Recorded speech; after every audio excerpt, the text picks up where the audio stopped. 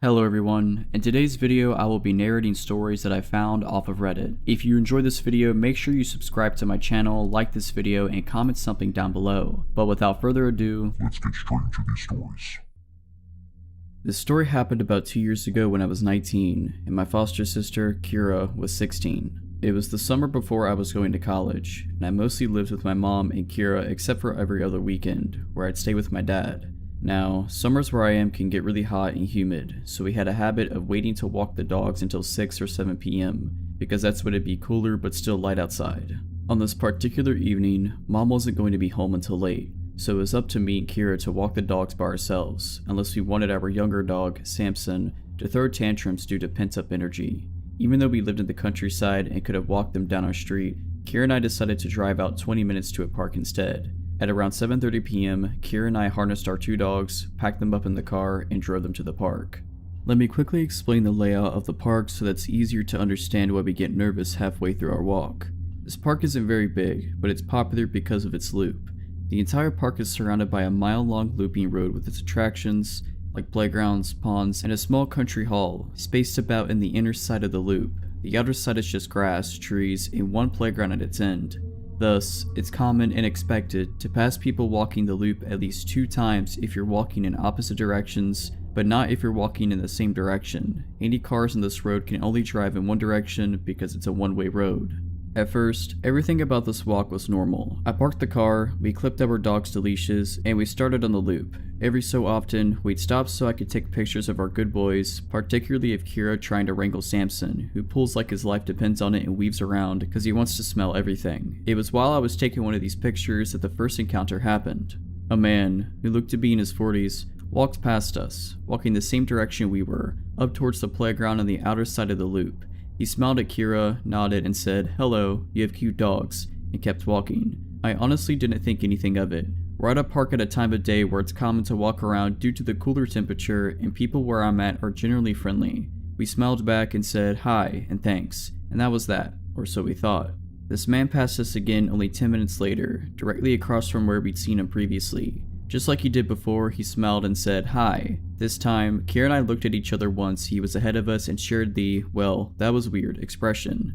Just 10 minutes earlier, he had passed us walking up towards the playground and subsequently broke off from the loop, and he'd been walking in the same direction as us. This time though, he cut in front of us and he did it in a way where we had to stop to avoid running into him. He nearly touched Kira with how close he was walking. That was already weird in and of itself. The other weird part was him cutting past us in the opposite direction. It came off almost like he wanted to walk by us again, but just like before, Kira and I brushed this weirdness off. The guy could have been enjoying a rambling stroll and doing his own thing for all we knew. Not even 5 minutes later, the same man passed us again, once again cutting so close past us that he nearly brushed shoulders with Kira. Again, this time he walked up behind us, then did this weird directionally slant walk to cross the street and go in the opposite direction, cutting us off again. I told Kira to hustle so we could get to our car and get out instead of doing a second loop.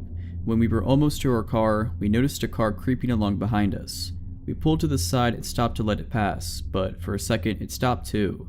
We figured whoever was in the car was getting ready to park, so we started walking again. The car started creeping along behind us soon after we did, so we stopped again and the car stopped with us. This was when Kira got nervous. We hadn't seen the middle-aged guy since the 3rd cutoff, so we figured I had overthought the whole thing, but here we were, with this tinted windowed car acting weird. Was it the same guy, back with his car? A different guy? We couldn't tell. Before anything could happen though, another car idled up to the one next to us, and whoever it was sped up to the expected 5 miles per hour.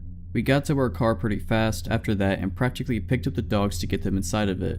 We got in and got out of there. My mistake, however, was neglecting my rearview mirror and the well-advised rule not to drive straight home if you're worried a stranger's taken too much interest in you. We got home at around 8 something. The sun had finally disappeared behind the horizon. Mom wasn't home yet, so we got the dogs some water, locked the doors, ate a late dinner, chilled in the living room, and talked about things that didn't really matter. It was almost 9:30 when the scariest part of this whole ordeal happened. There Kira and I were, sitting on different couches, talking about something, when we noticed the ceiling briefly light up over where Kira was sitting. Due to our long, slightly curvy driveway, it's common to see headlights stream through the window, light up the ceiling, fade, then intensify. It means someone's just come home, so when the ceiling above Kira lit up, we thought nothing of it, assuming Mom was finally coming back from wherever she went that night. Mom has a habit of pulling in then checking her phone for whatever knows how long before coming inside. After a couple of minutes, I noticed the small, motion sensor light Mom set up on a table on the porch light up. Right after the light went off, we both heard the storm door open, but we didn't hear anyone pressing the code keys of our lock or jiggling the door handle, like Mom usually does right away. The moment the storm door creaked open, our 2 dogs jumped up and ran to the door, barking like mad. Our golden greyhound mix, Calvin, has a deep and scary bark. Samson, who is a big dog, jumps up on his hind legs and scrabbles to one of the small windows in a desperate attempt to see who's outside. Immediately, the storm door slammed shut, and we heard heavy footsteps on the cement of our porch. Calvin started going nuts and jumped up on Kira's couch, standing on its back instead of the cushions to look out the window. Samson ran out the room and went out the doggy door that leads to the back porch, which is a ramp going down into a fenced-off portion of our yard.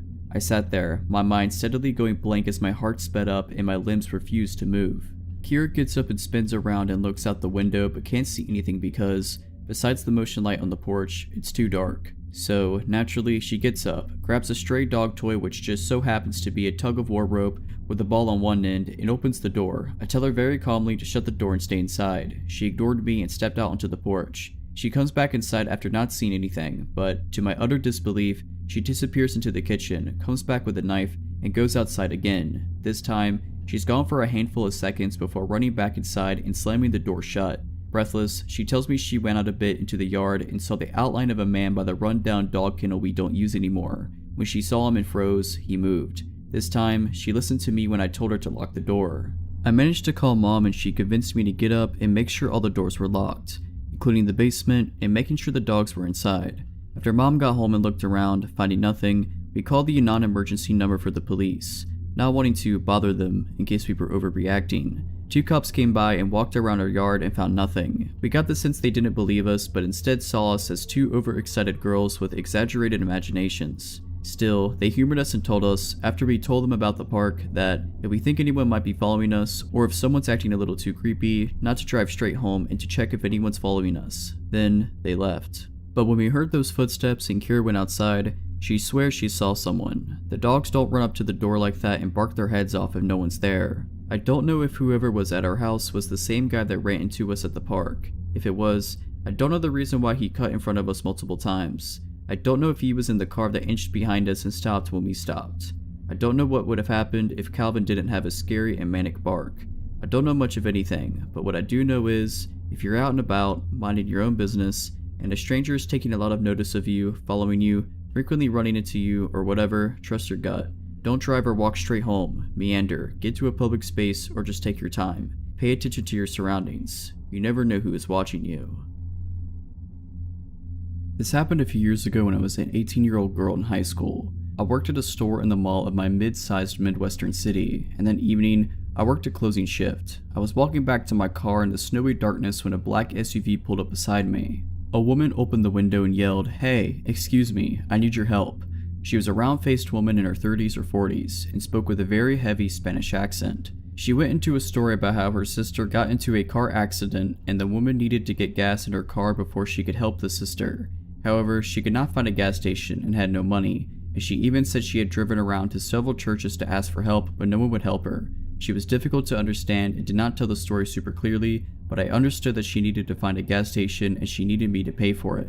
She told the story between sobs and she seemed so desperate that I was moved to help her. I told her that she could follow my car to a gas station that was just across the highway and that I would buy her some gas. At the gas station, I parked in front of the store and was surprised when she did not pull up to a gas pump, as I had expected. I got out of my car and said, "Okay, don't you want me to buy and pump gas for you?" She then said something like I had misunderstood her first story. She didn't need gas. She needed money to give to her sister, and added a bunch of other facts I don't remember to continue the story. Her accent and changing story was difficult to understand. I said, "Well, I don't have cash on me, only my card. I mean, I suppose I could see if there's an ATM inside?" She immediately replied that she knew there was, which definitely is suspicious in hindsight, but I didn't pick up on it at the time. I agreed to go in and get her some money from the ATM, and as I turned to go inside, she said, "Wait, but if you give me money, I will have to repay you somehow." I said, "No, that's okay, you don't have to." She said, "No, give me your phone number so I can contact you to meet up later so I can repay you, or give me your address and I will send the money to you."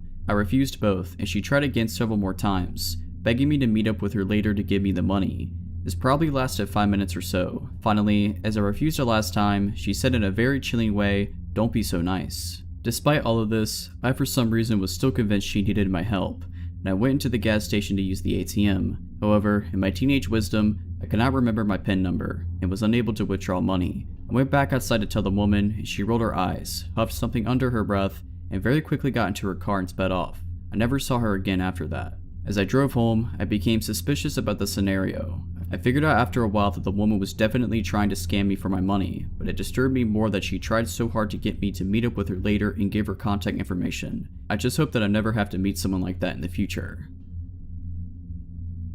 When I was young, I used to live in rural Pennsylvania. Where I lived wasn't quite suburbs, but the houses were all within walking distance of each other, and we knew nearly all of our neighbors. My small neighborhood was blocked off from the ones on either side by decent-sized creeks, and to get to them you needed to climb down a fairly steep slope. This is an important detail later. My friend Rachel was a bit younger than me, by 2 or 3 years. I was 11 at the time. We had decided to go on a bike ride and ended up dropping our bikes and helmets at the top of the hill leading down to one of the creeks, and we went exploring. We were making a racket, I'm sure, squealing as we jumped around trying not to get wet. We noticed bubbles in the water and became concerned for the swans that lived down at the other end of the creek in the pond. Out of nowhere we heard a man chuckling, and he was standing at the top of the hill above near where we were standing. I said nothing. He asked what we were doing and slowly started making his way down the rough terrain of the slope.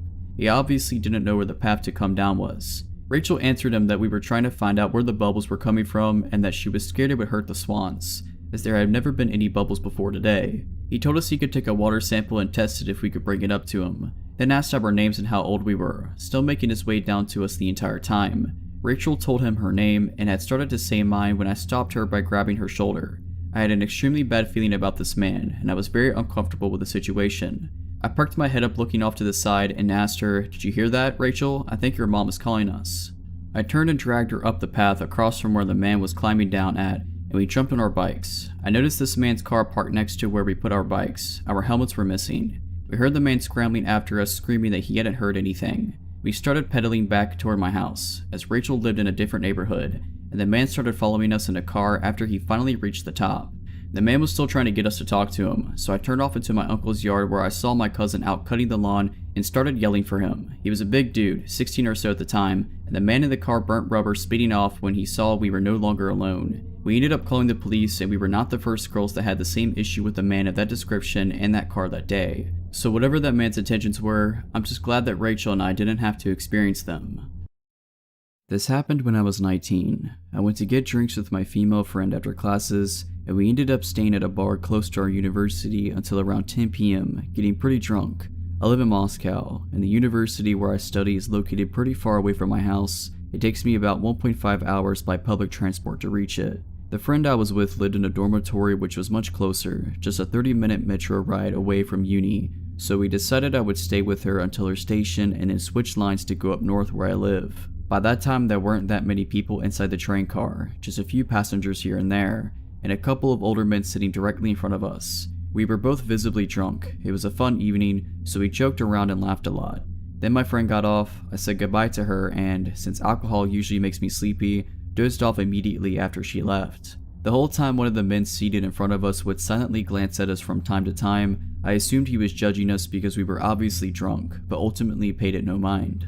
I ended up accidentally missing the station where I needed to switch lines, which meant I had to take the train in the opposite direction. As I got up and walked to the door of the train car, there was nothing suspicious, but then I noticed the older, looked like he was in his 50s, man who was staring at me during the whole train ride also get out of the train a couple of seconds after me. Again, I wasn't particularly alarmed at that moment. I tried not to jump to conclusions too quickly out of fear that it's just me being paranoid. The weird part started when the same dude not only followed me out of the train car, but also got in the train going in the opposite direction. He wasn't following me closely. He would stay several meters away and act like he wasn't looking at me. But as soon as I stepped foot on that train, he rushed to the next train car, and once there, slowly moved to stand next to the window from where he could see my car. I probably wouldn't even notice him if I didn't see him looking at me earlier and decided to keep an eye on him. By then I was properly alarmed. If he simply got off at the same station as me by coincidence, why would he need to go back in the same direction, and why would he linger back and make sure I got on the train before entering it himself? Still though, I wanted to give him the benefit of the doubt, so I ended up skipping the transfer station I actually needed on purpose and getting off at the one right after that. Again, he exited at the same station and lingered back. I transferred lines. This new station was a transfer too, just another line. If you look at the map of the Moscow Metro, you'll know that there is quite a lot of them next to each other in the city center. And sure enough, he followed me to the station at the new line. Now, I was wondering what to do. I considered looking for Metro employees and informing them of the issue, but couldn't see any. I also considered walking up to some random strangers and asking them for help or pressing the SOS button on the machines installed inside each metro station if the situation got worse, but I wasn't too terrified just yet. I didn't feel comfortable staying at one station with them following me for a long time, so I got into the train again. The intervals are 2 to 5 minutes, and sure enough, he got into the next train car and came up to the window again. I got off at the next station, and he got off after me again. By that time, I was getting increasingly angry and looking for any Metro employees, but still there wasn't any. I decided to try and shake him by hiding behind the columns until the next train came and getting inside at the last possible moment, and just as I stepped behind a column, I saw him walk to the center of the station. Before that, he would linger next to the columns by the other side of the platform and look around. What I did next might not have been the smartest move, but I was suddenly very angry at the whole situation. People were still present at the station, and it was clear that this guy was trying not to get noticed. So I purposefully walked right up to him and looked him dead in the eye with all the hatred I felt that moment. He looked taken aback at first, and then tried to act like he was just some random passerby, turned around, walked a bit away from me, and stood there awkwardly while I kept staring right at him. It went on like that until the train arrived, and just like I planned, I got on at the very last second just to make sure he wouldn't run after me, and that was, thankfully, the end of it. I was shaking the whole train ride home and switched lines and stations like 3 more times to make sure he wasn't still following me, but thankfully he seemed to give up. So stay safe and be careful with the people who get off at your train and bus stops. This happened about 11 months ago when me and my wife got married in June. I'll never be so grateful that I have a habit of locking doors. Our wedding day was coming to an end. Family and friends were slowly starting to depart as me and my wife Diana took pictures and chatted with some of the guests who stayed a little longer and were just having a good time. It was a great day and a lot of fond memories were made, but was the least expected is what happened that night as we were on our way to our honeymoon. As me and Diana said goodbye to the last of the guests at around 9 p.m, we got into the car and headed home. We had our bags packed prior to the wedding day for Cancun and were ready to go. I live in Washington and we're in a bit of a hurry because instead of flying out from Seattle Airport and SeaTac like normally people do, it was a lot cheaper for us to drive north to Canada and fly out from a Canadian airport. Also, me and my wife thought it'd be fun to have a little road trip to Canada and then fly out from Canada to Cancun. Plus it was only a 3.5 hour drive for us and cheaper, so we headed out at around 12 a.m. We had a great time driving, blasting music, talking about Cancun, and just being excited about the new chapter in our life. Diana slowly started to fall asleep, being exhausted from the wedding and whatnot.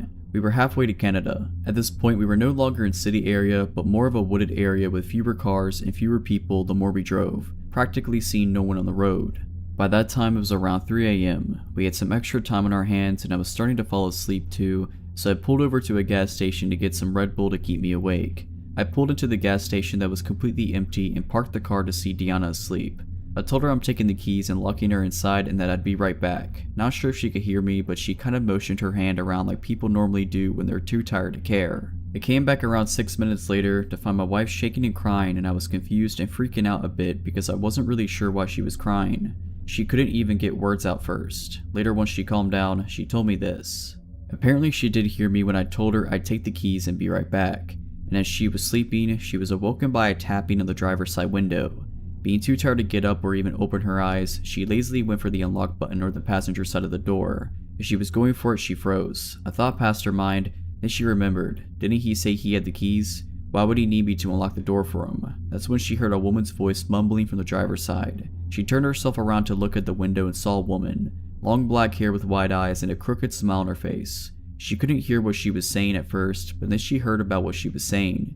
She kept repeating in a mumbled tone, "Are you tired?" over and over. She freaked out and told the woman to leave her alone. The woman laughed and told my wife that she was tired too. The woman never took her eyes off her and tried the door handle. At this point my wife was close to tears and attempted to call me, but as she did, she heard what sounded like a phone buzz and realized I left my phone in the car. Out of options, my wife started to honk the horn, trying to scare off the woman while also maybe getting my attention. The woman still had her gaze on her and started mumbling more while laughing and trying the door handle again. Then she mentioned something about someone named Sarah and asked my wife if she knew her. After a few more minutes of mumbling, she left. To my wife's words, the minute she left, I came out of the gas station, so my wife broke down. I don't know how I didn't hear the honking of the car, and I still feel bad for leaving my phone in the car. My wife also added that one of the creepier things about the woman is she didn't look homeless or dirty or anything. In fact, she seemed normal and well kept. My wife said she'll never forget the woman's wide eyes and the gaze she had on her with that smile. It also chills me to think what would have happened if my wife never realized that I had the keys, or if she never heard me about locking her inside and opened the door while she faced the other way.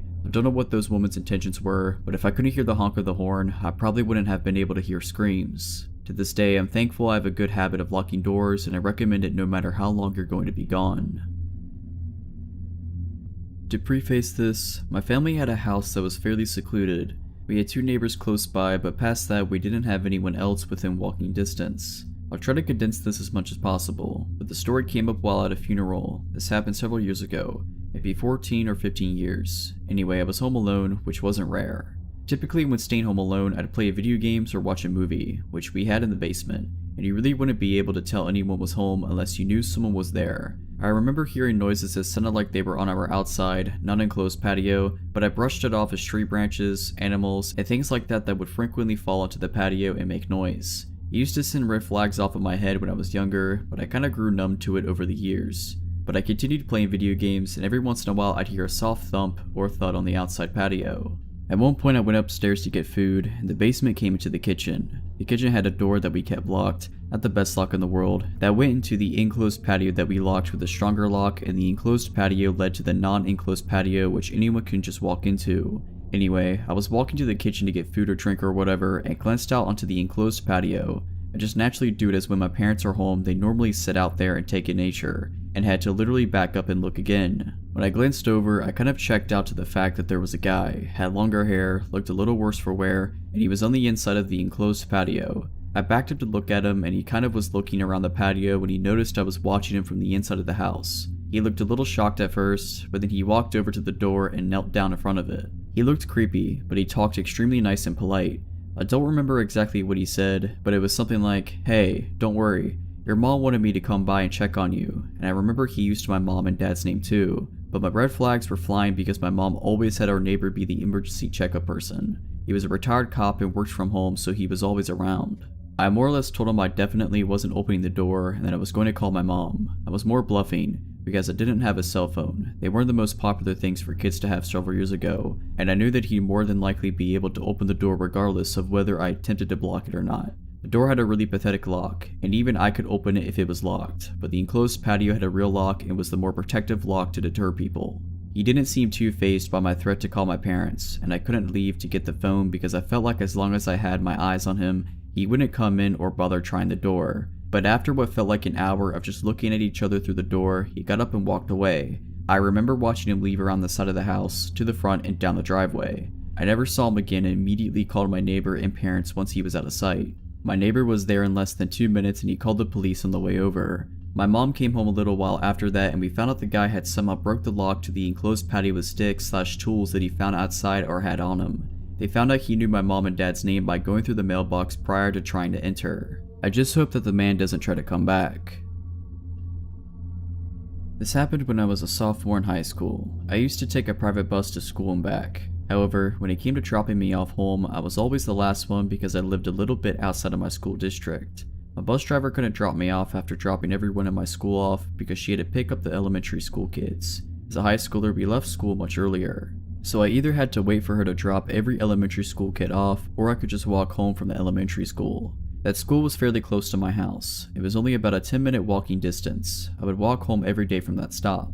On one particular day, I got off the bus that would park behind the school's field in the back and started walking towards this adjacent parking lot. The school is located in front of a very busy street that was connected to the highway, and in front of the school there was a mall. I always wore headphones to avoid the noise of the busy street while I was walking home.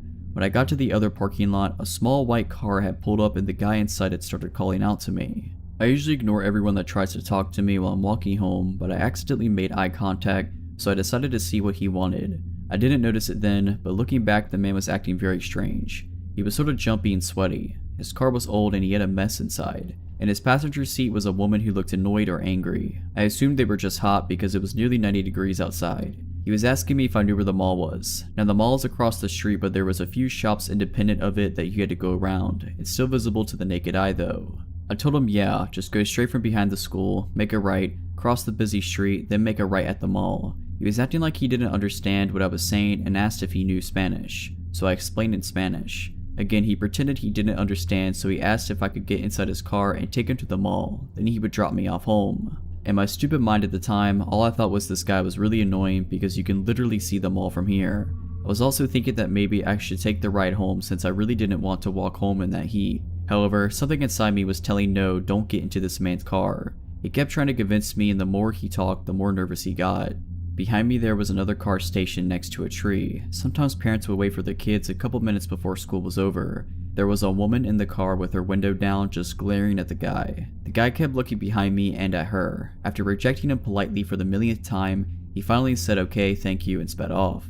I thought what a weird guy and that maybe he's not from here, which is why streets are confusing to him. The lady behind me said, "Be careful who you talk to." I looked and awkwardly smiled and said yes, thanks. On my way home, all I felt was annoyance. At the guy for interrupting me while I was walking home, and the lady for talking to me as if I didn't know about stranger danger. Years later I realized that the man was trying to kidnap me. He was trying to get me inside his car, and the lady behind me staring at him was making him very nervous. The passenger woman was probably there to get kids' confidence, but she was probably annoyed that she had to be there. Maybe she didn't want to be there, I don't know. It honestly gives me chills to think they went to a school to try to pick up children. I wonder who else they tried talking to. There's parents and security around, which is why I didn't see him as a threat at first. But if it weren't for my gut feeling, I could have easily gotten into his car and disappeared. Also, that lady's presence really scared him off. I just hope that I never have to see that van in the future. This was my very first apartment and I was so excited to be in it. My freshman year I lived in a dorm on campus, and before that I just lived with my mom, so I had never lived on my own before. The apartment was a 2-bathroom and 2-bedroom, and I shared it with my friend who I had known since we were 13. I had just turned 20 when all this happened. Josh was my friend and it was his first year at the university, so naturally I showed him around. We did pretty much everything together. Fast forward to the homecoming football game. We attend a university that's crazy into football and we're actually a pretty good team, so the homecoming game is a big deal to everyone. Josh was so excited to go out because it was his first homecoming game. He was going to go with this boy he started flirting with and he wanted me to come along. I don't really remember why I didn't want to go, I just didn't. Josh got mad at me, we said dumb stuff to each other and he left, so I was alone for the rest of the night. I had, still do, a small dog, Poppy, who lived with us. She was around a year old at the time. We actually had a pretty relaxing night in the beginning. I took a shower and put on face mask and Poppy and I watched TV in bed and stuff. I remember listening to a song on repeat the entire day because that's what I do when I find a new song that I like. To this day, I still can't listen to it without being reminded. We went to sleep around 10 PM I think. I wasn't keeping up with what was going on with the football game, so I really have no idea if it was just ending or whatever, but I knew not to expect Josh home early because he was going out with the guy he was seeing, Dylan, afterwards. There is a strip of bars along one of the main roads running towards campus, and that's where they would be. That's where everyone would be after the game ended.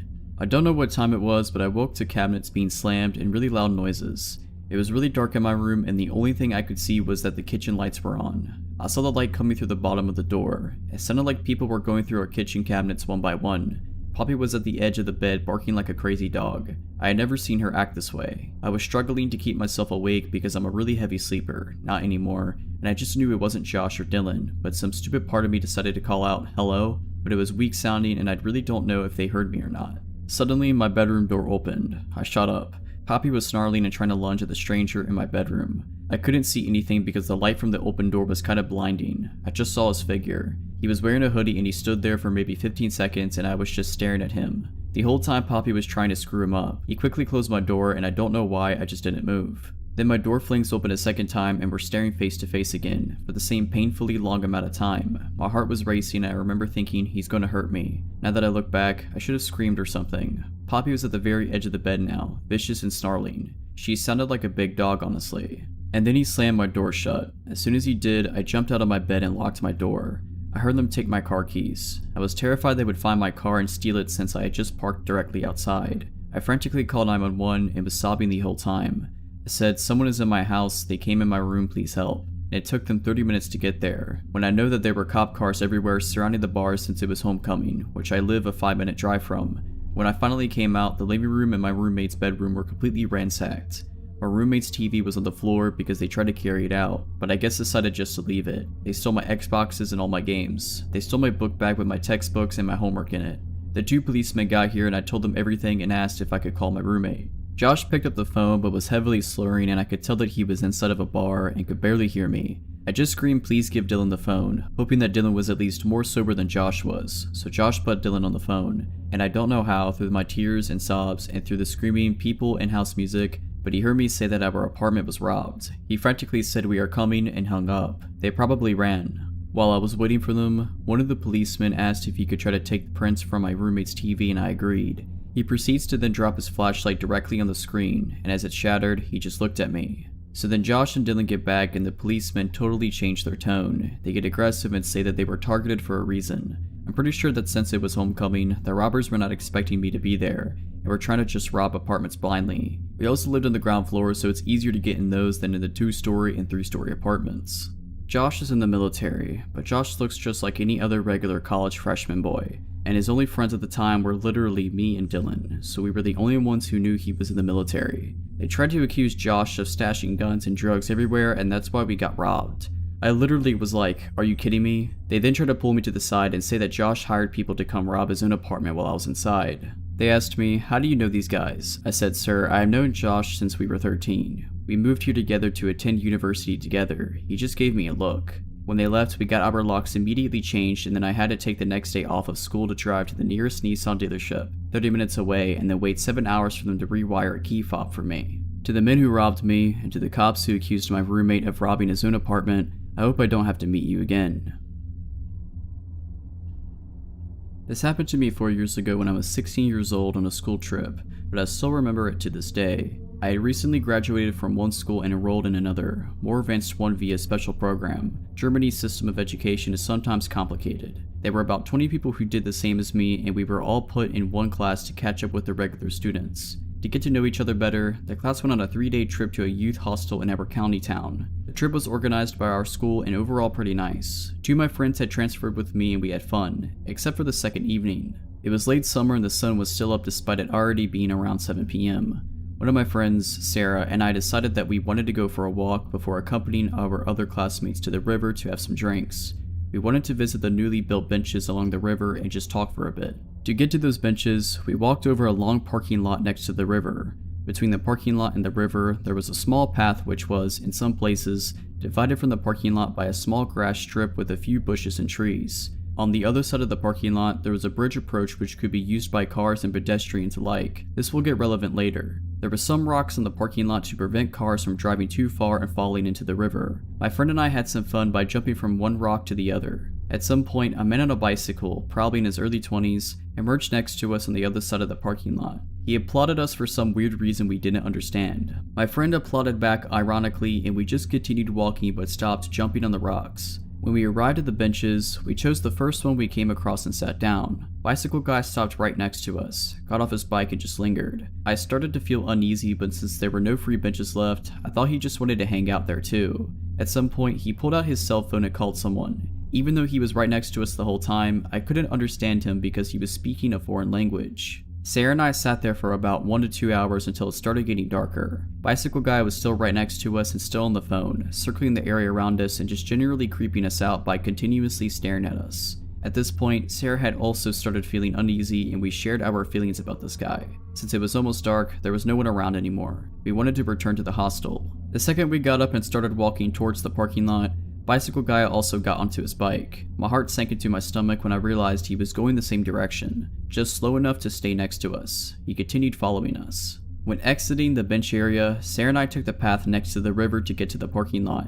Directly at the beginning of the parking lot, there was one part where the path had one of the strips with trees next to it. Bicycle guy directly went past us and onto the parking lot, passing the trees on the right side. We went to the left. He continued staring at us before he went further ahead. The second Sarah and I set a foot on the path, I stopped her and told her that if he turned around after the trees to get onto our path, which he would have no reason for if he didn't want anything from us, we would turn around and run the opposite direction. Well, Bicycle guy turned onto our path. We booked it out of there as fast as we could while desperately clutching each other's hands while Bicycle guy was following us. There was not a single person around to help us, so running was our only chance. We couldn't process what was happening to us in that moment, but we just knew that we needed to run. Remember the bridge approach I mentioned earlier? We went across the smallest part of the parking lot and went up there so we could take another route back. While walking up the narrow sidewalk, still grabbing each other's hands, we glanced down into the parking lot. If I hadn't been sure that he was following us, then I definitely was in that moment. Down on the parking lot there was Bicycle Guy, circling the area and staring us down while we were almost running up the bridge. It got even worse. We were halfway up when suddenly, another guy on a bicycle passed us and stopped a few meters in front of us. He started talking to Bicycle Guy, who had been following us, and then also stared at us. Bicycle Guy had basically called another friend over for whatever he was trying to do. Sarah and I immediately changed to the other side of the bridge approach and took the stairs down there. We chose to take a route where we wouldn't be alone on the streets. I was shaking the whole walk back. I am incredibly thankful for my gut feeling. To this day, I still think about this encounter when I'm walking somewhere alone in the evening or night. I don't think I'll be able to forget this anytime soon. For background, my family moved to the countryside from the city when I was about 7 years old, and I'm 21 now. Both my parents had grown up in the suburbs, and I lived in the capital of our state for about 10 years before we moved. It definitely took us some time to get used to the train tracks that ran by our house, the wild animals, the weird but kind neighbors, and the odd visitors. Another thing is that if you get off the main road and turn onto a long gravel drive to get up to our house, we can see the entire length of the driveway from certain points in our yard, which is about 3 acres. A few years after we moved in, my dad got a promotion at work, and as a result, started to go to conferences and business trips that lasted from a few days to a week, at least a couple times a year. My mom felt nervous about being home alone with 2 young kids. I was 10 and my brother was 6, and so we decided to get a dog. We knew we wanted a big dog, but something that would be gentle with my brother and I. After a few weeks looking at shelters, we took home Rocky. He was 9 months when we took him home, and already pushing 70 pounds. We believe he's a German Shepherd mixed with some northern or mountain breed. We aren't sure to this day, but he's a massive red-colored dog with a long black muzzle and ears, and a fluffy tail that he carries over his back, and a white stripe up his nose. It wasn't long until he was 100 pounds, and an absolute force to be reckoned with. Even though he was very gentle with both my brother and I, loved our cats, it was a big ball of joy around anyone we brought into our house. He tended to be very territorial and aggressive with other dogs, and very protective of us, especially of my mom and I. Once, the electric company came to do work on the telephone poles on our property without telling us first, and after 20 minutes they finally had to call us because Rocky had them trapped in their truck and was jumping up and barking at their windows. I doubt he would really have attacked them if they'd gotten out of their trucks, but it was more than enough to make them think twice. This protective instinct came in very, very handy one day. It was summertime, my dad was at work, and my mom was home with my brother and I, since she was a teacher and off for the summer with us. My mom was working in our garden, and my brother and I were playing close by, with Rocky watching over all of us. Rocky all of a sudden sounded the alarm, throwing his head up in the air and barking and howling. He makes a deep woo-woo noise. I looked up to see a dirty white pickup truck pull off from the main road and into our driveway. This wasn't necessarily alarming at first, as people sometimes used our driveway to turn around when they got lost. But the white pickup truck slowly ambled up our drive, and I could see something strange in the bed. It was lumpy and discolored, but I couldn't really tell what it was until he pulled all the way up to our house, where our other cars were, and honked the horn to get our attention. It was meat. Giant, red chunks of meat with some of the limbs of various animals still attached. It was the creepiest thing I'd ever seen in my life. Just a weird man who looked to be in his early 50s, driving a pickup truck full of meat in the southern July heat. I immediately just got a really bad vibe from the guy, and I remember my mom telling my brother and I to go inside, and we did, but watched out the glass door. Rocky had surprisingly been quiet at that point, but was now next to my mom, and she had her hand around his collar. The guy rolled down his window and asked my mom if she wanted to purchase some meat. My mom said no and to please leave our property. Instead, he went on about the different types of meat and asking how much we wanted, beef, venison, pork, etc. My mom asked him to leave again, but instead, he decided to get out of the nasty white pickup. As soon as his feet were on the ground, Rocky went ballistic, barking and snarling. This finally made the guy stop. He looked at Rocky, looked at my mom, and asked, "Does your dog bite?" And my mom, deathly serious, replied, "Only if I tell him to." The guy took one more look at Rocky, and I'm guessing decided not to mess with the giant, snarling beast. He got back in his truck, backed up, and headed back down our driveway. I don't know if he was really selling the meat or not, but apparently he'd been around to our neighbors, who also had gotten a really bad vibe from him. We'll never know what he was really up to with his giant slabs of meat in the bed of his pickup truck. Maybe he was just a weird guy trying to sell some sketchy meat. Maybe he was looking for something else. We never saw that guy again. Rocky's still kicking it, by the way. He's almost 15 and completely deaf, but he's still out in the yard on summer days, watching over us.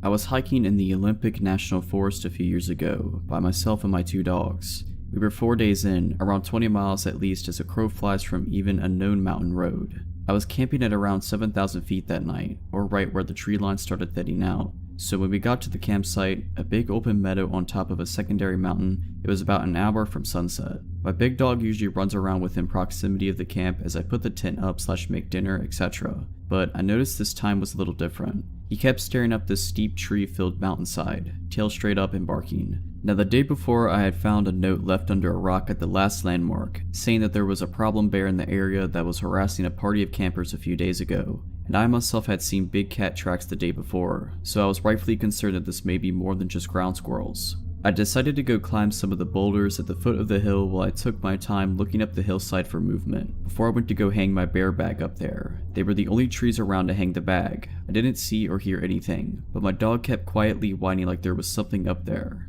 So while still concerned, I started hiking up this steep hill to hand the bag. It was so steep I had to use the trees to balance and lean against so I didn't go tumbling down, before making another 5 to 6 step push to the next tree I could just lean against. Anyway, I'm slowly making up this hill ridge, hopping from tree to tree to keep my balance. Then I get about 100 feet up the hill, and I hear a whole lot of big movement at about 50 feet in front of me. My dog immediately goes from a deep low growl to a savage, slobber flying everywhere type barking now. My heart starts pounding out of my chest, and I start to panic. A million thoughts go racing through my head in the matter of seconds. Because if this is a bear, my dog is going to try to save me, in which he will most likely die, and I'm stuck here. If I have to get off that hillside fast, I almost 100% am going to trip and fall off the 12-15 foot cliff onto the boulders below, like hundreds of 5 to 20 foot boulders. So I'm feeling pretty screwed about now. Then I hear my other little dog start barking and freaking out down at my campsite, which is just out of sight. I had zipped her in my tent, so she didn't wander off like I was away. So yeah, I'm absolutely panicking at this point. A few seconds after I kinda snap back to it, I take another few seconds to start to put my survival priorities in order and call my dog back to me. He comes and sits against my feet as my back is against a tree, so I'm kinda pinned / stuck there for a moment. But my dog was seemingly trying to separate me from something up there, so I let him lean against me while I try to collect myself. This is when I realized I'd completely forgot that I had my headlamp on. I reach up so fast up to turn my lamp on, I basically punch myself in the face. I'm having some serious adrenaline dumps going right now, so much so that my knees are starting to shake. I get my lamp on and peer up the hillside. I figure I'll at least get a reflection off the eyes of whatever is up there. Peering and peering, nothing. But I had just heard something. We both did, and whatever it was didn't get away or sound like it had made it too far. I knew something was there, so I'm kinda just steadfast at this point. I need to know what is up there because I have to sleep here tonight. And you know, I'm out in the middle of nowhere alone. Better to face it than wait like a sitting duck all night is my thought process. So yeah, as I'm looking up this hill, and at one point my dog lunges forward, unpinning me. He does a fake / bluff charge up the hill about 15 feet, and I mean he's snarling and foaming at the mouth at this point. As he does this, I finally see movement, something moving up and breaking the line of the horizon / sunset. My dog's bluff made whatever it was blow its cover, so I'm zeroed in. I call my dog back and silently watch, and what I make out made my heart completely drop. There was a man crouched about 75 feet directly in front of me, wearing not camo clothes, but some raggedy stuff with a hood that blended into the environment perfectly. Actually, almost like a makeshift ghillie suit, but with his face exposed. I couldn't see his eyes, and his face was covered in dirt or something. But I knew we were staring right at each other at that moment, so I stare for what seems like minutes. No words. I felt like I was trying to subconsciously convey that I was going to stand my ground. I wanted him to know I saw him, but I guess I was just too shaken to speak. As I'm staring, my little dog back at the campsite started to bark her head off again, like she was scared. And I also had to get off that hill before total dark, or I could be seriously hurt / risk dying trying to get back down. So carefully, I start heading down the hill with my dog, who doesn't want to leave but listens. Periodically, I would stop with my back against a tree holding me up, and look in that direction again, just to make it even more clear I saw him, and eventually, I make it down to the boulders at the bottom. By the time I finally jumped down and hit the boulders, my little dog had stopped barking. I could only see the top of my tent from the bottom of the boulders. I thought she was barking just to bark back, or at my dog, but when I get there, my little dog had somehow got out of the tent and was walking around the camp growling, with her tail sticking straight out. Still trying to hold it together, I thought okay, maybe she just got her nose between the zippers and worked her way out, but I was positive I had zipped it so the zipper tab / openings was at the very top of the tent door, out of reach. So, in a mixture of being terrified, pissed off, and the feeling of needing to do something, I reached into my day bag and pulled out my pistol. I fired a single shot into the air as the sun was setting, climb into my tent without eating, and lay with my gun next to me until first light. As soon as the sun came up, I was packing up my stuff and leaving, heading back down the mountain. It sucks, it was all downhill back, but I still couldn't cover the ground to get back to my car in one day. It was dark by the time I had made it to the last camp, about 4 miles from my vehicle, but thankfully there were other people there. We sat around a fire they made, and I felt pretty relieved and safe. They started to tell me they are planning to head that way where I was the night before in the morning, so I tell them my story in detail. Needless to say, we were both walking back to our cars in the morning. Screw all that. The thing that still creeps me out to this day though, is when I got home and started reading reviews of the same hike I was on, other people had similar experiences like mine as well. Even a man found dead from a fall around the same boulder range 2 years ago, and a woman found murdered last year. This happened when I was growing up, around 2004 or 2005 when I was about 13 years old. It took place in a rural area, a good ways outside the town of Uvalde, Texas. The town itself was really small back then and not much to look at. It's just one of those towns that really isn't on the way to anywhere important. My father knew someone who owned a deer lease that was about 1,000 acres, down outside of that area, and was complaining about a ton of hogs that were tearing up their land. Being open season on hogs in the south, my dad thought he would surprise me that summer and take me down for a week to go hunting for them. Not only did that help him with networking for his job, but also gave us some quality father and son time. I remember the drive down there from Dallas was torture. It was about 7 hours in my dad's hardtop Jeep Wrangler. That car was so uncomfy, I hated it. All I had to do was either stare out the window or try and beat Super Mario Land 2 on my Game Boy Pocket, something I was never able to accomplish in my youth. The drive, obviously, took most of the day, so we got there in the early evening. The owner of the land had told my dad that he hadn't had anyone else lease it that year yet, and the cabin and the property might be a little rough and dusty. I didn't really care. At this point in my life, I had been in scouts for a couple years and spent a lot of my free time in the woods or fishing with friends. Needless to say, I was pretty comfortable roughing it. So after unlocking the gate and driving to the cabin on the land we settled in, the cabin was pretty rough, dust and dirt everywhere, flies. I remembered that it looked like some raccoons had gotten into the cabin. After cleaning up a bit and getting the sleeping bags out, then setting up the cots, we decided to sleep. Something about that night was weird. I was never able to get comfortable enough to fall asleep for any restful amount. I couldn't put my finger on why, but I had that feeling of being watched. I was finally able to drift off for what I guessed was an hour maybe. When we woke up, it was early, about 7 a.m. We decided to scout around the land for tracks and signs of hogs and find a good place to set up a blind. It was the summer and horribly hot in the afternoons, so morning was the best time to be out and about. After walking for an hour or so, we came to an area of trees, lightly dense, and luckily found some signs of hogs. Typical torn up ground where they had been rooting, so we followed them into the trees. I was looking for more signs when my dad stopped me with his arm. I remember looking up and seeing someone standing about 50 yards away. Some of their body was blocked by trees. This was private land, so they definitely weren't supposed to be there. We also had confirmation from the owner before we got to the lease that nobody was there, not to mention the gate was locked up when we first arrived. The person was wearing some bright colored red jacket. We slowly walked toward them. My dad called out something like, "Hey, we're hunters, this is private land." The person didn't move at all, dead still. We were about 30 yards away and could see that he was turned away from us with his hands in his pockets. Weird thing was that the person was in a ski jacket and it looked like to be ski pants. Now this is Texas in the summer. It was about 98 outside by then. My dad called out again, no reaction. He told me to stay behind him and unsnap the clip to his pistol holster. We approached the person's right side and then my dad told me to stay put about 20 yards away. I stayed and crouched down, watched him circle around to the front of the man, all the while talking to him asking if he was okay. He finally passed around to the front of the man and my dad stood straight up with a confused look on his face. I called out and said, "What's wrong?" and he called back saying, "It's a mannequin." I walked over to it while my dad stood there staring, and as I got closer, one thing stood out the most.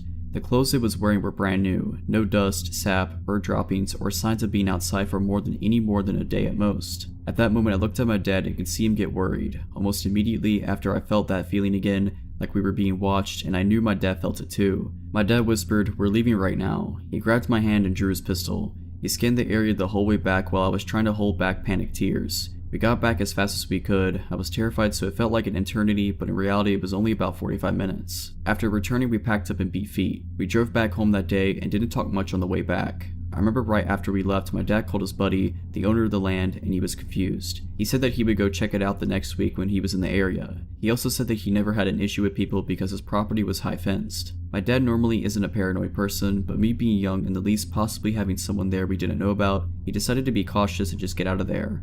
After we got back home, we talked and my dad wasn't able to sleep the night before as well. He had the same feeling but didn't want to wake me up because he thought I was sleeping too. Turns out that next week he got a call from his buddy and he checked the whole property and never found any trace of anyone, no mannequin or anything. That story still makes my hair stand on end. I honestly have no idea what that mannequin was. So this happened to me a couple of years ago when my now husband and I were living in a townhouse in a pretty decent area. My husband was working third shift as a corrections officer at our local corrections facility and I was working as a waitress/bartender. It was an unusually warm night for mid-March, so I took advantage and decided to take my husband's 80-pound Alaskan Malamute Siberian Husky mixed dog on a quick walk around the neighborhood near our complex. We get to the end of the street that leads into the complex we live in, and across the street is a Marathon gas station. I notice as the dog, Luke, stops to relieve himself that there's a guy across the street at the gas station with a case of beer in his hands. I have my phone out texting a friend and looked back up to notice the guy was near the stop sign, also relieving himself on the sign. I felt really awkward and instantly put my phone away and led Luke down the street on our path. At this point, I think this guy noticed us and he crossed the street to where Luke and I had just been. I hear him walking a few feet behind me and just keep my head down staring at my phone with Luke glued to my hip. After about 10 seconds, I hear this guy's steps getting closer. Luke realizes there is someone behind us and he stops in his tracks. Mind you, he's a big dog compared to my 5'2" self, but I can handle him pretty easily and he's a very well trained dog by my husband. But I noticed his ears were perked up and his tail was straight up. I was glad that he was aware of our surroundings, but I still wanted to keep moving and away from this guy. This guy finally catches up, so I tighten my grip on Luke's leash and pull him closer to me and step into the grass to allow this guy to pass us and keep Luke out of his way. Does this guy keep going on and pass? Nope. When I thought he was about to pass us, I stuttered out a small apology because Luke was pulling on his leash a little to investigate this guy, and most people did get intimidated by him just by his size. The guy stops and just stares at me for a minute, long enough for me to smell the cigarettes and booze rolling off of him and to notice he is probably in his mid to late 20s, dark hair, scruffy looking, and just dirty. He smiles and then finally seems to notice Luke trying to get at him and asks, "Cute dog, what's his name?" Instead of making up a name, I just say Luke. He then proceeds to ask me if he can pet my dog, and before I can even give him an answer, he leans down to start petting Luke's head. Luke did not like that. Luke jumped at him as a warning and the guy backed up chuckling. I apologized and mentioned that he was very protective and made up a lie that he was trained as my dad's former K9 unit. My dad is a software developer. Instantly, I saw this guy's face change. He asked me what my name was and I gave him a fake name. He then asked me if I lived around here and I said I was visiting a friend of mine for the weekend. He then made a sudden step towards me, and I'm not lying when I say I have never heard my husband's dog growl in the 5 years I have been with him, but the sound that came from my dog sounded like something coming from nightmares. Luke's hair was spiking on his spine and he was throwing himself up on his back legs and kicking his from legs at this guy. He had put himself completely between myself and the guy and snapping at him. This freaked the dude out so much he stumbled backward, nearly dropping his beer. He quickly said, "We'll have a nice night, cutie," and stumbled off down the road. When I say my heart was pounding, it was deafening. I grabbed Luke's leash so hard and sprinted between the buildings until I got back to my townhouse and locked all the doors and collapsed by the front door. Luke was in my face the whole time, kissing me and whining. This dog is the sweetest and most gentle creature I have ever met, and hearing him growl and seeing him react the way he did made me realize that I needed to get out of the situation and fast. Often, I enjoy walking my dog at nighttime. This is due to the fact that my dog is harder to walk when people are around with their own dogs. So, we tend to walk around parks in the area when they've become somewhat secluded. My 120-pound black boxer/slab named Loki could be somewhat considered threatening to most from what I hear. I figured his size would be used as a deterrent for anyone looking to cause nightly troubles. I was dead wrong. On one specific night in the fall of 2016, I could recall of an encounter that reminds me of why I am so reluctant to walk around once daylight falls. This specific park is one I have been to a couple times, and from what I remember, this park is usually secluded around 6:30 and later. Aside from a couple of joggers, there are very few other dog walkers. Not many people walk the same path I take. I also like to put on my headphones and listen to music while I walk, but on this specific night I chose not to wear them since my phone was on low battery and I wanted to preserve it as long as I could. Anyway, the walk was going as usual. Loki did his business and we continued on our usual path. About midway on our walk, I realized that it had started to get really dark. Since he was done with his business, I decided to cut the walk somewhat short and we took a shortcut that kind of led us off the path. This path had a bunch of trees surrounding the area and there were still leaves on the branch. With that being said, I felt a weird feeling as if I was being watched. I could not for the life of me shake off the feeling of being watched. I peered back to see if anyone had been following me out of anxiety, and every time I did, no one was there. In fact, no one was anywhere. This whole shortcut was essentially secluded. Suddenly, Loki stopped walking and also looked back. I told him, "Loki, come on boy, we've got to go." One thing I failed to mention was that Loki is a big coward. I noticed his tail was tucked between his legs, which is a telltale sign that a dog is afraid. I was also curious and a bit nervous, but I surely did not want to find out what he heard or noticed.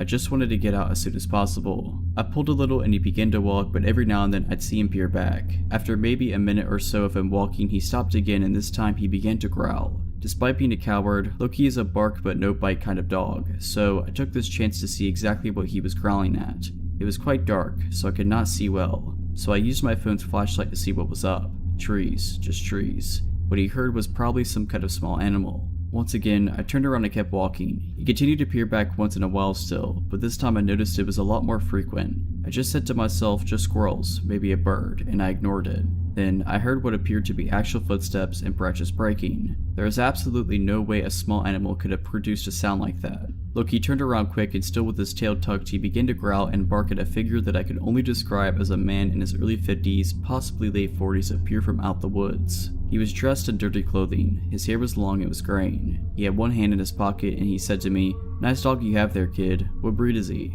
"He's a boxer/lab," I replied. "Oh, I love dogs. Mind if I pet him?" he wondered. The man got closer and emerged from the trees. As he got closer, I realized that he was quite tall. Loki instantly got bad vibes. He ran behind me and started to bark at him. Actually, I do kinda mind. My dog here doesn't like strangers. "Sorry, but it's probably not best if you pet him," I quickly stated. "It's okay, really. He seems like a friendly guy. Just a little pet wouldn't harm him," the man retorted as he got closer. I felt extremely uncomfortable as he appeared to get closer and closer. I don't know why this guy couldn't take no for an answer. "I'm really sorry, man. I'm scared he'd bite you or something," I told him as I began to walk away. "I don't know why you just won't let me introduce myself to him," the guy replied angrily. This time I began to speed walk. I was very uncomfortable and my fight or flight instincts began to take over. He followed us and kept muttering curses to himself. I don't know if this man was under the influence of something, but he did not let up. I won't lie, I started to get a little angry. Why can't a guy just take no for an answer? He began to match my speed, almost as if he was trying to catch up to us.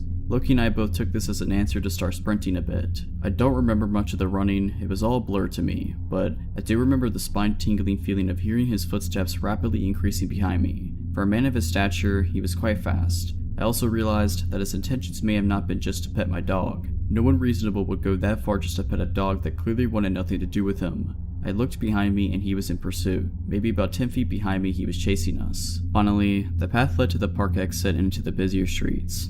I lived about 10 minutes away from the park. I made sure no one was following me and I even made sure to walk on the populated streets. After what seemed like an eternity, we got home, but I knew for a fact that I was not going to get any sleep. From my window in the porch, I watched all night with Loki, just to see if anyone had followed us home. I also made a police report with my parents. After all, this guy seemed to have been quite suspicious and who knows what his true intentions were. Ever since, I haven't walked Loki in that park. I've also made it a habit of mine to walk on livelier streets at night. If I could give anyone one piece of advice, even if you live in a relatively safe town, do not ever let your guard down. This happened about a year ago to me and my husband. It was our 10th anniversary, so we decided to go camping, just the two of us, and of course our dog. There's a big national park/camping area near where we live, little less than an hour drive, so that was where we were heading. It's basically a big forest with many small lakes, ponds, trails, and camping sites around. Pretty popular place during summer, but we still saw some people, even though it was late September and the weather was cold. We found a good spot next to a lake to set up our camp. It was a beautiful day, so we wanted to hike a bit in the forest. There was a nice long path that was going around the lake where we had our camp, so we chose to go that way. The lake was quite small, and there was another camping site by it. You could see there from our camp, and from there you could see our camp. They were almost on opposite sides of the lake. We walked past another camp, and saw a man there alone just standing and staring at us, not answering when we greeted him. He was maybe in his late 20s, around the same age as us. I thought at that point that maybe he was just shy and a little weird. He had a small tent set up and some other stuff all around the place, so I figured he had been there for a while. We just continued walking and didn't think much to it. Eventually we got to our camp, and started to set up our tent before it's too dark. We made some food by the fire, and just sat there enjoying the peace. Suddenly, our dog starts barking like crazy. She was tied to a long wire around a tree. We immediately realized that she wasn't just paranoid, and that there was something really in the woods, and it was near. It had been very dark for hours at this point. I took the dog to a leash and my husband started to look around with his bright headlamp. Our dog just kept barking. We were confused and sure it was some kind of animal, maybe a bear or a moose, but we couldn't understand why it wasn't scared of us and why it wouldn't run away. My husband went ahead to the path that leads to the other camp. Right when he got to the path, which was just less than 10 meters away from our camp, he saw something on the ground. I told him to go check it out and followed with our dog. He stopped, turned at me and said, "It's a human, laying on the ground." The first thing I thought was that maybe they were hurt or dead or something. They just laid there not moving, facing the ground. We asked, "Are you okay? Are you hurt?" And they just suddenly stood up. Turned out, it was the guy from the other camp. He was very scared of our dog and told me to not let her near him. I was kind of relieved that it wasn't some bear that was going to eat us, but I soon learned that a bear might have been less scarier than this guy. After he stood up, he walked straight to our campfire and sat down. My husband tried to ask him multiple times why he was sneaking in the dark forest without any light. He didn't give us an answer. We even laughed a bit and told him how we thought that he was a bear or something, but he didn't even smile, just stared at the fire, looking annoyed. His right leg was soaking wet. He probably stepped off the path and dipped it in the lake on his way to our camp. He sat with us for 30 minutes, not talking much. He also clearly wanted to know where our dog was at all times. I saw he had a knife hanging from his belt, but I guess it's not that weird when you're in the woods. Every few minutes he put his hand in his pocket and just peeked at whatever was in there. Kind of like checking the time on your phone without taking it out from your pocket, but it wasn't a phone he had there. I felt very uncomfortable and anxious by the whole situation. So, when the 30 minutes had passed, he again stood up and mumbled about going back to his own camp, and left. He never gave us any explanation of why he came to our camp or why he was stalking us in the dark. He tried very hard not to be seen when we found him. When I thought he was far enough, I told my husband that there's no way I'm sleeping in that tent. The biggest nope ever. Fortunately for me, he agreed and said that that guy might come back when we are sleeping. I just wanted to leave as soon as possible, so my husband started packing up things up. Our car's nearby, thank goodness, and I was guarding and looking around with the light if he comes back. Just when we had almost all of our stuff in the car, I saw a quick flash of light on the path from the guy's camp towards ours. He was coming back. Maybe he thought we went to sleep because he couldn't see our campfire anymore. So yeah, we got in the car and left real quick. I don't know if we overreacted, but I had such a bad feeling about him. Who crawls in the dark, wet forest alone just to stalk some strangers? What would have he done if our dog wouldn't have hurt him? What were his motives? I don't know and didn't want to stay there and find out. I'm just glad that we had our dog with us. There's a chance that she saved our lives. This happened to me when I was 19 and in college. I met a guy named Sam through a friend of a friend. Sam seemed nice enough and I would see him around, but that's as far as it went. One day we managed to end up alone. As I'm coming out of my building, he sees me and starts chatting me up. At first it was simple small talk, but I became uncomfortable once he starts complimenting me saying I have nice teeth. Not nice smile, but nice teeth. I thought this was a weird way to phrase a compliment, but I just ignore it. He then goes on to ask me, "What are you?" meaning he wants to know my ethnicity. I tell him I'm Latina. He asks if I speak Spanish and I say yes. He makes a comment saying he likes Shakira's music and that he likes her song La Tortura. He then asks me what La Tortura means. I tell him it translates to the torture. I notice his eyes get wide and he starts smiling. At this point I'm done talking to him and I tell him I have to go. I make a mental note to stay away from him after that because throughout the rest of the conversation he had a really creepy smile on his face. I get busy with classes so I forget about him quickly. One day I get a call on my cell phone from an unknown number. I decide to answer it and I hear a raspy male voice breathe heavily and say, "La Tortura." I hang up and think what was that, but I just take it as a stupid prank and move on with my day. For the next week or two I keep getting calls from an unknown number but I don't answer. Weeks go by. I had forgotten about the phone calls when I end up running into Sam again outside my building. He starts making small talk again, then with a giant grin he says, "Have you been getting any phone calls lately?" It takes me a second to realize that it's been him calling me from that unknown number. I don't want him to see me reacting so I say no, but internally I'm freaking out. He then goes on to tell me, "I've been watching you through your window for weeks and you never noticed." For context, my dorm window was split into 3 parts. One big glass pane in the middle, with 2 smaller panes on either side that you could open for fresh air. If those side panels were open enough, you had enough room to slip your hand in, move the curtain out the way, and get a good look inside. Obviously after that I was thoroughly creeped out and was wondering how many times he watched me dress, nap, or do any of the other things you do in the comfort of your own space. I ended the conversation somehow and wondered what I should do. After I calmed down, I decided to report what he said to me to my residential advisor and then reported it to the director of housing at our school. Luckily the director took the situation seriously and encouraged me to report him to campus police. A report was made. They would have to speak to him to get his response to my allegations, and I was told that in the meantime if he approaches me again I should come back and make another report. A couple of days later, the director of housing comes to my dorm to tell me that campus police spoke to Sam and he admitted to them that he told me he had been watching me but that it was all a joke. He was told to stay away from me and I was told to report him again if he kept harassing me, but it never went further than that. Over the next few days, I end up telling the girls in my dorm what happened with Sam. They obviously think it's gross, so we make plans to go out on campus as a group for the time being and to keep our curtains closed. Going out as a group definitely made me feel safer and everything was fine for a little while until, one day, we are coming out of the dorm dining hall and we run into Sam and some of his friends. He sees me, gets visibly upset, and starts approaching me yelling, "Why did you tell him what I said?" I got scared thinking he might do something, but luckily my dorm mates rallied around me and rushed me out of there. I knew he was mad about reporting him because before this happened, our mutual friend, a male, had told me he's mad that you reported him. Thankfully, this is the last time I was ever near that guy. The school year ended soon after this happened. I moved off campus, got a new friend group, and moved on. Who knows what would have happened if I hadn't made a report and ignored him. If you're liking this video, all I ask is that you make sure to subscribe to my channel and like this video. Thank you. Back in 2016, my friends and I for the longest time had been itching to go camping to our local camping site in the Los Padres National Park in Southern California. When we found the perfect weekend to go that didn't interfere with any of our work schedules, we set the date. 3 days before the trip, we found out we were going to get hit by El Nino rainstorm. Us, being the type of dudes that we are, didn't care if we got hit by the storm while camping, so we packed up our cars and made the 45-minute drive to the campsite. The campsite was a family-friendly one, where there were about 100 camping lots that circled around the clearing in the forest. We found the perfect spot that was underneath huge thick trees that would help block as much rain as possible, and it helped out that the restrooms were only 30 yards away. As soon as we got to our spot, we took advantage of the afternoon sky being cleared for the moment and we rushed to set up our spot. The layout that we did was that we pitched up our tents close by, where our tent doors were only 6 feet apart. The reason why we did this is because, in order to combat the rain, I bought a 30-foot by 30-foot thick blue canopy tarp that I threw over to cover us from the rain above and from the rain that would be running through the ground. Whenever you would walk around our tent, you would be making so much noise from crunching the plastic tarp.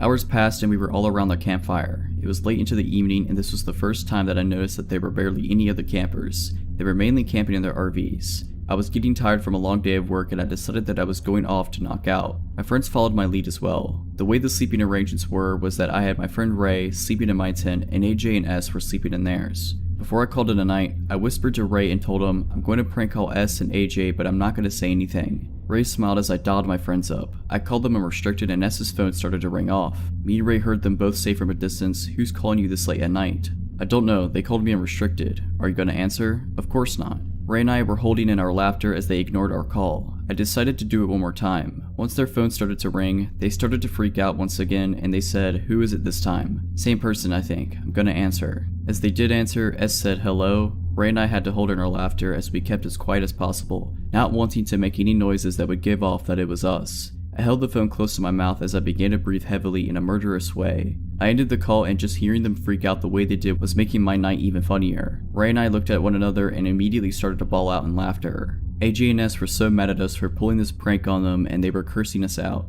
Me, finally calming down from laughing so loudly, told the boys, "Good night, I will have pancakes ready in the morning." Since I fall asleep relatively easily, I was out in a matter of minutes, while Ray, AJ, and S were up for a while longer. I was the first of my friends to wake up in the morning and as I promised, I had the pancakes already cooking by the time that anyone else woke up. The smell of me cooking woke up my friends and one by one, they got out of their tents. As we were eating, AJ spoke up and said, "Hey Jay, the prank that you pulled last night went a little too far. Yeah, you had us ready to run to our car and take off." Feeling a bit guilty, apologized and said, "Sorry guys, my bad." Yeah, it's one thing to prank call us like that, but then to walk around our tent and then go inside at the middle of the night is totally out of limits, as said. Me, not knowing what they were talking about, said, "What do you guys mean? Come on, still with the jokes? You were the one that was walking around our tent and you walked in." Ray spoke up and said, "That wasn't Jay who was walking around. I thought that was you two getting your revenge on us for scaring you. That wasn't us doing that, it was you two." So to explain, after I fell asleep, about an hour had passed where Ray, S, and AJ was still up and all was quiet in the forest until the sounds of footsteps were heard stepping on our blue tarp that was on the ground. At first my friends thought that it could have been just a forest animal wandering around, but the heavy footsteps were a dead giveaway that it was a person.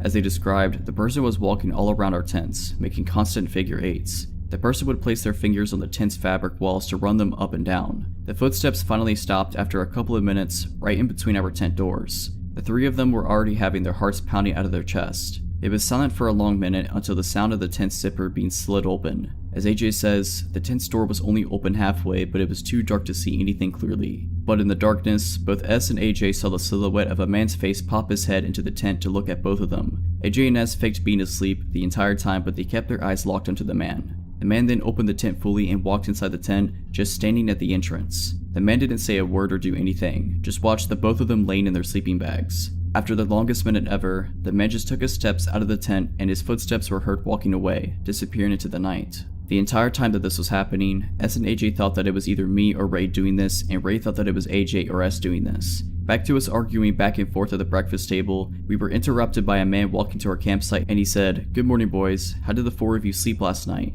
This man spoke in a smoker's voice. He wore a dirty, sweat-stained white t-shirt that looked more gray at this point, and his blue jeans looked as if they had never been taken off from his pants. He smelled like liquor, not a good sign at 8 in the morning, and his words were just mumbling around. We didn't say a word to this guy, as he then asked us if we had any cigarettes to spare him. I said that we didn't smoke, and he said, "Oh, well, if you boys want to visit me in my RV, just stop by any time." The man continued to walk away, towards the restrooms. As he was done using it, he walked back to our campsite. He didn't say anything this time, but he looked at us and gave us a nearly toothless smile, and he walked back to his RV. I took note of his RV as it was the only RV that was stuck out as being dirty and more run down than the others. We quickly assumed that this was probably the man who was walking around our tents last night, and S and AJ now remembered that they smelled liquor from the person who was standing in their tent. We all agreed that we would keep an extra eye out on this guy, and if he did spend another night, we would most likely report him to the park rangers if he tried anything else. When it was around lunchtime now, the man came back, not to use the restroom, but just to talk to us. "So are any of you boys interested in buying an RV? You can all go check it out right now and see if you want to buy it. I don't need it anymore since I recently divorced. Just check out the inside of the RV." "No, we are good, sir," I said with a visible threatening tone. The man seemed to notice this and he walked away. The man did end up leaving a few hours before sunset, but the entire time that he was there, he kept glancing at us. The man had his RV about 50 yards away from us, and I noticed that he had a restroom right next to his RV. Why did he make an effort in walking all the way over to our campsite to use our restroom?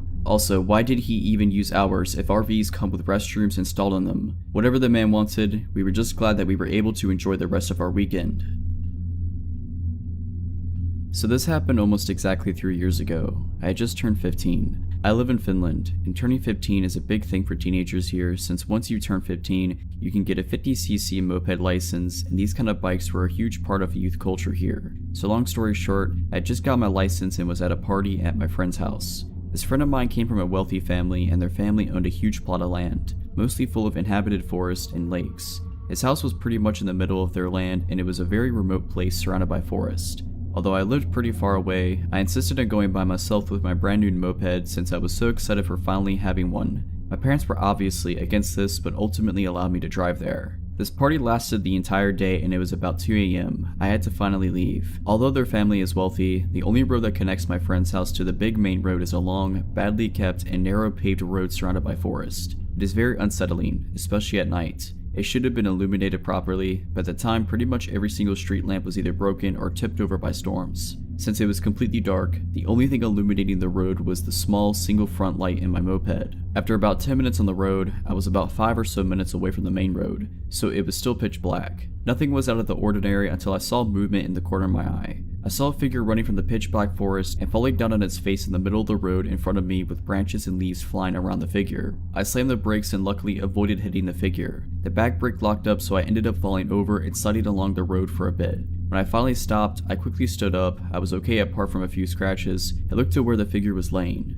Of course I thought that it was an animal like a moose or a deer, but I quickly realized that it wasn't an animal. It was an adult human, a man to be exact. At this point he stood up and we were about 3 meters from each other, just staring at each other. I'd never been more scared in my life. Even more disturbing was that this man seemed to be more scared of me than I was of him. This man was probably in his 20s or 30s, quite short and very thin. His face was pale and his eyes were deep in his eye sockets. He looked very malnourished. He was wearing a dirty blue hoodie and basketball shorts, despite it being less than 5 degrees Celsius outside. He had unkempt blonde hair full of debris and leaves and had no shoes on, only soaking wet socks. At this point he was constantly shaking, jolting, and glaring to the direction he came out of with a worried expression on his face. like he was being chased or he knew that something was bad in the forest. I wanted to say something to him, but I was unable to say anything. After a short while, he looked straight to me and opened his mouth. It was like he was about to say something, but he quickly backpedaled, closed his mouth, and suddenly bolted to the forest without a flashlight or any other source of light, and quickly disappeared. I stood there for a while alone before running to my moped, lifting it up and driving as fast as I could to the main road.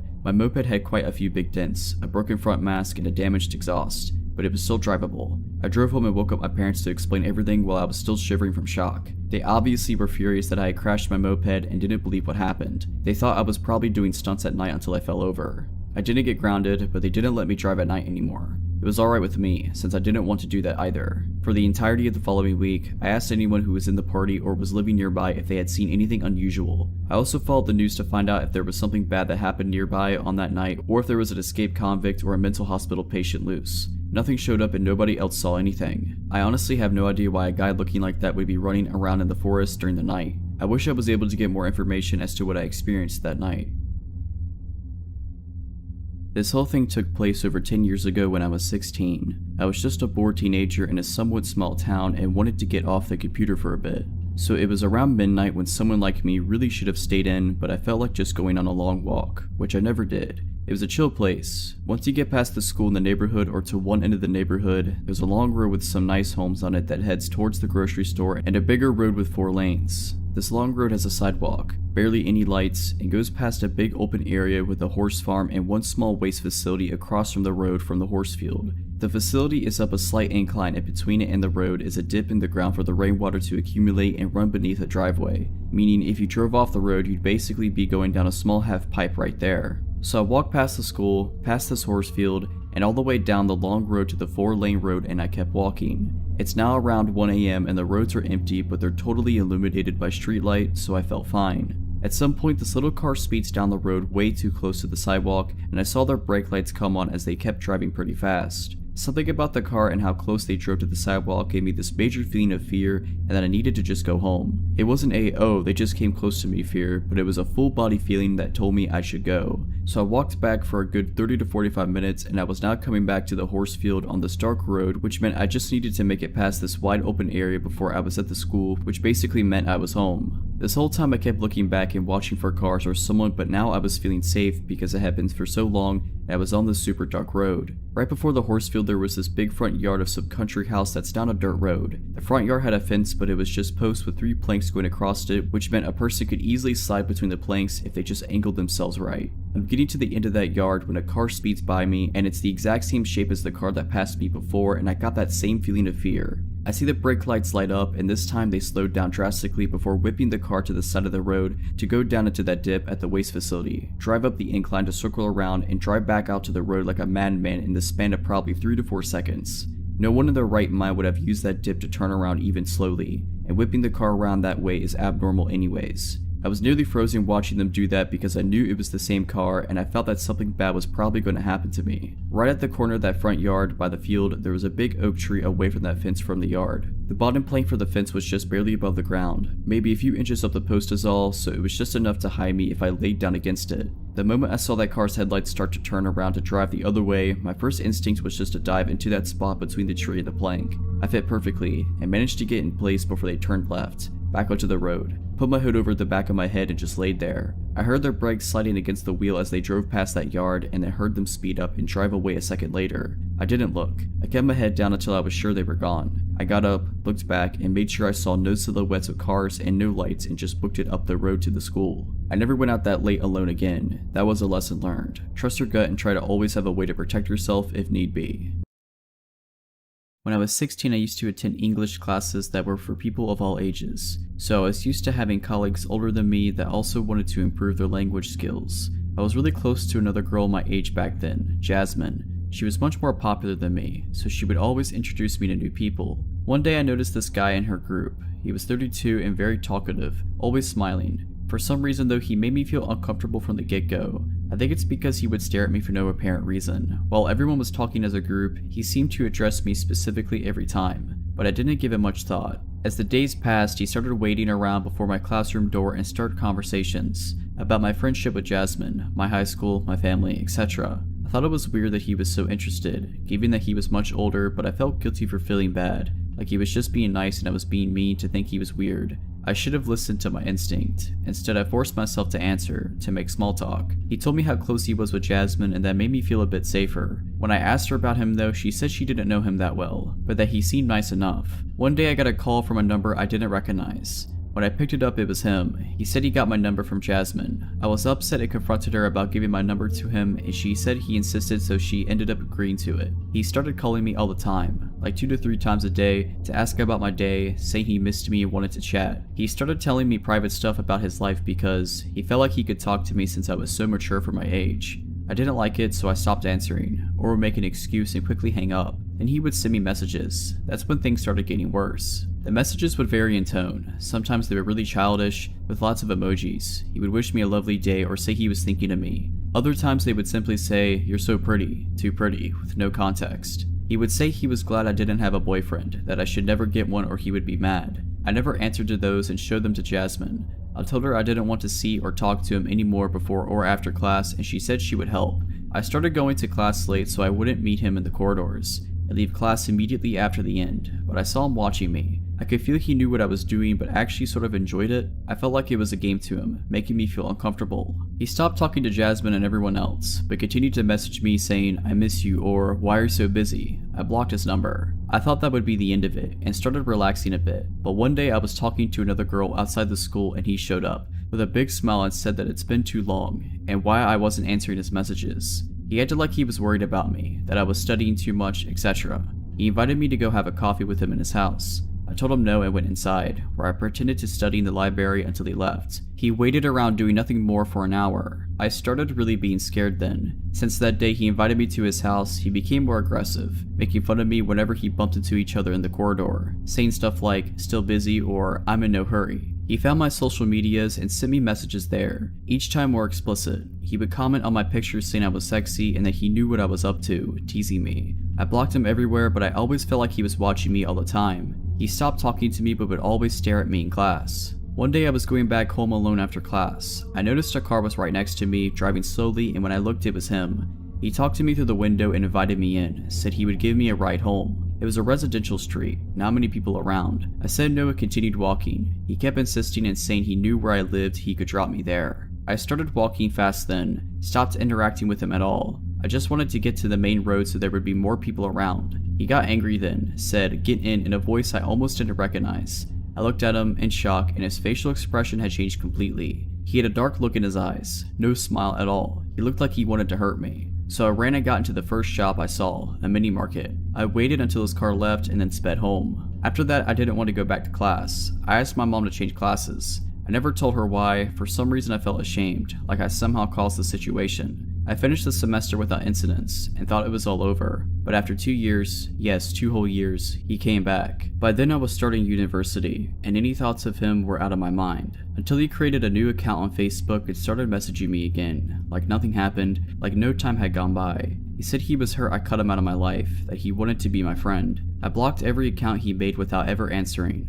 One day to my panic he showed up in my campus. I went to a university that was close from home, but still, it couldn't have been a coincidence. He was just across the street, watching me. I hurried and got into a bus before he could talk to me. The next week I wasn't so lucky. I was eating a snack at the cafeteria with a group of friends and he just suddenly came by and introduced himself to everyone, like we were old friends. I could barely breathe. My friends noticed I wasn't feeling well and he seemed to enjoy their confusion and my fear. I pulled him aside and asked him what he was doing, asked him to leave me alone. He said he wouldn't and again had that dark look he had in the car, years before. The creepiest part was just how different it was from the expression he had around everyone else. He looked like a different person. I told him I would tell everyone, and he said he knew I wanted him. He knew I was just a dirty little tease, but that he would get me. My body and mind just shut down when I heard that, and I ran back to my friends and started crying. When I finished telling them everything, he had gone away and I never saw him again.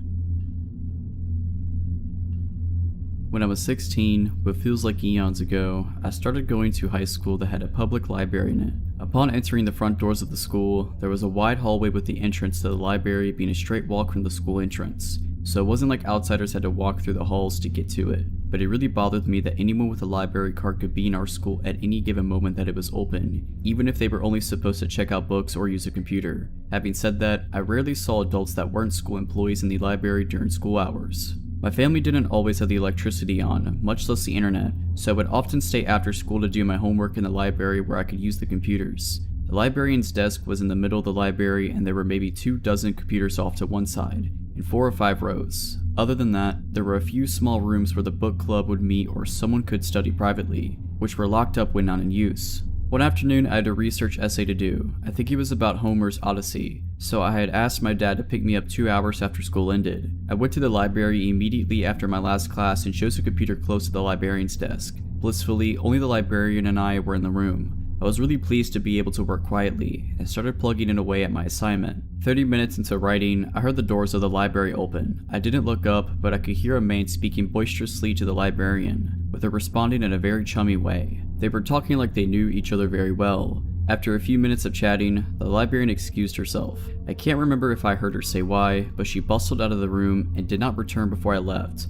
more than an hour later, which hadn't happened before. I can't say for sure, but I'm almost positive that she was supposed to not leave the library unattended while it was open. They actually closed it when she took lunch sometimes because I'd seen the "back in X minutes" sign on the door previously. Almost as soon as the librarian left, this adult man decided to use a computer. Being that we were the only 2 people using computers, you would think he sat nowhere near me, right? He sat 1 chair away from my right. I could see from the corner of my eye that he was a very large man in every sense of the word, but otherwise, he looked like your average guy with generic black frame glasses. After the first peripheral glance, I tried to avoid looking over at this guy. I also told myself that the librarian knew him, so he's probably okay. Just subdue checking his email. Nothing to be paranoid about. As I'm continuing to research for my essay and make notes, I start hearing this guy giggle in between clicking the mouse. At first quietly, but he starts chuckling within a minute. I didn't want to, but I felt my whole head turn to look at this guy's computer. His monitor was showing what appeared to be a photo covered by colorful jigsaw puzzle pieces. As the guy clicked on the puzzle piece outlines, they disappeared,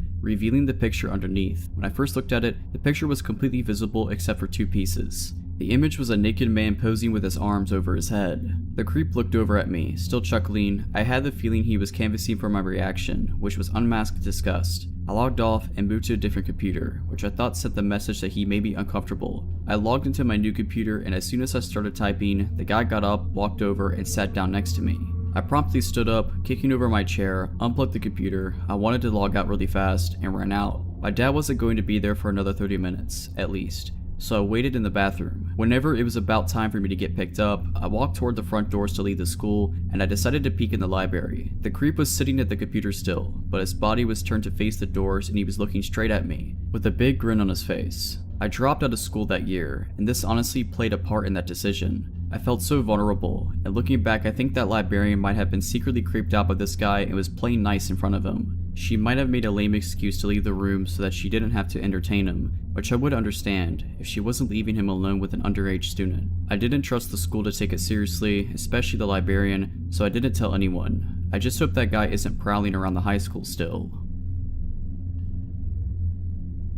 Last year I, a 20-year-old female, had taken the morning off from work so I could pick up my friend from a pretty serious medical procedure. It had been a tense time and I really just wanted her to get through it okay so she could begin to heal and feel better. I live in New York and her appointment was right off of 42nd Street by Grand Central Station, which is arguably one of the most well-populated, busy areas of the city. I had just gotten off the subway and was walking east past Grand Central Station when I made eye contact with this dude walking towards me, and half a block away. He was a thin, looking guy with really creepy eyes, and he was looking basically directly into my soul. It was incredibly unsettling. We were far enough away that I tried to play it off, looked down, and casually strafed to the right a bit so that our paths wouldn't cross. When I looked up, I noticed he mirrored my movements so our paths were directly aligned again. I strafed again to the left, and he again moved to be in line with me, eyes still locked on me. I felt a sick feeling in my stomach and started to freak out a little. He was getting much closer now and we were basically trapped in a group of people, so I didn't really have space or time to cross the street.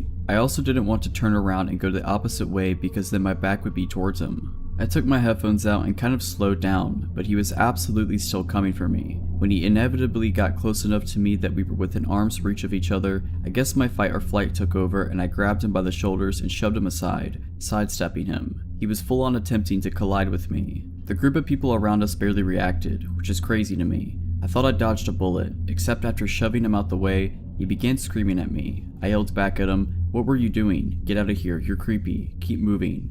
and other random phrases that just felt right in the moment. Deep down, I think I was just hoping if I made a scene, someone would step in to help, but nobody did, and then I noticed that he'd stopped walking and had fully turned his body around to face me again, and then began to walk toward me again. He was yelling at me this time, calling me disgusting, crude names, telling me he was going to smack me and teach me a lesson, etc. I absolutely panicked and began jogging away, only to look back and realizing that he was now jogging after me, still threatening me and screaming at me. He was getting closer and all I could think was find a cop. You're at Grand Central. Where are the cops? Not one stranger noticed or intervened. He was literally 10 feet away from me when I finally just ran up to the biggest, burliest dude I could find and yelled help at him. He was a little surprised and didn't do much, but this younger couple next to us stepped in. The guy got in between us and started telling the creepy dude to get lost, that he's making a scene and that he needs to go, etc., while the girlfriend consoled me. The guy glared at me one last time until he finally turned and started walking away, still cursing. I thanked the couple and continued along my way, making it about 5 paces before absolutely breaking down in tears and calling a friend.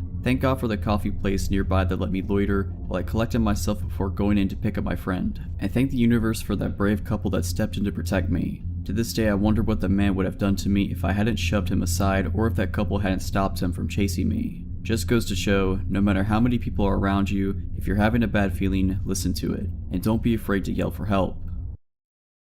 To give you a little background about myself, I'm a female from a South Asian country. That being said, there are some states which are relatively safe. 2019 had been a rough year for me, but by October I started feeling rather better and decided to take a solo trip for my birthday. I spoke to some friends and decided to head to the small village down south. My brother helped convince my overprotective mother as he'd already been there. To put her mind at ease, I decided to get pepper spray. Unfortunately, we couldn't find one, so I kept a ball of deodorant and a knife handy. I decided to stay there for 5 days and booked a room at a guest house only for 2 days, thinking I'll check out this guest house that my friend had suggested and hopefully move there. To tell you a little bit more about this village, everyone is extremely friendly and warm, and they have tourists coming from all over the globe. Once I got to the room, I was a little paranoid because it seemed a bit dingy. Forget about a security system, the latch on the door was barely functional. The first night was a bit unsettling, but nothing happened. The next day was my birthday, so I rented a bike and went on exploring the village. Sometime after lunch, I decided to check out the guest house that my friend had recommended, which was a little secluded but extremely peaceful. As I reached there, I was greeted by the owner, who showed me around.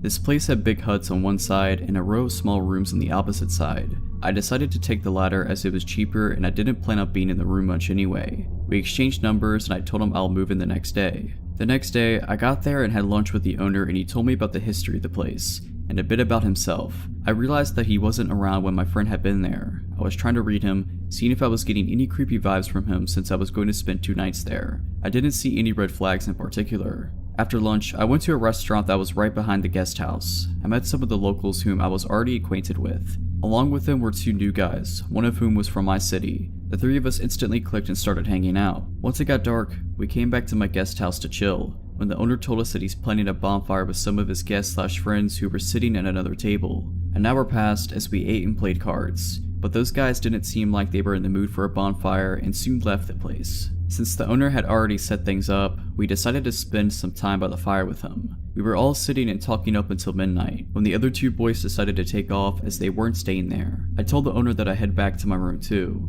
He tried to convince me to stay a bit longer, but I didn't want to be alone with him. My room's door had around 4 to 5 locks, but only 2 of them were functional. So I locked them and realized that the windows facing each other did not have any panes and the curtains were made with scraps of thin cloth, which meant anyone could peep inside and see everything. So I went into the bathroom to change and clean up. As soon as I stepped down and started taking my stuff from my bag, I heard someone whisper my name, twice.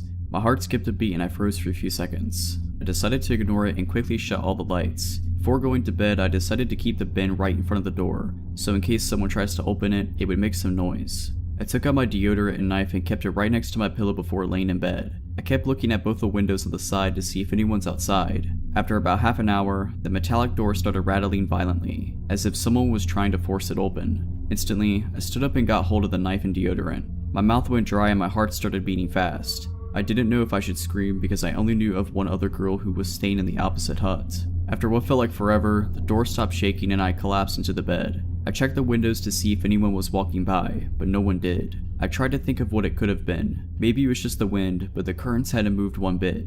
It had to be a person. I don't know when, but I passed out soon after. I woke up around 6 AM to see that it was almost bright outside. I closed my eyes and tried to go back to sleep when it started happening again. Frantically, I shut up in bed again, ready to attack. But once again, it stopped after a few minutes. I didn't understand what was happening. I went closer to the door and got a look at the bin that I had kept by the door. It had moved away from its original position. Yes, something definitely happened. Not knowing what to do, I decided to go back to sleep. When I got out of the room later, I tried to read the owner's face, but it was just as hard to read as the day before. What worried me the most was that I had to spend another night in that room. I decided to not let that thought spoil the day and went out with the 2 friends I'd made for a trek and then to watch the sunset from a hilltop, where all the locals gathered to play music in the evening, including that owner. My new friends and I went somewhere else after that, and then around 10 decided to head back to my guest house for dinner. As I was nearing the hotel, I got a text from the owner asking where I was. I didn't think much of it because it was late and he was probably wondering if I was safe. I didn't reply as we were almost there. When we sat down on the futon, the owner said I was just about to text you and show me the message he typed on his phone. I was just thinking about you. I'm not sure what that meant, so I looked at his face trying to read him and realized he was trying to do the same. Quickly I decided to act normal and told him where we were. We all sat, met a couple more people, ate, smoked, and around 11, the guys decided to head to their guest houses. At that point I got up and told him I'd head to my room too. He looked at the time and asked me why I was ending the night so early. I told him that I was really tired from all that walking and that I wanted to be up early. He didn't push any further as there were other people around. I went back to the room filled with anticipation and dread, but thankfully nothing happened that night. The next day I checked out, but my bus wasn't until 5 p.m. I didn't want to be left alone with the owner, so I met up with the guys, leaving my luggage at the reception, which was also the eating area. When I came back, I picked up my bag, thanked him, and left in a hurry. I still have no idea if it was the owner or the only helper that I saw around. Whoever it was trying to forcefully get through my door, let's not meet.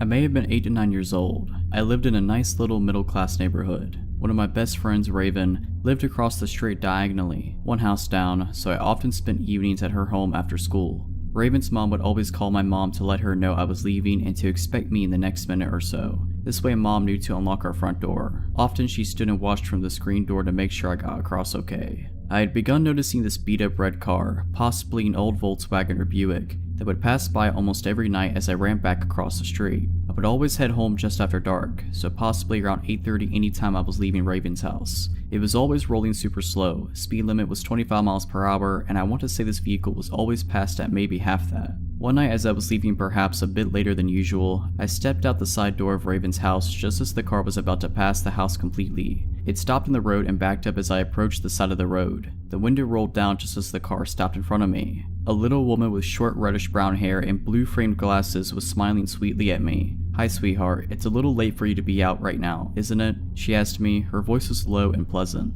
"No, mom lets me. I'm just walking home," I replied stupidly. "Oh gosh, how silly of your mom. There's all kinds of bad people out late at night. Where do you live, sugar? I'll give you a ride." Just then, my mom came bursting out the front door and screamed, "Leave her alone," as she began running to me. The woman's pleasant demeanor dropped and I heard her mutter a word, possibly as she slammed her foot on the gas and took off at well over the speed limit. She didn't stop at the nearby stop sign, just blasted through it to make her escape. I got a nice lecture that night, but also a lot of tight hugs. My mom was super glad that she chose to look out the storm door to check on me instead of just letting me wander home. I could have been taken, and she told me as much. I cannot remember if the police were called, but I never interacted with any officers. This doesn't end here though. Like most little kids, I really liked setting up lemonade stands. Like most little kids, I also enjoyed hand making and baking cakes and brownies and cookies, and also selling those at my lemonade stands. About 2 weeks after the prior incident, a beautiful sunny Saturday, mom helped me with the baking and helped me make lemonade and set me up in the front yard with my sign. She had been paranoid ever since the prior incident and had hardly let me out of her sight, aside from school and the bus, and this was no different. She stayed outside with me all while I sold my little treats to passerby, until she had to run to the restroom. It would obviously be a pain to take everything down and bring it inside while she went, and then to bring it all back out and set it up again. She figured I'd be okay for a few minutes, considering it was the middle of the afternoon and usually kidnappers aren't that stupid. Mom left me alone for several minutes when she went to the bathroom and presumably went to grab a snack as she was gone for 10 or so minutes.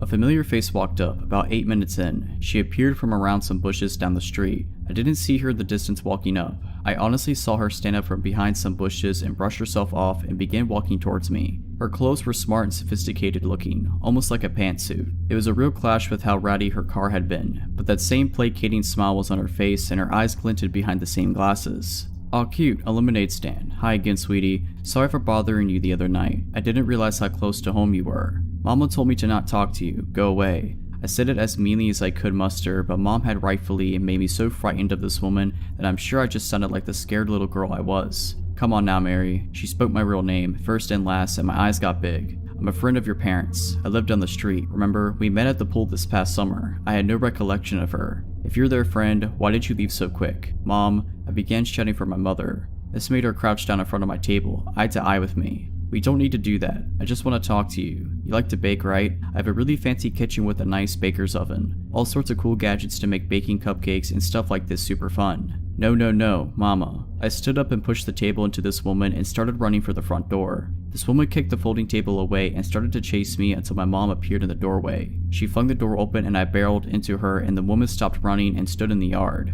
What are you doing to my daughter? My mom shouted at her. My God, your child is rude. I was just trying to buy a cupcake and she shoved the table into me and ran. Now I have lemonade all over my clothes. The woman lied through her teeth. I don't think she was expecting my mom to come back. That's the lady from that night, in the car. I was now trying to get around my mom and hide behind her. My mom pulled out her cell phone, and this time I know she called the police. The woman immediately ran off back the direction she came. The cops appeared. One took statements while the other one patrolled the neighborhood searching for her. They ended up finding her car parked at the grocery store that was up the road about half a mile at the other end of the neighborhood. They waited for her to show up and claim it. She never did. They couldn't find her. So, random lady in the red beater, please, let's not meet again. This happened a couple years ago when I was 16. I had just recently got my first job at a chain sandwich shop. It was located in the shopping mall outlet at the far end. There were quite a few businesses around it, including a restaurant down the way and a super Target on the other side of the mall on the far end of the parking lot. My parents were always super protective and taught me at a young age to be aware of my surroundings and protect myself, and rarely even let me walk alone to begin with. On this particular day, I had left my phone at home because I wasn't allowed to have it at work and had a daily time limit on it anyways. Thanks, Mom. I had ended up finishing up my shift early, and my mom was still shopping at the Target, so told me to go ahead and walk over to meet her. I began walking towards the Target and had to wait for passing cars. One silver car stopped and let me walk across. I smiled and waved thank you, and the man in the car did the same, and turned on the street going the direction I was walking. I didn't think anything of it, as it was a relatively busy parking lot and most of the shops are over on the other side by the Target. A minute or two goes by and I spot the same car now driving in the opposite direction towards me. I make a mental note but think I'm just overreacting. That is, until he turns back around. At this point I'm concerned and notice I'm now a part of the mall that's a little less crowded with a more empty parking lot. I get this uneasy feeling in my stomach that he's following me, and to test my hypothesis, I switch my direction. Instead of heading towards the Target, I walk towards the restaurant. The car immediately turns into the parking lot. I switch into freak out mode and speed walk to the front doors. In my time of panic, I didn't realize that the parking spots for the restaurant were completely empty. I pull on the doors and they're locked. They were apparently closed on Sundays. At this point, the man in the gray car was parked in the lot in front of the restaurant watching me. The way he was parked, I would have to pass this car to go back on the path I originally was on. I stand there a moment pretending not to notice and think about what to do next. I obviously don't want to walk any closer to the car than I already was. I decide to cut through the side shrubbery of the restaurant and head towards the closest shop I could find. The gray car comes out of the parking lot still following me, and I bolt into the dollar store across from the restaurant. I see the gray car park and I walk up to one of the cashiers and explain what happened, and I ask if I could use her phone to speak to my mother. She says of course and tells me to stay in here until my mom comes to get me.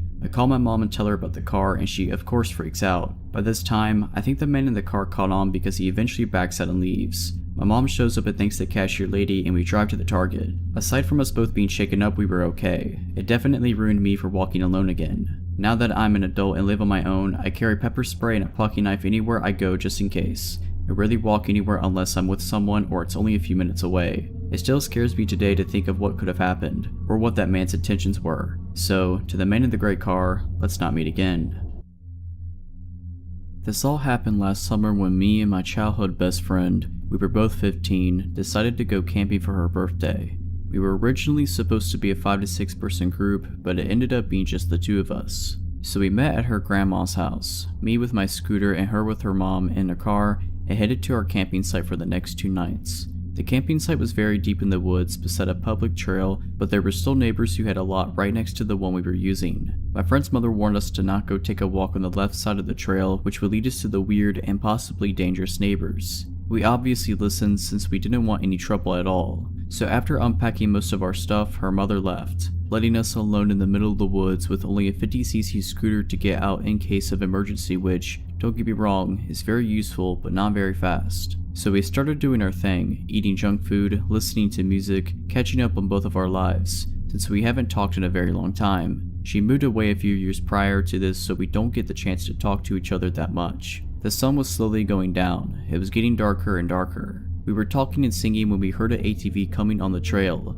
It was coming from the left side. Me and my friend freaked out a little, so we basically just locked the door and ran to the back of the camper. The ATV stopped on our camping site. We could hear two adult males talking to each other about whatever knows what. It took something like 5 minutes, but they finally left. At this point, we weren't that worried because we thought it was just some curious people who wanted to know if there was anyone in the camper, which had already been robbed in the past, so we just continued our stuff, listening to music and all. By this time, it was already dark outside and the moon wasn't out yet, leaving us with no other lights than our candle. There was no water and no electricity in the camper, which also meant we had to go outside to use the bathroom. Fortunately, it was a full moon night, so eventually the moon would come out and we will be able to see outside pretty well. So again we were talking, everything else was quiet, no music, no animal noises either, and then we heard an ATV coming our way once again, so we turned out all the candles and stopped talking, waiting in silence. We quickly sat on the ground of the camper to make sure no one could see us from outside because the curtains were still opened, and then we listened. The ATV stopped a little before coming up to our camping site and everything went silent. A couple minutes after that, we could hear footsteps all around the camper. Yes, it could have been an animal, but with the ATV sound and what happened after, we know it wasn't an animal. The steps eventually faded away. We then quietly moved to the back of the camper, closing every curtain, making sure the door was locked. We brought 2 knives with us. We eventually heard another noise. We immediately went silent and we hid the candlelight. We then heard the noise again. It was like someone was trying to open the camper door just by turning the handle. We then heard footsteps going all the way around the camper and we could hear the person testing every single window to see if any of them were opened. We were almost crying. After they tested all the windows, the steps faded away with maybe 1 hour of tranquility and silence during which we were quite panicking. When we finally calmed down, we heard noises at the door once again, but this time, it sounded more like someone was trying to unlock the door with the lockpick. We could hear the lockpick inside of the mechanism and then the person would try to turn the handle. After 5 minutes of trying, the person probably got mad and started turning the handle angrily and punching and kicking at the door. We were freaked out. I had my brand new iPhone in one hand, hesitating on calling the cops or no. No service was available at this location, but 911 can still work most of the time. The noise was still going on at the door and all around the camper. This lasted for at least 30 minutes. The person was trying every window and then at some point gave up once again. We then started to make up a plan. The noise at the door happened a couple more times. We acted as if we were more than 2 people in the camper, so we started acting like my friend's mother and sister were there, as if one of our guy friends was there, and we acted like the noise woke us up and we screamed at the people to go away and we got mad. Our plan worked, I guess, since we heard multiple people running away. The next morning, after making sure everything was okay, we got out of the camper and we saw that a bunch of the plants next to the camper had been stepped on. There were footsteps everywhere in the mud and everywhere around the camper. Since it was daytime and my friend's mother was supposed to come back to see us, to make sure we were okay, we decided to sit outside waiting for her. We were walking around waiting when a car slowed down in front of our campsite. It never stopped, but we saw the driver staring at us. Then maybe 10 minutes later it went by again and again and again, always giving us that menacing stare. When my friend's mother finally arrived, we asked her if anyone tried to prank us or make a joke, and she went on and asked every possible suspect, and no, it was not a prank. Everyone promised that if it was them, they would have told us, but it really wasn't them. We didn't sleep alone this time. We had someone else come sleep with us for the second night. I'm just glad they weren't able to open the door to the camper. So I'm 23 now, but when this happened, I was 17. In my last year of high school, I was the art girl. I was working on my portfolio so that I could apply to art school. I mainly did landscapes, but part of the requirement for our portfolios was life drawing. Obviously, my high school didn't have any life drawing classes, so my art teacher linked me up to a life drawing class at a local university, which is one of the top art institutions in the UK. So for my school, I had to get a half-hour bus to the center of the city, and then walk maybe 15 minutes up a long stretch through the student district. It was a 6-week course and this happened the 5th week. The class was really interesting and I learned a lot since this was my first time working with life models. I was pretty confident and not too worried about walking alone at night. The class finished at maybe 9 PM and it was pretty dark by the time I got out. So 4 weeks walking there and back, uneventful. 5th week walking there, totally fine. 5th week walking back to my bus stop, also totally fine. 5 minutes at the bus stop, it was very freaky. So the stop I had to wait at was outside the expensive private school in my city.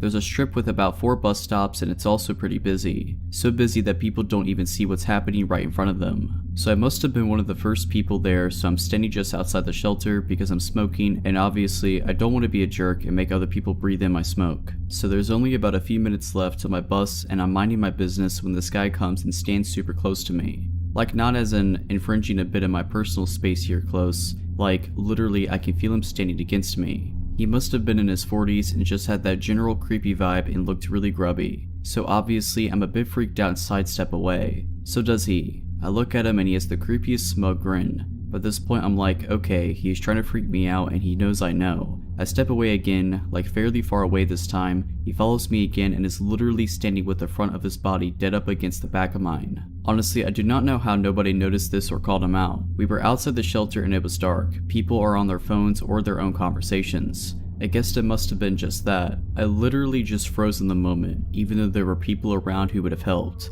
I don't want to overreact, maybe it's just a misunderstanding. I don't want to seem rude. So anyway, it gets worse. After dodging this creep for a few more moments as time dragged in slow, finally this bus comes around the corner. I know if I get on this bus before this guy, he is going to sit next to me, which is what I want to avoid. So politely I gesture and say after you. He gives me that creepy look again and says no, you go first. I insist but he refuses again. There's a big queue now and I don't want to hold anyone up, so reluctantly I get on right before this guy. I get on the bus and do the only reasonable thing, which is to sit next to an old lady right at the front of this empty bus. The seats are only in pairs, so there's no way he could sit beside me now. Like I said, this bus is almost empty, so where does he sit? In the seat directly behind me. I'm just sitting trying to ignore him, which is pretty difficult to do when this guy keeps leaning forward and literally playing with my hair. I have really long hair and his hands are on it. I pulled out my phone and tried to text my mom, but the sending bar would just stick. It happened to literally every time I tried to message her. Obviously, I was scared to call her. I didn't want him hearing what I had to say. I messaged my friend and told her what was happening and that I thought that if I got off this bus, the guy would most definitely follow me. I still had a 10-minute walk home after I got off this bus up a long straight road, so my friend calls my mom and tells her what's happening. My mom then calls me and relays what my friend had told her. Now, I'd been on this bus for about 15 to 20 minutes and my stop was coming up in 5. It's not a big city. My area is suburban and I don't know everyone, but I think I recognize most. I'd never seen this guy before. He wasn't local to my area, so I reasoned he had definitely been on this bus longer than his stop. Anyway, my mom called. I just said to her, I will be getting off this bus in 5 to 10 minutes. You need to get to X Street now and meet me. As soon as I said that, the creep pushes the button for the next stop. Literally as soon as I say it. He stands up and makes sure to bang into my arm and drag his body hard across me as he walks past. Stares at me from the door and through the window as the bus drives away. I'm not 100% certain if he actually had bad intentions, or if he just got off on a 17-year-old girl who was on her own. The fact he pressed the button as soon as I confirmed someone was meeting me makes me think he did intend on following me. I didn't go to the final week of that class. This happened this past year, my senior year of undergrad. I attend a big university with 2 bus stops. The first one is for a smaller portion of the school, and the second one is the main one that people use, but they're pretty far apart. I got out of class and was next to the small bus stop around sunset. This guy, I'll call him Eric, comes up to me of all people in line and starts asking if this bus would take him to one of the student housing areas. It was kind of odd because it was partway into the year, but whatever, he seemed genuinely confused. I explained yes, this bus would take him there and his stop is the same one I get off of. He asked if he can wait in line with me and he was nice, so I said sure. We're talking and waiting for the bus and it doesn't come, so I decide to walk to the main stop and he follows. Again, at this point it's not creepy because it's just small talk. We walk to the other bus stop and we just jump on one over there. Eric sits next to me and is berating me with questions that I'm now answering very shortly. Then everything he says is flirty, like, yeah, come see my pool so we can tan. Let's work out together and get sweaty in the sauna. All very weird and random, and I just don't say much because everyone on the bus can hear the conversation. He then asks for my number, which I lie about, but this guy says okay, let me call you. Obviously, I get a call and Eric's just confused and I just say oh my bad. I knew he would call it again, so I just gave the right number. Now I'm regretting telling him I stop, but I still get off with him. He's continuing the flirty comments, but the street I'm parked on is opposite of his route home. I say goodbye and wait till he's out of my sight and to get in my car and drive away. At At this point it's late and he was gone, so I just went home and forgot about it. He texted me a couple times the next few weeks, all of which I ignored. Eventually he stopped and I forgot about the encounter. Fast forward a few months and I rarely use the bus anymore because I have a parking pass. One day after class I decided to go to the Vons right next to my original bus stop. I park in the farthest row because it's very busy and my car is in the middle of the row. I'm on a quick mission, so I'm rushing down the first aisle and some guy turns around to check me out, but I ignore it and keep going. I felt the guy's eyes on me still and thought, how do I know this dude? Then I get in line and there he is at the front of the line grinning at me. It's Eric from the bus and I'm like, screw this, so I switch lines. He checks out way before I do and leaves. I get my stuff and walk out to my car. I was parked just far enough that you couldn't see my car, just the direction it was in. As I get closer, there's Eric standing right in front of my car. This was disturbing because he wasn't waiting at the door of the store or in the middle of the lot. Nope, right at my car. He positions himself in between me and my car and he's grinning and he says, I know you. I play dumb saying sorry, you must have me confused. He says, no, you're from school. I say no, that's not me, I don't go to that school. He believes me and starts aggressively asking me out. I say no thank you, I have a boyfriend. He says, okay, so you can't have friends? And I look at him and say sarcastically, do you really want to just be friends? He just grins at me and replies no. He then says, don't worry, when you're single I will find you. The way he said it was very unnatural and creepy. He finally gets out of my way and lets me into my car. He watches me leave the parking lot and I drove to my brother's house just because of how unsettling that encounter was. On one occasion, I came from a group project and had to take the bus. It was crowded when I got on, so I sat in the first seat I saw. I could hear the conversation behind me and instantly recognized Eric's voice. The girl he was talking to seemed to be really into the conversation surprisingly. But now here I was on a bus to a school that I told this creep I didn't go to. I tried to get off quickly, but somehow Eric and the girl got off before me. I'm relieved and try to keep a distance. I don't see them anymore and turn a corner and there he is again waiting for me. He doesn't move though, he just grins at me and says, hi, are you going that way or this way by now? He used my real name and the fake one I used when I played dumb at Vons. I just walk away and call my friends to meet on campus. The shelter in place was issued the next week and I moved home. Luckily, I never have to see Eric again. If you're liking this video, all I ask is that you make sure to subscribe to my channel and like this video. Thank you.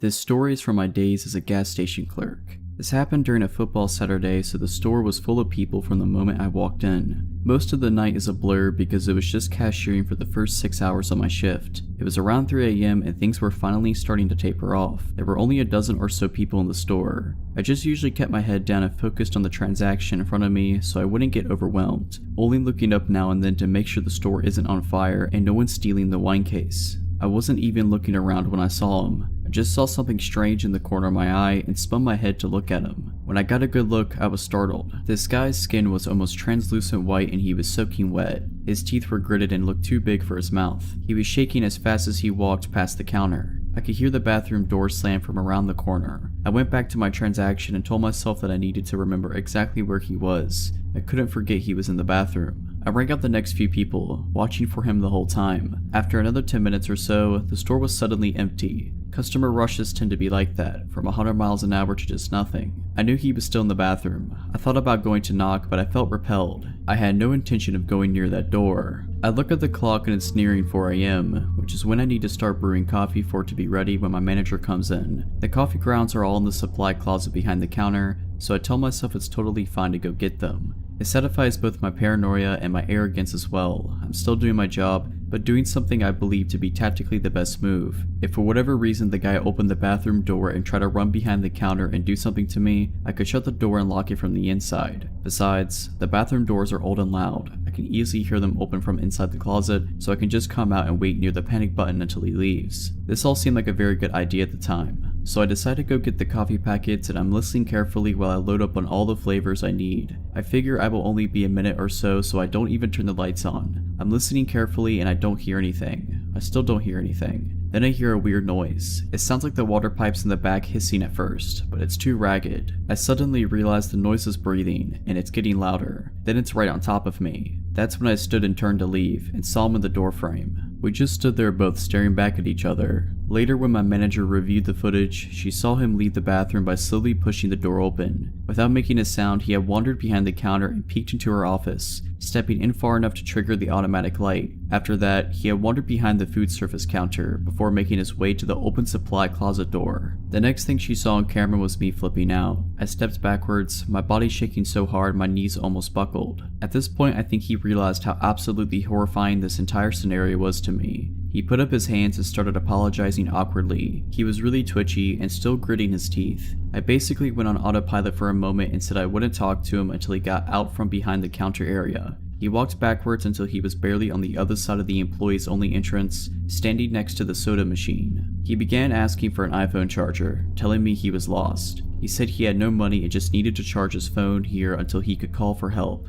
I told him I don't have an iPhone charger and I couldn't help him. He sighed and looked down for a moment, seeming to think about what to do. Then he flipped his head back and screamed as loud as he could. He then punched the soda machine hard. I backed up and ran around the counter, up to where the panic button was under the register. I watched him as he walked around the store, punching the walls and kicking the counters and screaming. I heard myself shouting over and over, "Get out right now." After a second he stopped and turned around to look at me. He quietly apologized before wandering out of the store and running off into the dark. At this point I was shaking, but tried to pick up and keep working. I started brewing the coffee, checking the windows to see if he was out in the parking lot, but I couldn't see him. After another few minutes, a regular came in and told me a strange man had come up to him asking for a ride. He said the guy was soaked and his teeth were gritting. That's when I decided to call the police. They found him in the parking lot next door, screaming and punching the moving trucks. They took him to sober up and calm down. They informed me that he was very sorry for losing his cool and he was just very drunk and very lost. He had come from out of state for the game and got separated from his friends. In the end, nothing bad happened, but it made me realize that something easily could have.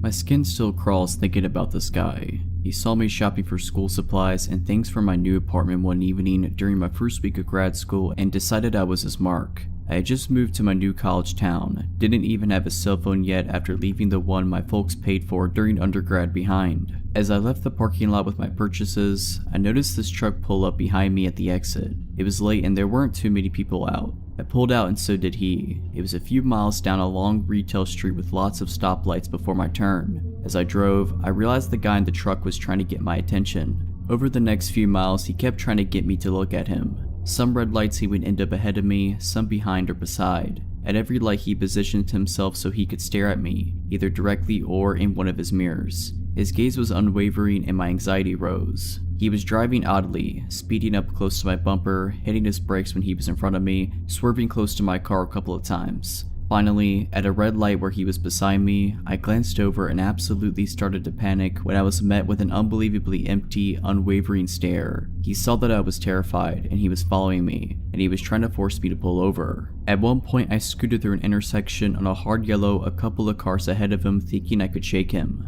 Nope. He went around the cars at the light and ran the red and got back in front of me. A freeway entrance ramp came up and I tried to fake him out by putting on my signal and getting into the merge lane for it. He took the bait and started up the ramp. I quickly got out of the merge lane and continued straight. Again, I'd hoped to lose him, but he drove his truck down the embankment to keep following. At another light where he was beside me, I pulled through the light and then he turned at the last possible second. He made a U-turn and ran another red to follow me. My panic really ramped up at that point. With no cell phone, no sense of direction, and a new city, I really didn't know what to do, so I turned on some music and forced myself to sing along and forced myself to go to the speed limit so I wouldn't crash out of terrified stupidity. I decided to drive to the supermarket across town because I remembered it had a police station in it. He followed me all the way there. He burned out of the lot as soon as he saw all the cop cruisers parked out front. I filed a report and asked for a police escort home. I insisted because something told me this creep was waiting for me to leave the police station. He was. As soon as I pulled out, I saw him. I pulled over and told the officer following me and he went after him, but the truck had taken off and the cop couldn't catch him. The police got the surveillance video from the first store. It turned out this jerk had been dodging me the entire time I was shopping.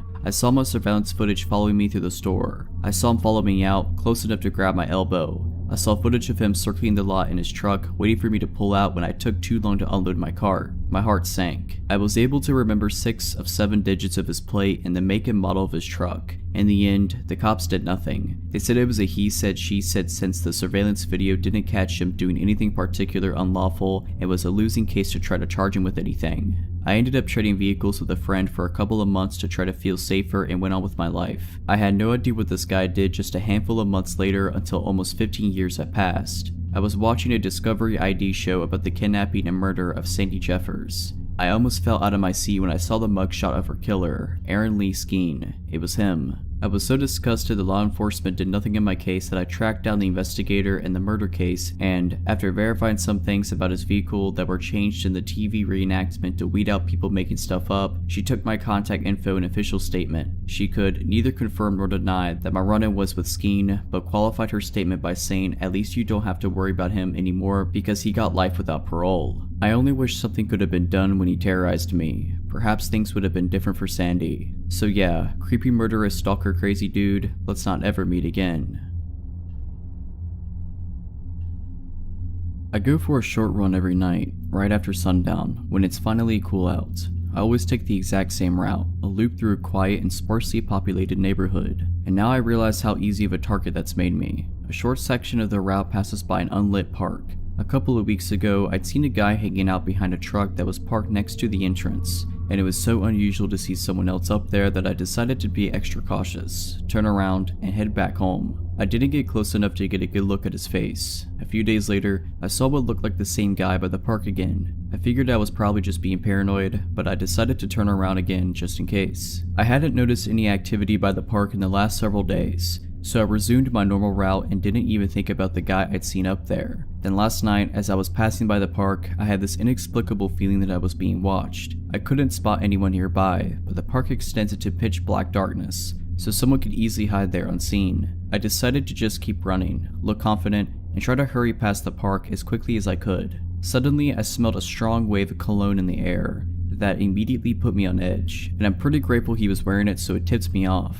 After I smelled it, I had no doubt in my mind that there was somebody nearby, but still, I didn't see any movements in front or on either side of me, and I was afraid to turn around. Immediately past the park, there's a bend in the road. There's a house on the corner as you turn down the road. The house has lots of tall bushes in the front yard. I normally run right past those without even thinking of it, but since my gut instinct was blaring like a siren, I quickly moved to the middle of the street as I rounded the corner. I shot a glance behind me to see if anyone had actually been nearby. I saw a man slowly walking through the front yard of the house on the corner, looking towards me. He paused behind the bushes, as if trying to remain hidden. I could see his jeans and a pair of black-white sneakers, but little else. His slow footsteps were so creepy that I can't get the image out of my mind, as if he was trying to be quiet as he could. If I hadn't made the split decision to run into the middle of the street and away from the yard, I would have been within grabbing distance. I turned on the flashlight on my phone, aimed it right at the bushes hoping it'd startle or blind long enough for me to get some distance between us, and started sprinting at full speed down the road. It was probably the fastest I've run in my life.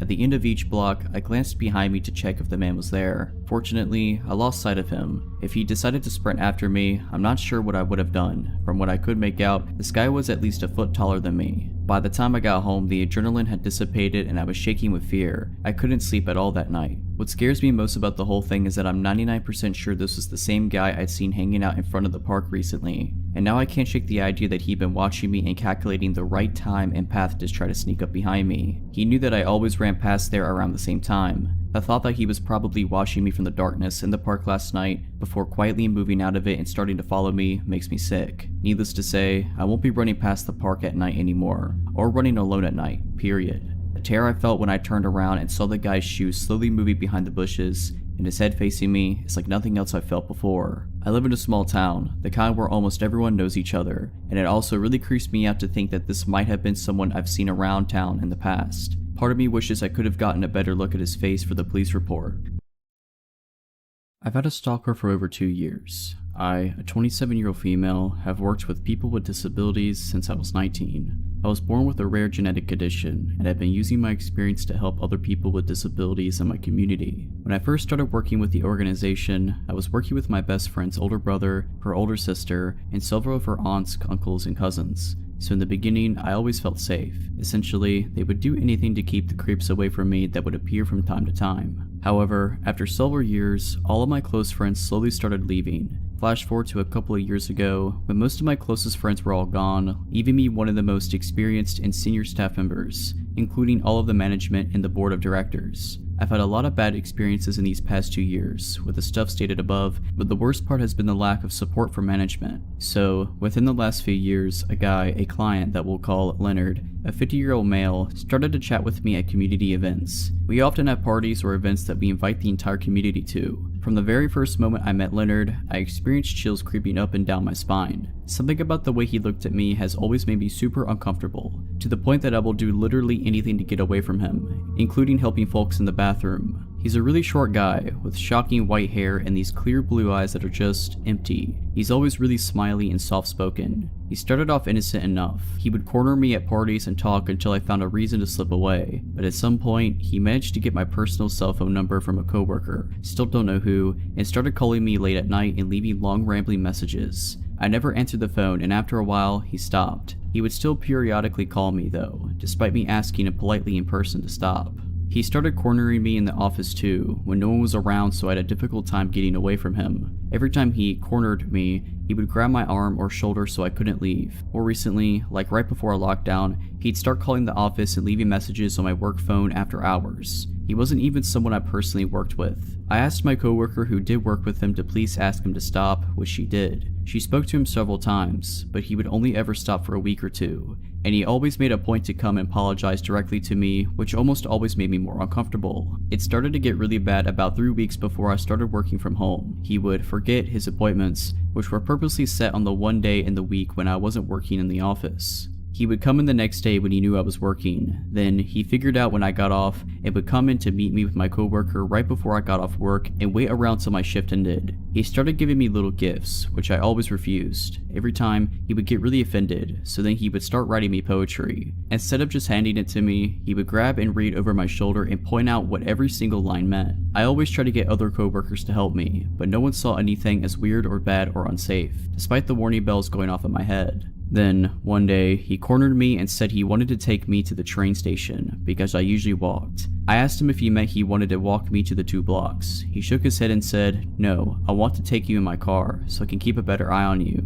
It gave me instant chills. I told him no, but he kept insisting that it would happen before he finally left. I'm a tiny person, so the idea that he was following me long enough to know exactly which train station I went to and the line I got on, there are several different lines going in several different directions, and even the direction I was going really freaked me out. Enough to double up on the defensive measures I normally keep on me, including pepper spray and a taser. I told everyone. I told supervisors, HR, the associate director, everyone I could think of. I had meetings with my direct supervisors where I explained everything that happened and why he was giving me the creeps. But they all just brushed me off, and one manager in particular said I was being too dramatic and he was just a sweet older man doing nothing to harm anyone, until the next time he came around. I told a couple of my coworkers, J and P, 28-year-old male and 26-year-old male, and they both agreed that one of them would always walk me out from now on. On cue, Leonard waited around until after I got off, but J and P, who said they'd look out for me, were both super busy, so the associate director said he would walk me out, still not believing it was a big deal. We started walking and chatting like old friends, and the whole time Leonard followed us. The associate director had to literally yell at him to finally get Leonard to leave. Right then, he finally realized how serious the situation was getting. The next day, one of the managers, who was super rude and dismissive about the whole situation, had pulled me into her office and profusely apologized. After Leonard was yelled at and went back to the office, the manager had a conversation with him that really creeped her out on my behalf. Apparently, he was saying things like, "My relationship with her is ours and has nothing to do with the organization. You have no right to tell me how to behave around her. She likes me and likes what I'm doing. I'm not making her uncomfortable. She needs me to watch out for her." That same day, the entire management team apologized for not taking immediate action, especially since this is not the first time stuff like this has happened to me. I just asked that from now on I have absolutely no contact with him.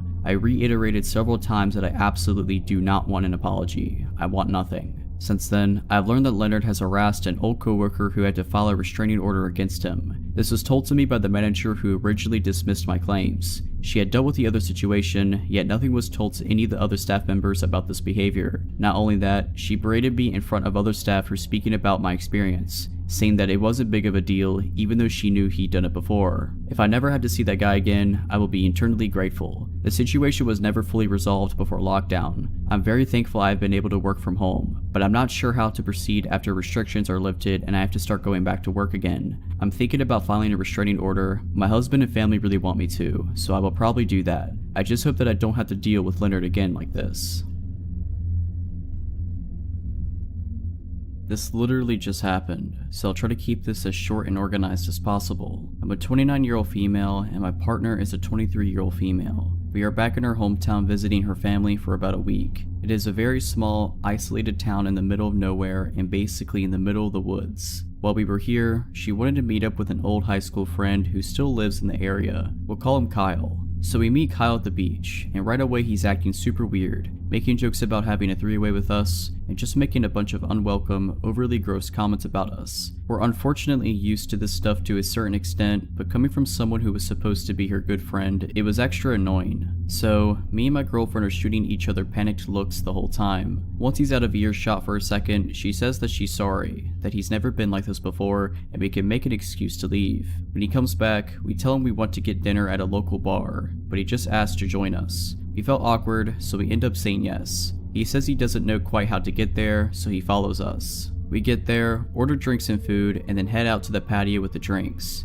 He makes a few more gross comments, but is generally being way more cool and normal than he was at the beach. We're smoking weed on the patio and chilling. The food comes quick, and we finish it quicker. Now here's where it gets really messed up. So halfway through my first drink, I'm feeling really tired, which makes sense as we've had a long day. I give my girlfriend the signal that I want to go. She makes an excuse that we need to go. He keeps trying to get us to come to his house. I've got good weed and dabs there and you can meet my cats, blah blah blah. He's being really pushy. We keep saying no and making excuses. We need to check on our grandpa, etc. So finally we get in the car and say goodnight. We've parked next to each other and walk up into the cars together while saying our goodbyes. When we get in the car, my girlfriend informs me that she wants to stay at the bar, but fake it like we're leaving because she doesn't want to chill with him anymore, understandably. So we're sitting in the car waiting for him to leave first. When he signals us for us to roll down the window, we do. He says his GPS is being funny, and we can lead him to the next road. To be fair, we are in the middle of nowhere, so this didn't seem too outlandish. So in the car we were talking about how pushy he was being, and she admitted she feels weird driving right back to her grandpa's house. So we should drive into town until we lose him. He's behind us for a long time, even way after she should have gotten off his exit. We think it's weird, but we weren't sure what to do. So finally, we get on a 2-lane road and he pulls up next to us, and he's waving a phone, which is clearly my girlfriend's phone, in the window. We pull over. He gives her the phone back, chats for just a few seconds, and then leaves in a hurry. Here's the part that makes my skin crawl. We know she had her phone. I saw her put it in her fanny pack,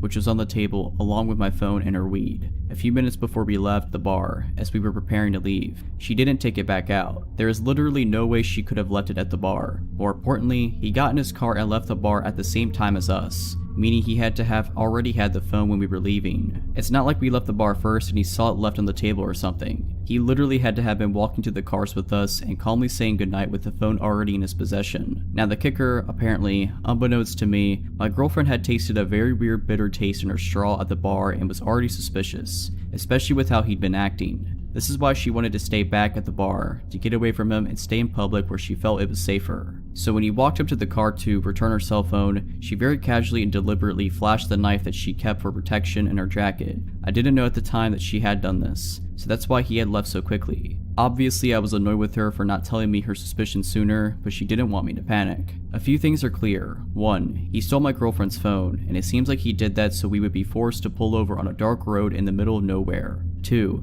He quickly ended the conversation and left when my girlfriend flashed her knife. They've been good friends for almost 10 years. If he wasn't planning on doing something malicious, I feel like he would have acted confused about the knife, but instead he just booked it, which tells me he knew exactly what she was doing, reacting to a threat and preparing to protect herself and me. 3. He probably spiked our drinks. When my girlfriend noticed the weird taste in her straw, she immediately chose not to finish her drink. I finished half my drink and I felt very tired. I'm not sure how he managed to nab the phone without us knowing or noticing. Me and my girlfriend both remember her putting in her fanny pack perfectly. We also have no idea how he could have spiked our drinks unless he was working with the bartender, but we were the ones who suggested that bar. I don't know exactly how he did it, but I think I know why. For that reason, my girlfriend's now ex-friend who made creepy sexual comments, probably tried to drug us, and stole her phone in order to get us alone on a dark road.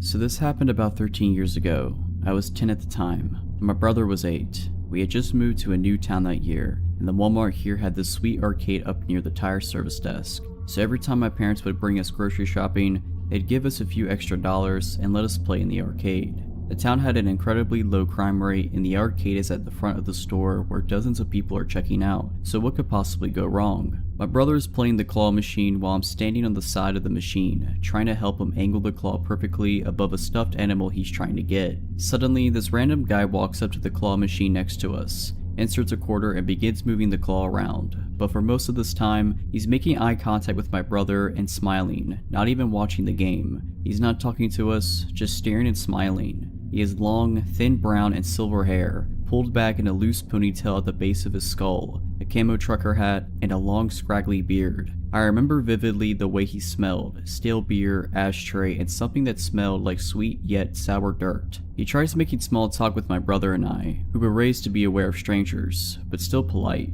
Eventually, we get bored of the game we're playing and I usher my brother to follow me to a new game, on the opposite side of the arcade. A few seconds later, the man follows us, stationing himself once again at the claw machine next to us. At some point, a lady walks in and says to the weird guy, "What are you doing to these little kids?" and snickers at me. He replies, "I'm trying to win them some stuffed animals." She then begins playing the claw on the other side of us, so that my brother and I are sandwiched between these two strange people. His comment comes across as weird to me, because previously I thought he was maybe trying to win something for his kids, but this entire time, he'd just been following my brother and I from game to game, trying to win us toys. This has been going on for maybe about 20 minutes at this point. They've followed us to several different machines and spent a lot of money. The games were all 25 cents per play. Each time my brother and I switched machines, they'd follow us. The weird guy says to the lady, "I'm out of money, you got any?" She says, "Nah, I'm broke too." My brother says, "I have $1 still." Now this is the part that really scared me. I remember listening to these two talk about some weird things with us,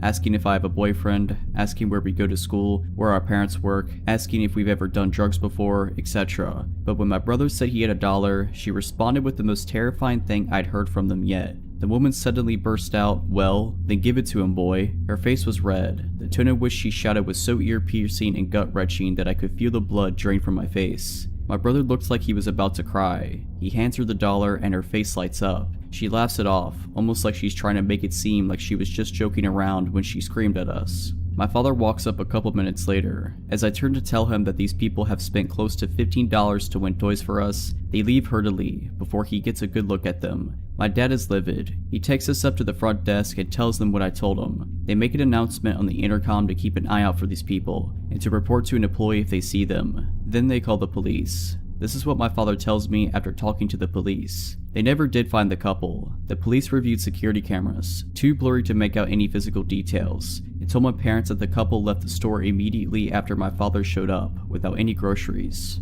So, to the weird couple lurking in Walmart, I hope to never meet you again. So this encounter took place approximately 10 years ago when I was 15. I was from a suburban area where my part of town was divided into a grid, approximately 8 blocks long and 8 blocks wide. Me and my friend Jesse were walking home from another friend's house who lives on almost the exact opposite of corner of the development from me. We were on the way home, and as usual I walked him to his house and then walked to mine. We noticed a blue Ford Bronco was circling the blocks throughout our walk, but didn't really think anything of it. We got to his house and we hadn't seen the truck for a few blocks. I assumed I had nothing to worry about. I get another 2 blocks or so and I see the truck again. He was parked on the side of the road, but you could hear that his truck was still running. He followed me all the way home, but was sure to not take the exact same route. I got to my front porch and could see he's parked just a few houses down on the same side of the street. I mentioned it to my dad, an absolute mammoth of a man, and he went out to see the truck. He saw it and started walking down to it when it took off. 2 weeks go by and I haven't seen the Bronco since. This walk home was almost a daily routine at this point. We had a snow day from school and just me and my sister were home. I'm playing on the computer when something catches my eye. Directly to my right is a window and there's a man standing in it. Now this window's on the first floor, but still approximately 5.5 feet off the ground, bi-level house. This man's entire head and body still fit the window. He's got curly hair, a full beard, and looks to be pretty big as he fills almost the whole window. We locked eyes and I ran out to confront him. I know, stupid. He ran off down the street to the same blue Bronco parked in almost the same spot as last time. He pulled off faster than I could catch him. This time I called the cops. I gave them as much information as I could, and basically all they said was they'd keep an eye out for him. I showed them where he was, and they were able to confirm it by the footprints in the snow leading to and away from the window. Now what had me a bit concerned was I wore a size 12 shoe. My dad, who was still significantly larger than me at this point, wore a 14, and his shoes were still a bit smaller than the imprints in the snow. Well then, we're screwing with Bigfoot now. A few weeks go by and there hasn't been any more weird encounters. My head's been on a swivel every time I'm out of the house. I don't want to say that I was looking for a problem at this point, but I was. I was kinda hoping that this dude would show up and try something. I was ready for it. I wasn't ready. Me and Jesse were walking home from the same friend's house one night and we saw this Bronco again. Screw it. We're young and stupid dudes, so we figure we're gonna trap him. We went completely out of our way to go to the only dead end in the development to try to get to him once we confirmed he was following us. You never know it was a dead end unless you knew the area because there were never and still aren't any dead end or no outlet signs. I guess he had an idea to what we were doing because he knew where we both lived. He didn't follow us down. We thought it was the perfect plan because of how many moves he'd have to make to turn around. Several cars parked on the street, and it's not a cul-de-sac, just a road with no outlet, and thought we could run up on him when he tried to back out. He outsmarted us that day. The next day on the same trip, from the same friend's house, on the same road we see him again. I walk my friend home and figure screw it, I'm fine. I dare this dude to come out at me, and he didn't. This happened several more times over the next week or two, until the guy decided to make his move. I was on my way home after just leaving Jesse at his house. I got another block before I saw the truck. I'm walking perpendicular to his truck when as soon as I'm in his path, he turns on his lights.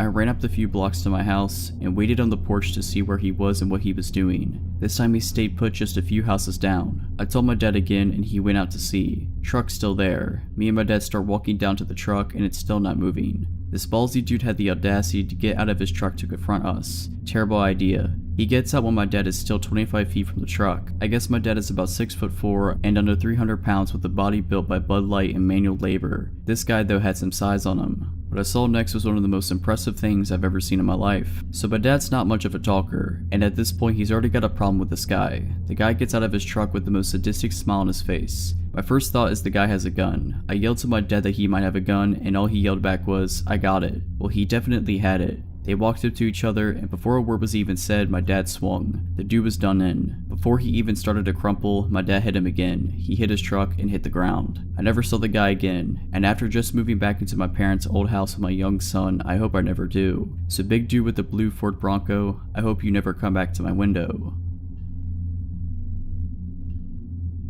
So this happened about 14 years ago. I was 21, and it was the days of MySpace. I never used my real name online. It was in the mode of constantly posting pictures of me smoking, etc. So yeah, I happened to work at a local sandwich shop, and upon taking an order from a customer, I hear, "Hey, aren't you?" enter my MySpace name. To which I asked why, of course, and he proceeded to tell me his MySpace name, and I realized we have randomly commented on mutual friends' pages. Okay, whatever. He and his friends sit in the dining area and eat their lunch, but before leaving he came back to the counter. I thought he wanted a refill on his drink, so I went to the counter to ask him what he would like. "Would you like to get drinks with me sometime?" I was a little surprised, but fresh out of a bad breakup and was ready to date, so I said sure, why not? I told him to message me online later and we could work it out. Cut to 2 days later, it's Friday, and he picks me up and we head to a bar across town. I had known this bar was there forever as I grew up there, but had never been inside. We were the youngest ones there by about 30 years, and there was literally only 10 people total inside,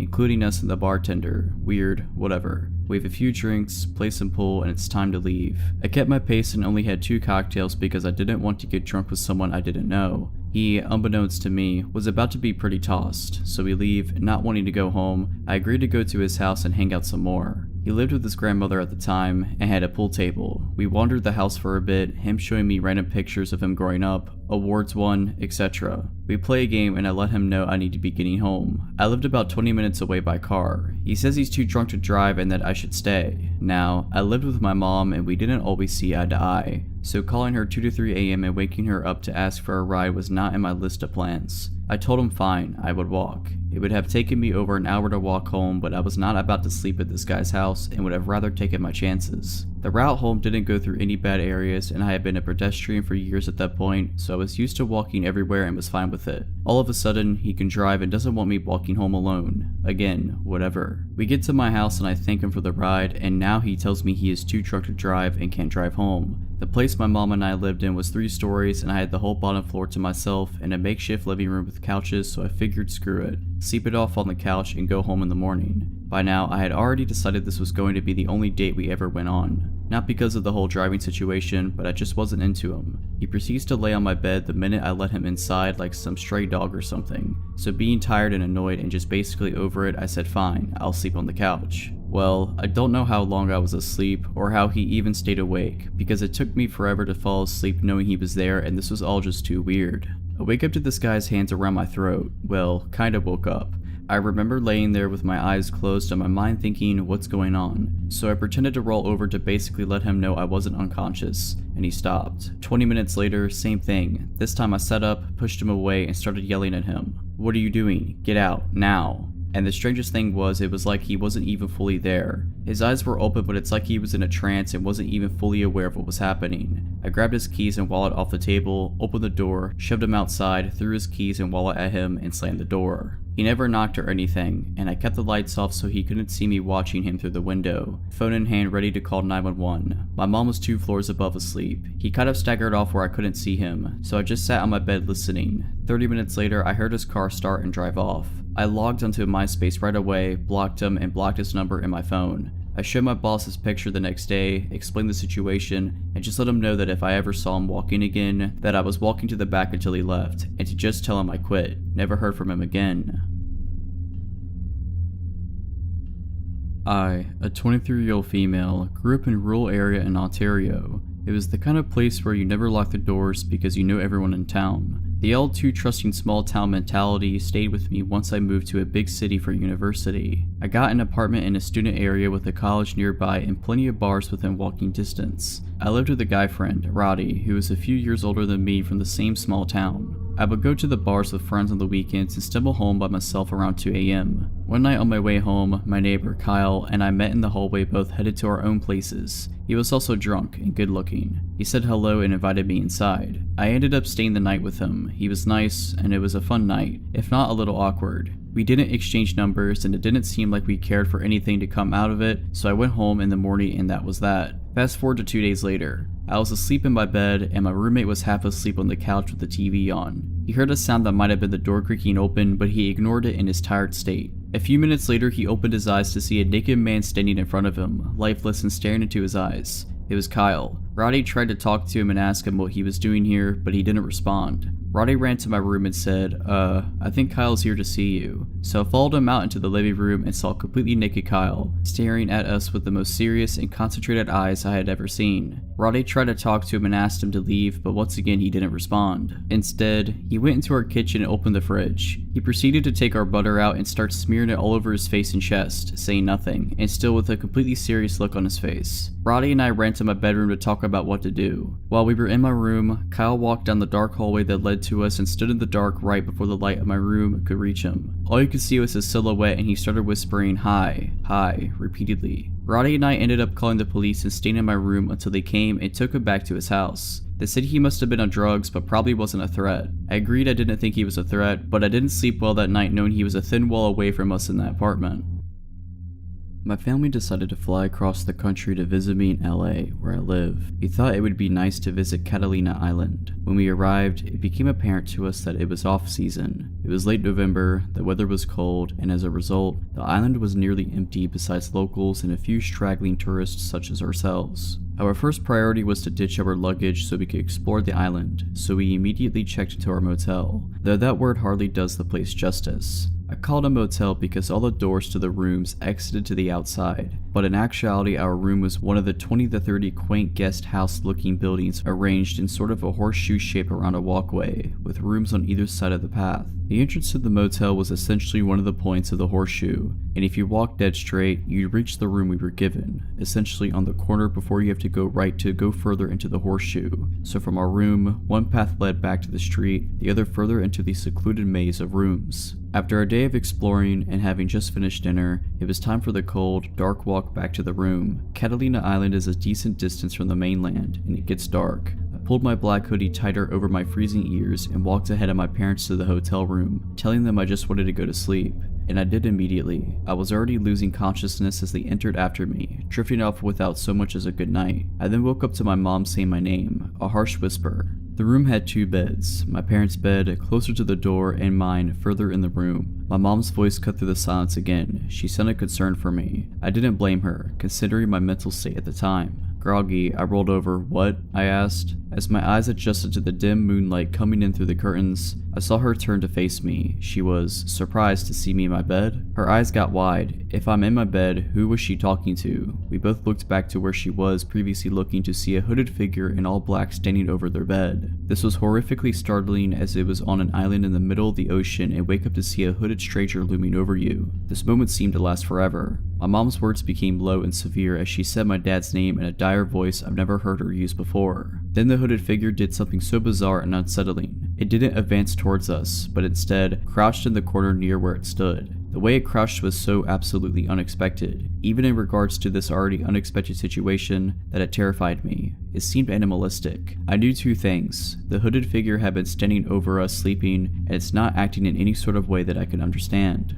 As opposed to the infinite moment of this figure standing over us mere seconds ago, the series of events that unfolded when my hulking ex-military dad woke up happened in an instant. Suddenly, we were out the door, not knowing which way the intruder went. My mom was screaming, "Get him, get him." My dad was running down one path of the horseshoe, further into the hotel, shouting through sheer adrenaline. I ran down the other path, towards the street. When I got there, not a sign of the intruder, but it became suspiciously quiet behind me. I ran back to the room to find my dad quietly walking back, his head low. He gets really close to me and I hear him say, "It's a kid." The explanation: some young teen, tall and lanky as I am in my 20s, wearing all black including a black hoodie, went into the wrong room, our room. The one time my parents just so happened to forget to lock the door. My mom woke up when he entered and seeing a tall person in a black hoodie, thought he was me, assumingly leaving the room. And when the hooded figure crouched, that was him when he realized his mistake and panicked. He was scared of us. As I got back to the room, my mom walked out and hugs this kid, who was now crying his eyes out. I would be too if a massive ex-soldier was sprinting after me with murder in his eyes. So, to the now traumatized kid from Catalina Island, sorry for the misunderstanding. For a bit of backstory, I live in a big city which is mostly a friendly place, but like all cities, it has its rough areas. There are 2 main spots that are known to be particularly rough, and for the first 14 years of my life, I lived in one of those areas. So though it can naturally be a bit uncomfortable, I tend to be pretty unbothered by odd people talking to me in the street. Anyway, I moved from one rough area and moved to a safer one, but it's very close to where I originally lived. I know both of these areas pretty well too, which helped me with what happened 5 months ago. I had some stuff going on in my personal life and going through phases of bad anxiety as it is. I had to make the decision to take some time off of work, but wanted to try and stay in a routine and be productive. I went to the dentist way past when I should have, so I made an appointment and when it rolled around, I walked there. My dentist is in the rough area that I now live close to. On my route home, I have to walk past a pub on a main road which has a super bad reputation. Anything you can think of, it's happened inside or just outside of this pub. Anyway, I noticed someone sat on the bench outside the pub. I have my headphones in but see him saying something, so I assume he's asking me for something and take an earplug out. He asked me if I want to join him for a drink. This was around 11:30 a.m. by the way. I just said no thanks. Now, as soon as I got a few steps away, I had this bad feeling like something was just not right. As I mentioned though, I was going through a phase of bad anxiety, so I chalked it up to just being that. After about 2 minutes, I go to turn left and see the man walking in my direction in the corner of my eye. I told myself it was nothing, but took my headphones out anyway just in case, as I was about to walk through a narrow road that leads to a car park and is always very empty. All of a sudden I hear him shouting at me, "Hey miss, I'm talking to you, wait." He catches up to me and tells me, "I'm not a creep, but you're too beautiful to let go." I try and stay polite, but also make it clear I'm not interested. He asked if I was single. I said yes. When he asked what I was doing that night, I said I had no plans. I 100% know I should have lied, and as the truth came out, I was really annoyed with myself, but whatever. He seems to get the message, and I say I really have to go, so I carry on walking thinking that it's the end of it. So I make my way across this big car park. At the end of the car park is a cycle/pedestrian lane that has a massive wall on one side with 2 lots of steps that lead to a car park to a retail park, and bushes on the other end, and it's super narrow. I get into the lane and hear footsteps like someone is running, probably a jogger. I'm getting paranoid until right behind me I hear, "At least give me your number." I finally start to panic and realize actually it's not my anxiety and this is super shady. I give him my number but change the last digit and this guy proceeds to attempt to drop call me. Clearly my phone doesn't ring and then he starts getting annoyed saying I need to give him the right number. He then has his hand basically on my phone, standing way too close to me and orders me to type his number in and drop call him. Creep now has my number. Still not enough for him, I reiterate that I'm on my way somewhere and seriously need to get going. He then grabbed me by my elbow and I had a massive adrenaline rush. Next thing I knew, I was at the top of one of those sets of steps that lead to a much busier and open space. I ran as fast as I could. Luckily, one of my friends works in one of the stores in the retail park, so I ran over to it practically looking over my shoulder the whole time. I find my friend, visibly shaking, can barely speak. She asks if I'm okay and I just burst into tears. I gather my thoughts and tell my friend what just happened. He's been calling my phone this whole time. She takes my phone and notes his number and then blocks him. She takes me to the staff room and convinces me to file a police report, which I do. Unfortunately though, I found out street harassment is not actually illegal where I live, but because he made physical contact, it might not be a complete lost cause. The police tell me they will be in touch. Now fast forward until around 2 weeks later. A mom's friend who knew about what happened sent her an article and asked her to show me. I genuinely couldn't believe my eyes. It was about a man who had followed a girl and then assaulted her in the same rough area. At the end of the article is a picture. It's him.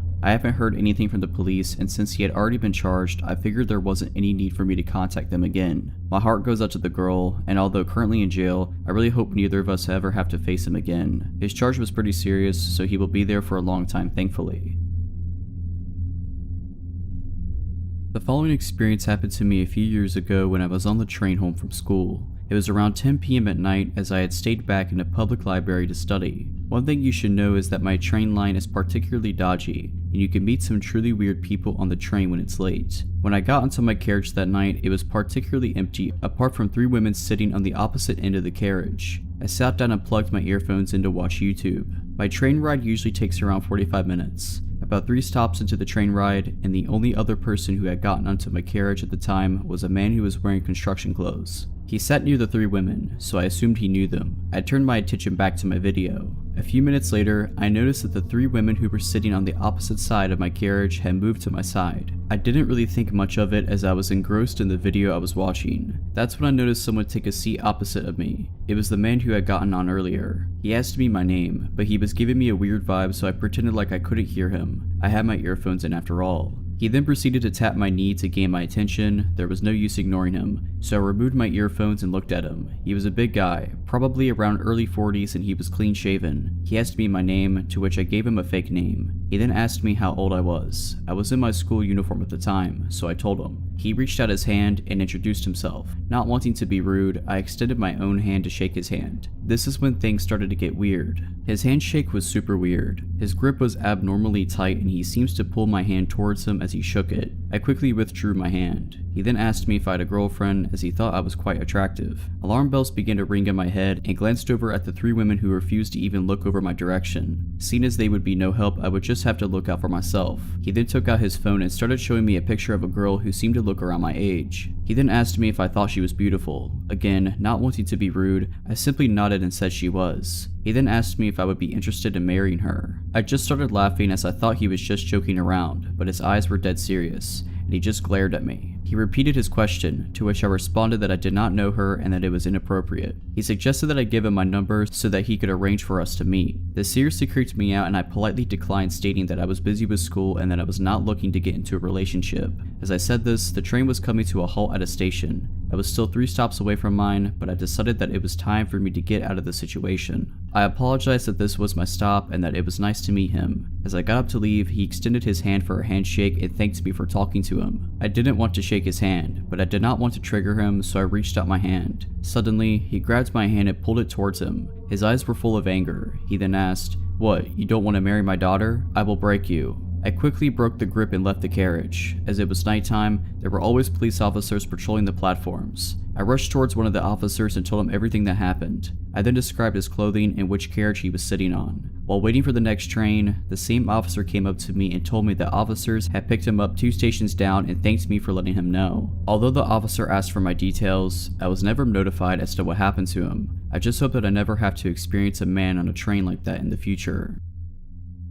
Back in my high school years, I'd often meet with a few friends at a local Dunkin' Donuts, which was conveniently near a railway we'd all take to our weed guy's house. My closest friend at the time, Katie, and I usually met up earlier than everyone else just to hang out, order our extra large drinks and hash browns, and attempt at some "hey mister" shenanigans to score some boys from anyone willing to buy us beer. I'd consider us to be pretty naive and overly nice girls, which never proved to be an issue to either of us until we were nice to the wrong person. Now for a little background on my hometown, I grew up in the forgotten borough of New York City, Staten Island. For those who are unaware, there was, and kind of still is, a pretty bad drug problem, so seeing zombie-like civilians strolling the streets is very common. Because of this, I became pretty good at spotting out someone struggling with drugs and things of that sort. Anyways, on this one day, Katie and I met up at Dunkin' and sat at our usual booth. We were in the midst of messing around with our phones and being overly giggly selves when I noticed out of the corner of my eye, someone suddenly stopped outside of the glass door. Still smiling, I glanced over to see if it was maybe one of our friends.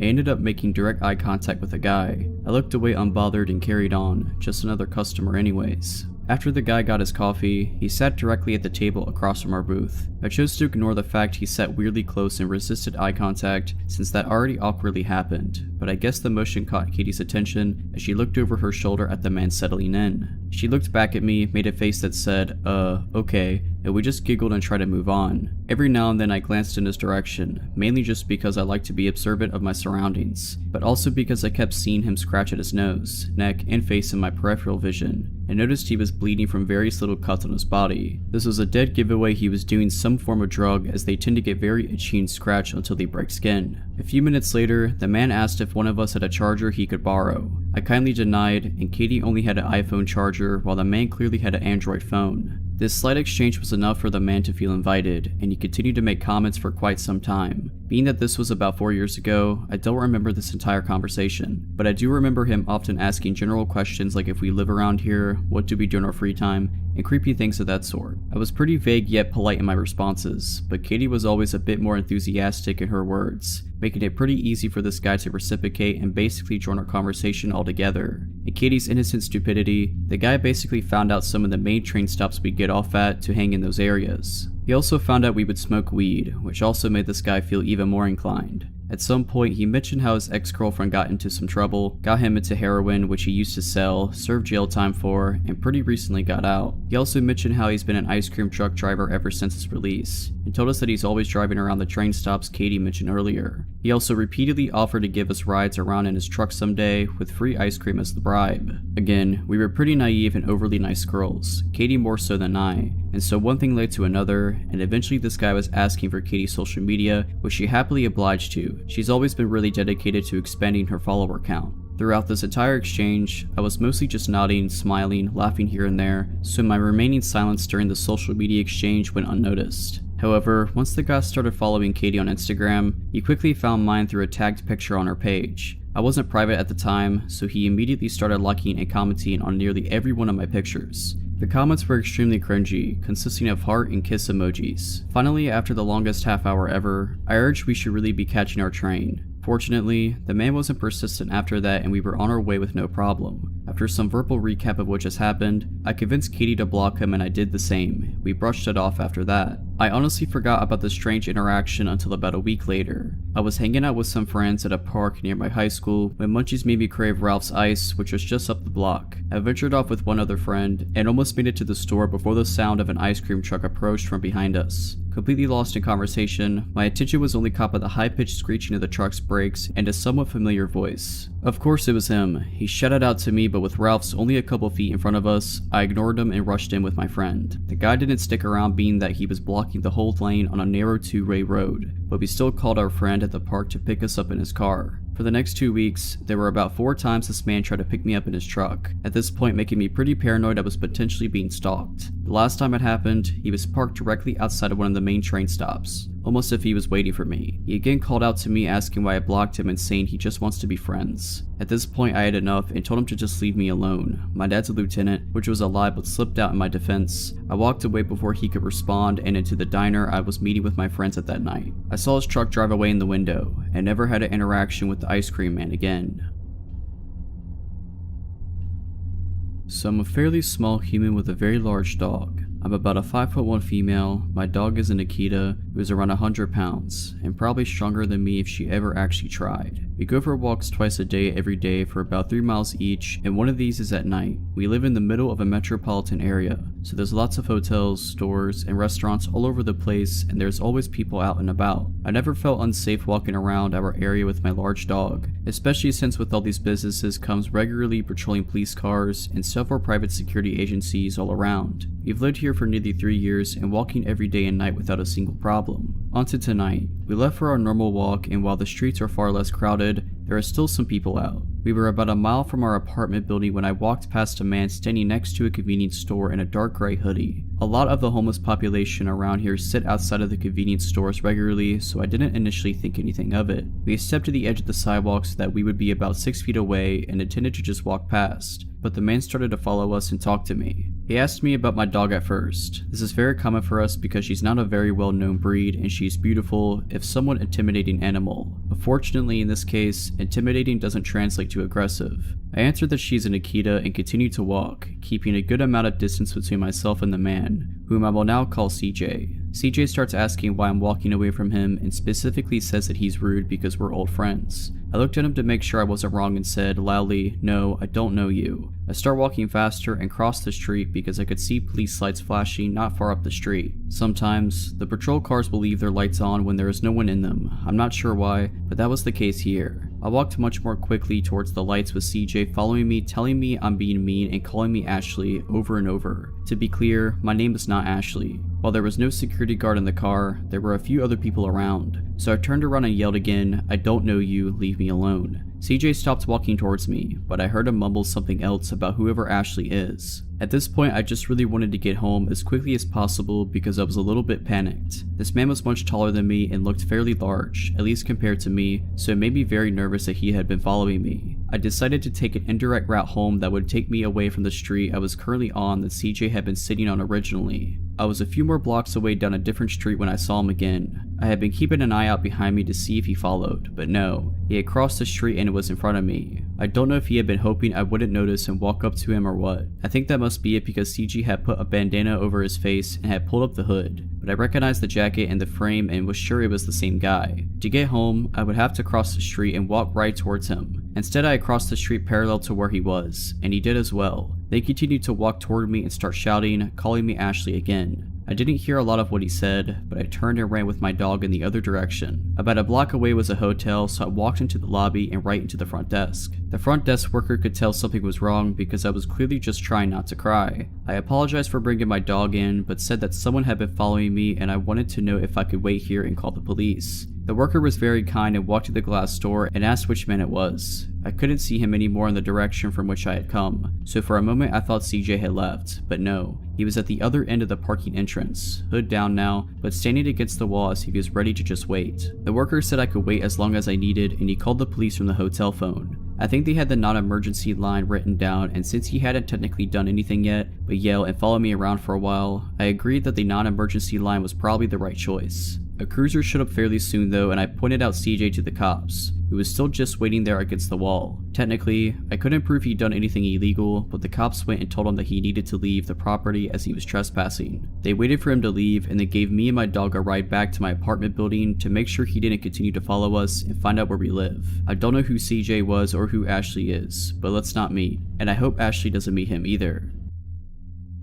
This happened last night and the night before. A little backstory first. I live in a not so safe area. If you walk down my block, there is a lot of crime. When we leave our house, we hit up a side street that gets us away from trouble. Like I said, my block isn't bad. We all get along here. Most people in this block are related to each other, all but for my household, but even though we are strangers to the neighbors, they are nice to us. The people right next door have dogs as well as a few other households. Again, we are the odd ones out in the department as well. The dogs only bark when someone is out on our block that doesn't live here. I have always felt safer because of the dogs. I live in a home converted into a duplex. When you walk in the front door, you're in the entryway, and then across the entryway you see my apartment door. Then if you go up the stairs beside my door, you will find the door to the second apartment. The front door to the house has no lock mechanism at all. It's so tenants cannot lock each other out of the house. We can only lock the doors to our apartments. When you come into the entryway, a motion sensing light comes on. No one is currently living in the upstairs apartment right now, so at this time it's just me and my husband living in the place. 2 nights ago my husband was in bed and I was up watching TV.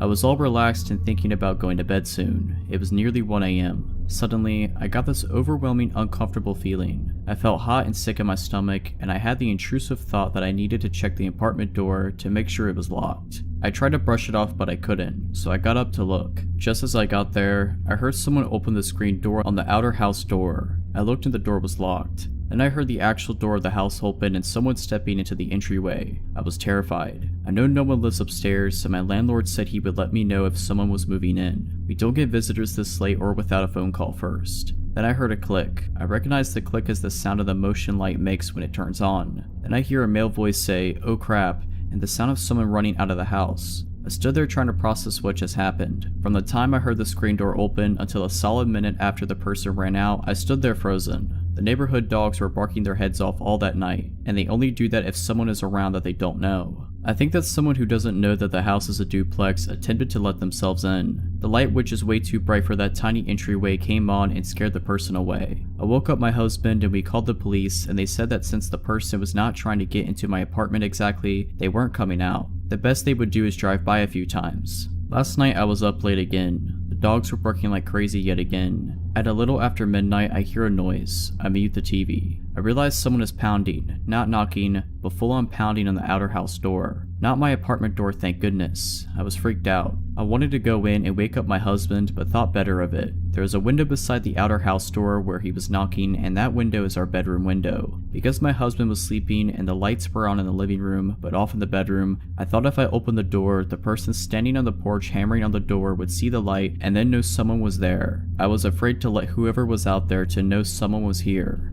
I sat there for over 10 minutes of banging. It was not stopping. I thought maybe it was the police because of the call I made the night before, so I called the police and told them what was happening and about what happened the night before and about my call to them the night before. I asked could it be the police at my door. He looked into it and said that as far as he could tell, whoever it was not the police. He also said not to open the door. He said he was sending police out, and if someone was still begging on the door, they would talk to them, and he said he would call when he knew what was going on. The begging stopped after about 5 minutes after hanging up with the police dispatcher, but I never got a phone call, so I don't know if the police ever showed up. Tonight the dogs are barking and have been for the past hour. My husband decided that I am going to bed early and he is staying up. I doubt I will sleep anyways. I made him promise that no matter what he hears, he won't unlock and open our front door. I just hope to never meet this person. My husband stayed up later last night, so when I go to bed alone I put the TV on. It helps me fall asleep, and as I said yesterday, our bedroom window looks out on the porch and is beside the outer door of the house. Well, the neighborhood dogs were barking like mad but nothing happened. I am thinking they realized that someone was home and possibly awake. Normally my husband comes in to check on me, and if I'm asleep, he turns off the TV, but he left it on until really late, so maybe they won't come back, and I hope they never do. So when I was in high school as my senior year, I was 5'3". I was at the park down the street from my house waiting for the school bus. Usually my boyfriend who was already graduated would drive me to school, but he was busy. I later found out he was cheating. Well, there were usually a few of us girls there waiting, but this day I was the only one. So I sat at a bench that had one phone in and one out so I could listen to my surroundings. As I waited, a black Honda pulled up and I immediately noticed it. I kept an eye on it because I had a bad feeling about it. I wasn't making it obvious that I was watching it because I didn't want to look crazy, but after a few minutes 2 big men got out. I immediately texted my boyfriend that I was at the park and these guys were creeping me out. Of course he didn't text back, so I copy-pasted the same text to my cousin who was home. I lived with my aunt and 2 guy cousins, unwinding down from the night shift. I wanted someone to know the car make and color, plus it was 2 men. I didn't get any responses. When they got out of their car, they started to walk towards me, so I got up from the bench and walked towards the street because the bus was supposed to be there any minute. The driver actually ended up being a little late. As I stood by the street, these men walked up to me and I could feel the bad energy. One guy said hello as the other guy stood there staring me down. I just did a small smile and a nod, then looked away. Then the same guy I'll call number 1 asked how old I was. I didn't respond. I could tell the other guy number 2 was getting mad that I wasn't feeding into it. Then number 1 kept asking me yes or no questions like, do you have a boyfriend? Do you live close? Do you have drugs? We have some, do you want some? I felt a cold rush go over my body and I got the chills.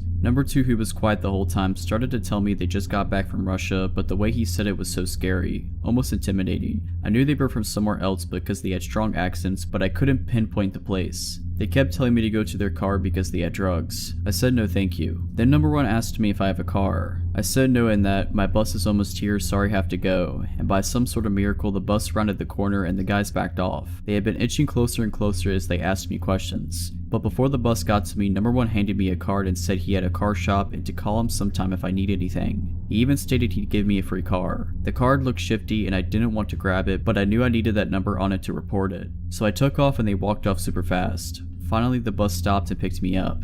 As soon as I got on, I started to cry. I had a complete meltdown. It was like all the adrenaline was keeping my mind and body aware and focused while the men were there, but as soon as I was safe, my body and mind gave out. Thankfully, there weren't many people on the bus, so the driver calmed me down before we took off, and I explained to her what happened. When she looked around for the car, they were gone. She said she saw them around me, but I thought I knew them because they were so close to my person. The driver called into her dispatch saying that there was an incident so that they could notify the school. She continued to pick up all the other students up, but when we got to the school, she walked me to the office. I was absolutely terrified to be alone. The principal came out and so did the campus security. They were so sweet and gentle with me as they brought me back to the principal's office. Both were men and they proceeded to ask me questions about the men, their car, and the questions the creeps had asked me. I cried the whole time. Then I pulled out the card the guy gave me and handed it to the principal. He looked at the security and said he was going to call it and act like my dad, so he did. It was on speaker and number 1 answered. I knew his voice as if it burned into my brain. It took everything in me not to have a panic attack. The principal asked the guy if he could get him a car at a good price and the guy played dumb. The principal said his daughter, me, gave him the card. As soon as he said that, the guy hung up.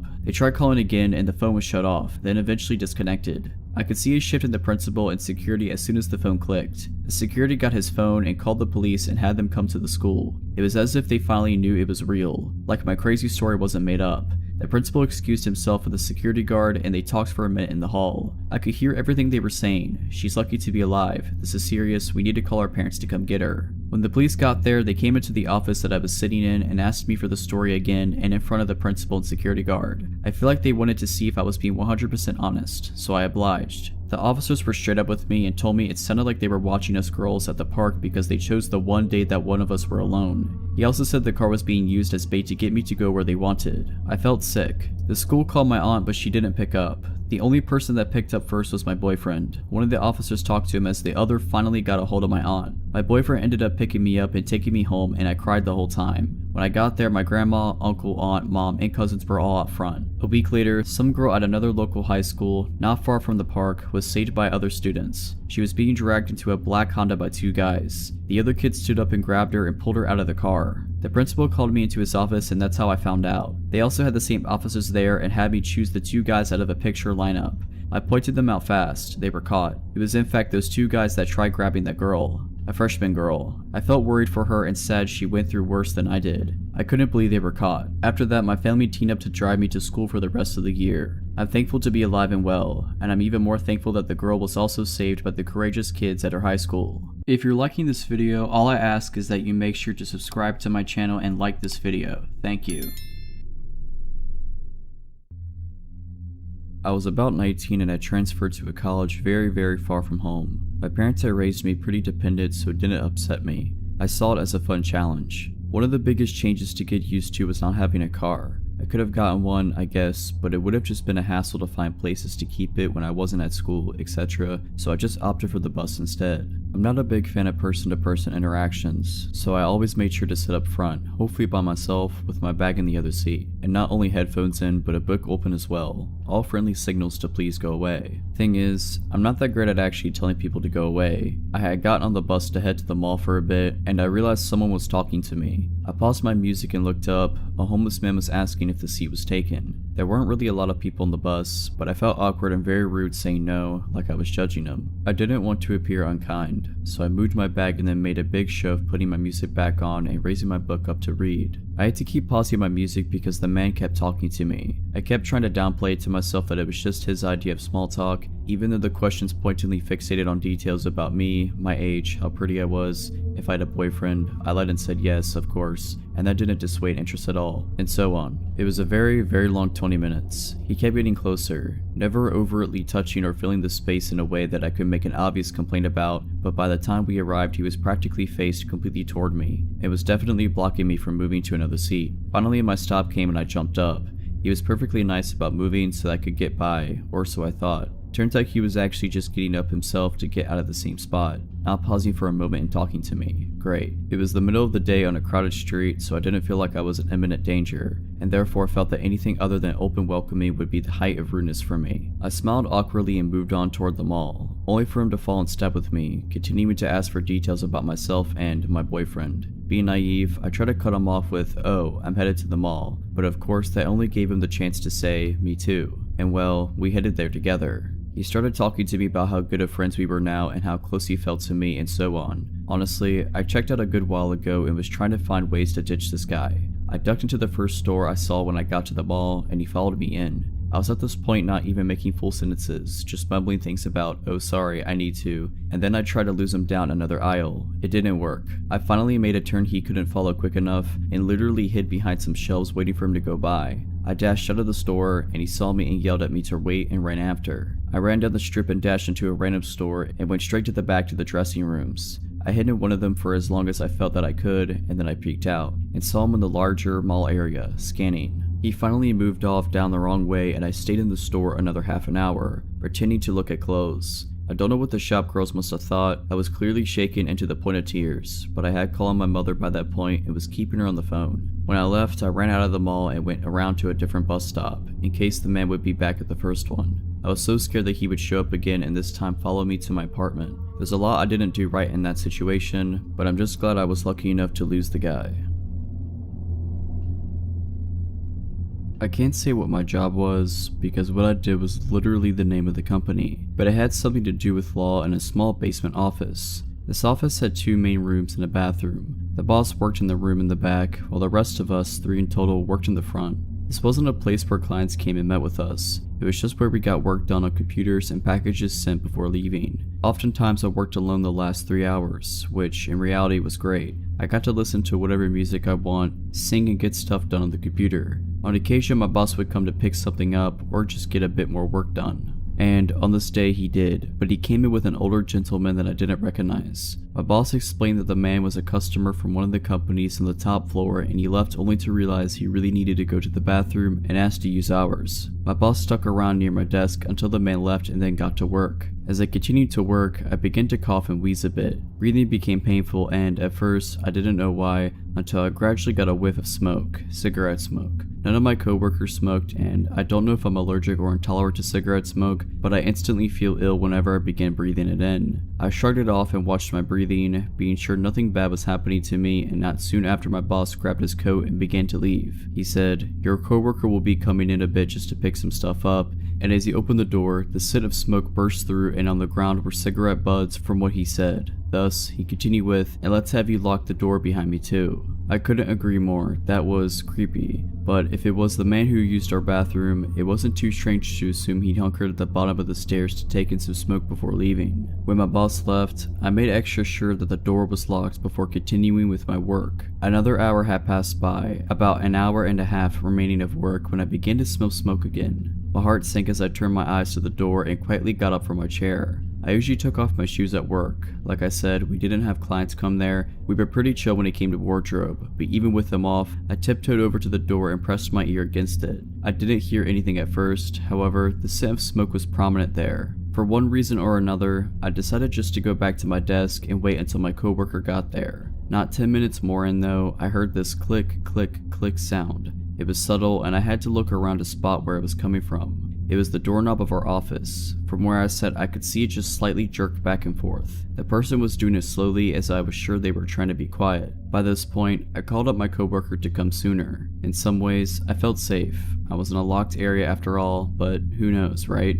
After calling him though, the scent began to diminish and the doorknob stopped moving. I tried to listen for someone going up the stairs. I didn't hear anything for a long while until I heard someone coming down them. It was my coworker. He came in and said, "There are like 10 cigarette butts out here." I explained further what had happened as he came in and locked the door himself. I also explained the man who'd come in to use our bathroom prior. Like I said, I couldn't be sure if they were the same person. There wasn't much to take from the offices. The computers were fairly old, wouldn't at all get a good chunk of money from them, and everything else was paper. We weren't at all at a place that kept money around. So if it was him, I can't fathom what he saw that he'd feel the need to come back in to steal. My coworker somewhat brushed it off. He figured that the person was gone, all was fine, and went to pick up what he needed to. He ended up staying for a while, I'm not sure why, perhaps he felt like he needed to, because as I began finally finishing up my work, the smell of smoke came back. My coworker and I looked at each other, almost as a way to confirm that we both smelled it. The click-clacking of our computer stopped and we just waited and waited and waited. We didn't take our eyes off each other as the click, click, click came back. I just didn't want to deal with this and go home as soon as possible, but I shirked the thought of walking out there. My coworker was far more fed up.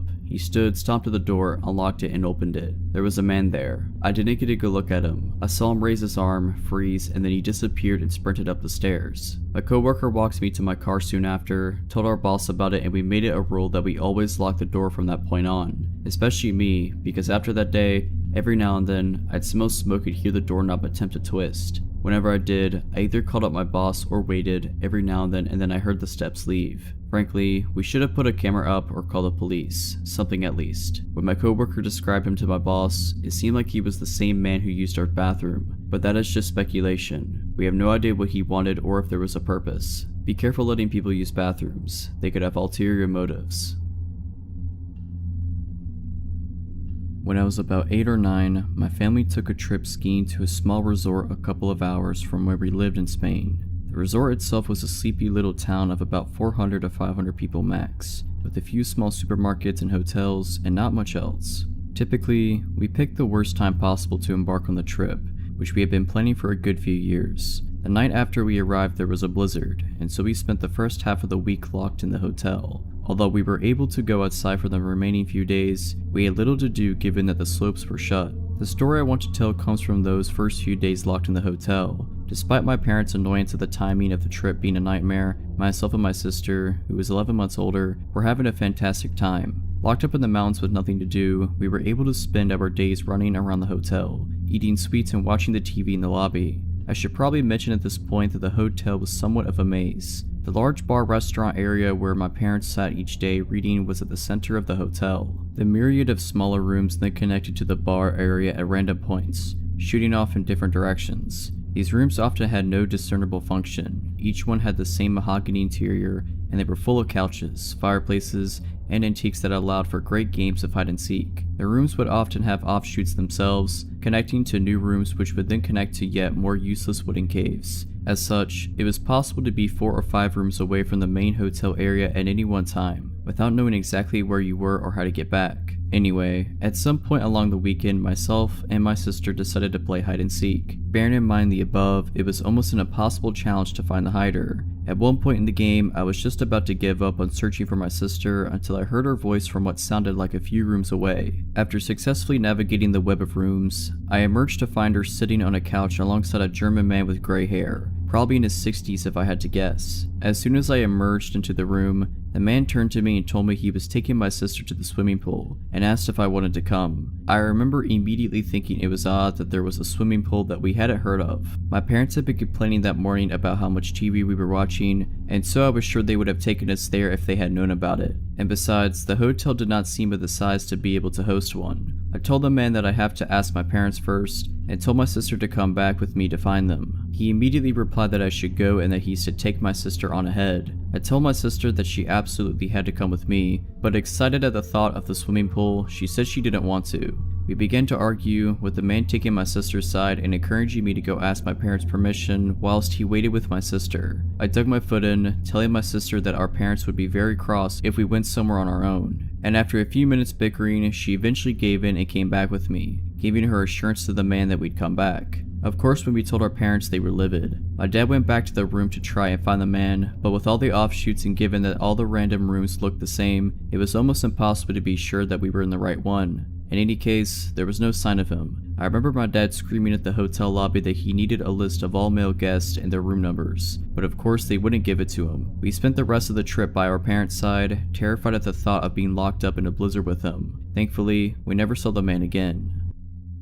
My mom and I normally shopped at the market just a few minutes away from our house. My mom had been shopping there for 20-some years at this point and was friends with most of the workers, so I was friendly with them too, and was always happy to talk to them. Whenever my mom got distracted talking to someone, I, with the attention span of a 6-year-old, would wander around the aisle. My mother would keep an eye on me to make sure I didn't get too far, but if she was distracted, one of the employees would usually be around and gently guide me back over. One day though, we went to a different market that I couldn't remember having been to before, and we didn't go back to for nearly a decade. We were walking around the aisles when my mom ran into her friend. They started talking, and I, not realizing that I no longer had a store full of adults keeping an eye on me, started wandering around the aisle. My eyes caught some colorful display, I think flowers or balloons or something, and went over to look. Once I was satisfied with my inspection, I turned back to the aisle only to find my mom wasn't there. That had never happened before. I looked around a little, though not moving from my spot near the colorful displays. Since it was right near the registers, there was a decent amount of people nearby,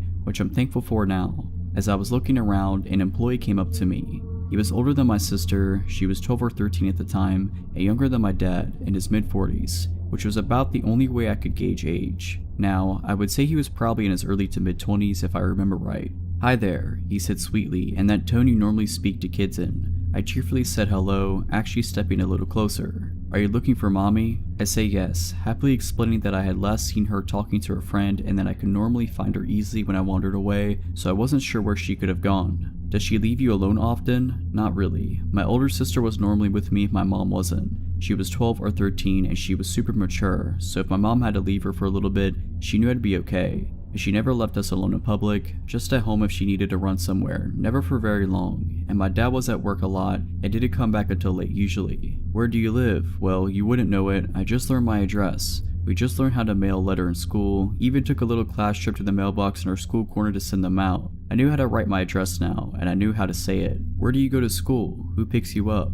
"Well, I go to the local elementary school. I don't know the address though, sorry, but I know which street it's on because I wait on the sidewalk for my mom or daycare sitter, depending on the day, so I see the street sign a lot since I'm usually waiting for a while to be grabbed." It had only been a few minutes since I last saw my mom. Even with how much information I was dumping, I was a very fast talker, but I was starting to get a little antsy. Not because I was uncomfortable talking to a stranger, but because I had skipped lunch that day specifically to calm my mom into letting me get a bagel from the store next door, which is why we were at the market in the first place. My mom was holding onto the bagel to make sure I didn't try to eat it too fast and choke, which I had done several times in the past. I wanted my bagel, and while I liked talking to this grown man who made me feel smart and was oh so interested in my life, I liked bagels more. Plus, if I caught my mom when we were near the bakery section, I might be able to use my charm and get a cookie. So I gotta find my mom now. "Oh well, I'll walk around with you and help you find her. You wouldn't lead me through the market you work at where you can easily bring me to the back room, meat locker, or any number of places?" "Yeah, sounds good."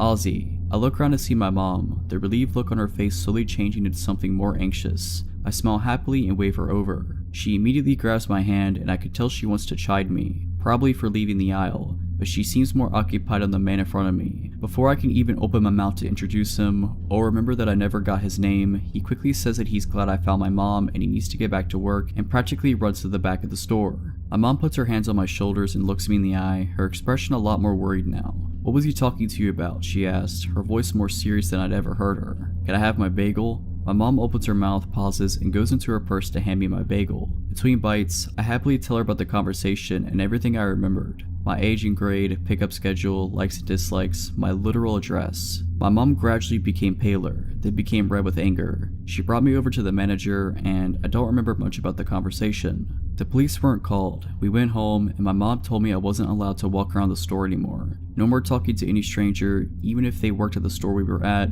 unless she was with me. If I ever saw that man ever again, I was to run away, find someone I know and ask for help. If all else fails, scream at the top of my lungs. If my mom hadn't found me, something bad might have happened. If not in the store, then in front of my school, and if not in front of my school, then my house. A little over a decade later, I've never seen the guy again. Let's keep it that way. I had started hanging out with a very nasty crowd. They loved to party, never had their own cash, destructive, impulsive, you get the drill. An ex-friend of mine, we'll call him Bob, started hanging out with me quite a bit more and more as the weeks passed by. Bob worked as a pizza delivery driver. He never washed his clothes, to which he owned maybe 3 outfits, including his work uniform and only women's clothes. The women's clothes he wore to be punky, I saw no shame in that. Even thought it was kinda cool how he didn't care what others thought about it. But that also means he liked my clothes, so like a little sister might do, he constantly took my clothes. Keep in mind, he also barely showered. Often, He even woke up before 5 p.m. in time for work. He jumped off my couch, took a pack of my cigarettes without asking, and sped off. Within the 4-month period he stayed in my home, I literally saw him go to take a shower about 5 times. Long after the situation was dealt with and he was gone, I left that home with a stench. He paid nothing, not a single bill, never contributed to groceries, cleaning, nothing, nor was he on my lease. Yet, he established residency in my home legally. It didn't bother me so much at the time. I was at my rock bottom and was basically just happy to have someone be there with me. I considered him to be my goofy and annoying best friend, until that wasn't enough for him. He began to become obsessed with me. Very quickly he went from basically having everything he needed in life for free, while he kept any money or tips he made, but decided on his own accord that we were to be together. If I'd return home from work, friend's house, etc., he'd cry and follow me room to room, asking repeatedly why we can't just be together, that we were best friends already, we should date. I was not attracted to him. Going through a divorce at the time, I did not want to ruin our friendship. It got to the point where I avoided going home. I'd stay with my mother or friends because he'd cry and follow me, desperately trying to convince me to be with him. I'd almost often find him in my bed at this point, and he quit his job to have a better chance of seeing me. I had told him if this continued, I would no longer allow him to crash there. At one point, after avoiding him for a few days, Bob really started to come out of his shell. He cornered me screaming, "I'm sick and tired of being rejected by you. It's not happening anymore." Now I was scared. I never saw him as a threatening individual before, just a goofy character. I asked him to leave and he was no longer welcome. He refused. He said by law, he was required a 30 days notice to be evicted. When I spoke with the police, they understood my situation, but explained he'd either have to be evicted or I'd have to get a restraining order. I filed the restraining order, which they immediately granted me, but he chose to ignore it. Once he left my home, I locked all doors and windows.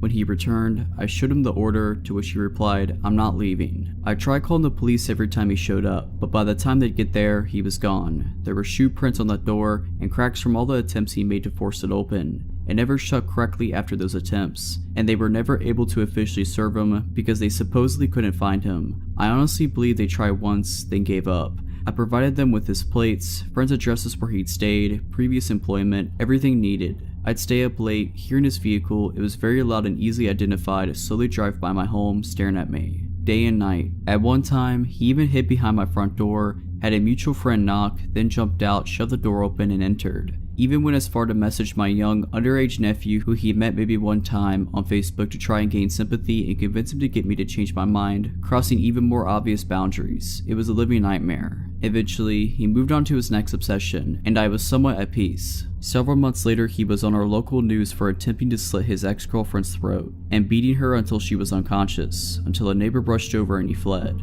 All I could think was how that could have been me. When I was 18, almost 10 years ago, I had a phone call that completely changed my life. I got woken up at almost 6 a.m. by an unknown number. I figured it was my boyfriend, now husband, since his phone number usually showed up as the famous unknown number. He usually called me before going to work at around 7:30 a.m., but sometimes he'd call me at 6ish if he wanted to talk to me while waking up.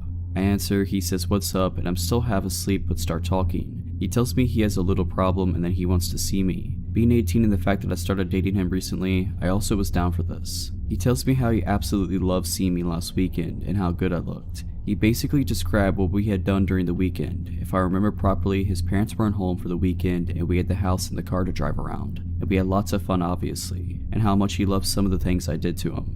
I replied and I was more and more awake and we were having a really good time. Then I noticed it was almost 7 a.m., time where he usually takes a shower, eats, and gets ready to go out the door. And I basically ask him, so this is fun and all, but aren't you going to get ready for work? He replied with, no, I think I'll skip work today. How about I come over? Now the thing is, by then I was pretty awake, and although the voice that was talking to me was very similar to my boyfriend's, something threw me off. My boyfriend doesn't say, no like this guy does. Besides, I knew that unless he was sick, my boyfriend would never skip work because he was scheduled on his shifts and missing his shift was a big deal that could get him fired. I kind of froze. He noticed it so he said, oh babe, you're right, I should start getting dressed, so you want me to come over? By then I swear that his voice was back to my boyfriend's voice and I just felt silly. So what if he wanted to skip a day at work? Maybe he just wanted to see me. So I tell him, yeah, sure, come over, it will only be us here. He replied great, then he asked, where's your house? The last time I checked, I'm pretty sure my boyfriend knows where I live. He had been coming over for weeks now. I laugh it off and tell him, ha, you know where it is. That's when he laughed, and his laugh was absolutely not my boyfriend's laugh. I instantly ask him, "You're not my boyfriend's name, are you?" He said, "Can you just hang on please? I need to go grab something." Meanwhile, I get a text from my boyfriend. I figured that maybe this is just a sick joke. Maybe he coordinated it perfectly. Maybe he's sick and his voice doesn't sound the same. The text from my boyfriend said, "At the subway, going to work now, love you." I texted him saying, "Why are you texting me? We are talking right now." At which point my actual boyfriend called. He was very confused at first and figured someone had hacked into his MSN. When I told him it was by phone, he reassured me that he absolutely did not call me and that whoever it was not him. He had to go as the subway train was there, but that he will call as soon as he was at work. Then the other guy called back, I picked up and I asked him, "Who are you? What do you want?" I pretty much went crazy on him. He said that his name was Mike, that we had met a long time ago, which was impossible because my phone number was fairly recent, and that he just wanted to have fun, that he didn't know I had a boyfriend. I asked him how did he know that I was wearing and what did we do and how he got my phone number. He just said, "Where are you? Why don't we meet?" At which point I hung up. He called again, I didn't answer. Within minutes, I had called my mom to tell her what happened. She told me to change my phone number and not to stay home alone. I changed my phone number right away. I also alerted local police. They opened a file but nothing ever came out of it. I still wonder how he knew what we did and what I was wearing. My boyfriend swore at the time he would never let any of his friends know all that, but his parents' house did have lots of windows and we weren't exactly careful. So Mike, let's never meet again. This happened while I was in college 5 years ago. I was a transfer student and was 21 at the time. I was set up to be living in a building that was for students 21 or older and moved in a week and a half before classes began. This school was in northern Michigan, so when I first arrived, campus was dead.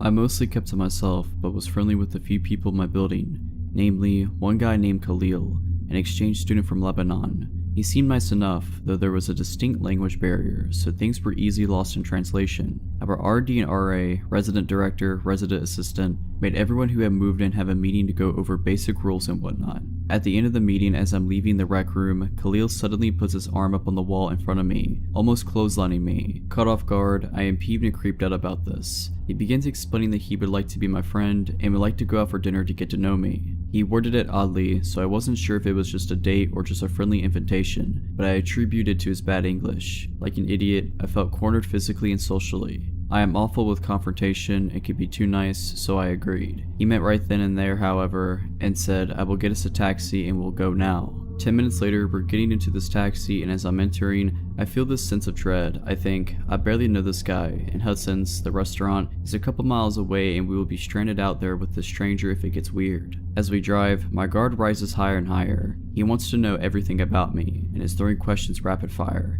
My age, dating history, physical preferences in men, religion, family, everything. I am thinking, this is going to be really awkward, and wanted the night to be over before we even get to the restaurant. At the restaurant, we both look at the menu for a bit. The waiter comes and takes my order, salad, small and quick to eat, and then the waiter asks what Khalil wants. He says, "Oh no, I'm not hungry, I just want to watch her eat." What? Why would you ask me for dinner if you weren't hungry? And why did you just want me to eat? I was horrified. All of my family was in the lower peninsula of Michigan, 8 hours away. I had no friends up here. The only local numbers I had were of my RA and RD. I speed eat all of my salad as Khalil watches me, now talking about himself. He tells me about how he has anger problems and is looking for a woman to help calm him, but still be a submissive traditional wife. I am trying to hide the horror and uneasiness as I nod and eat. He continues explaining how he was known for his temper back home, and how his brothers have stopped him from doing awful things. At this point, red flags blinding my vision. It's time to end this. I finish my food and tell him to get a taxi back to campus. I intentionally sat in front of the taxi. I wasn't allowing the possibility of physical contact. When we get to the campus, we get in the building and I say a quick thank you and haul back to my room. Door locked, I get into my sweats and try to chalk it up to a weird experience and vow to avoid Khalil from then on. Around 12:30 a.m., I hear a knock on my door. I was watching Netflix and took out my earbuds to make sure I was hearing right.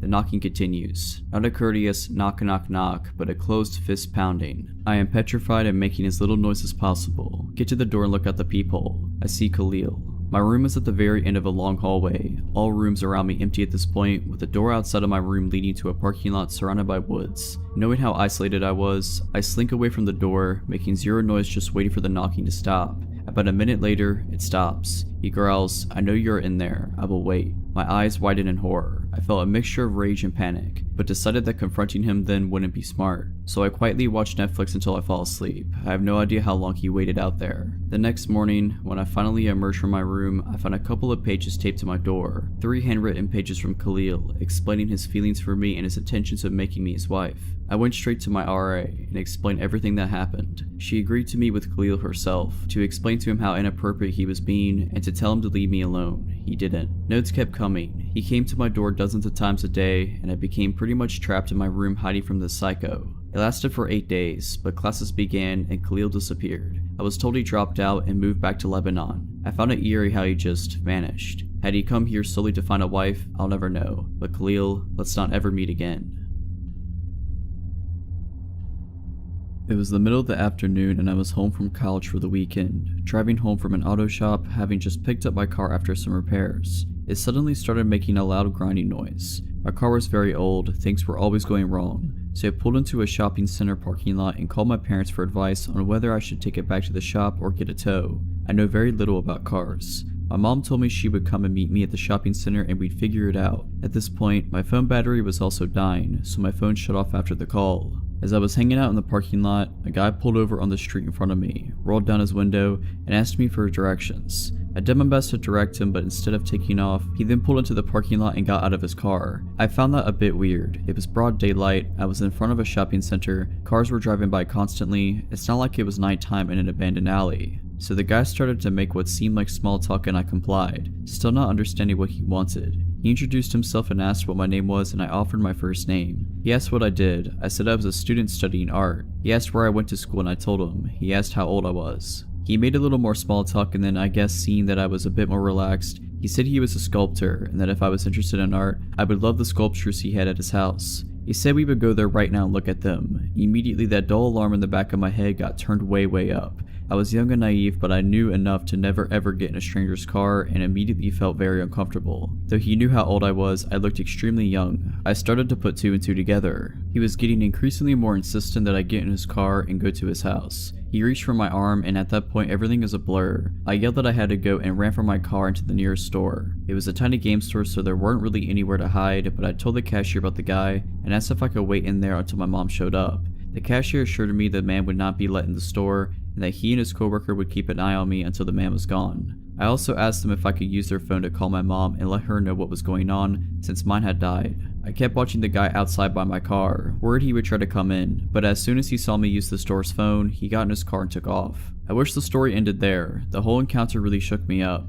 but as I reflected on it, I realized, through the questions the man had asked, he had my first name and exact birth date by asking how old I was and getting my birthday. He also knew where I went to school, though thankfully it was several hours away from my hometown where I encountered the man. I asked a friend of mine what kind of info he could get based on what he had, and much to my distress, my friend showed me he was able to find out my full name, my phone number, and my home address with the info I had given the man. I felt like such an idiot. I had always been taught to be wary of strangers and not give them personal info, and I was baffled by how easily this guy had gotten personal info out of me just by pretending to have a casual conversation. Nothing happened for a few weeks and I started to stress less, and stopped thinking about the encounter, and stopped worrying about running into the man again. Then one early morning my cell phone rang. The number was restricted. I answered. There was heavy breathing on the phone, but no reply. I hung up.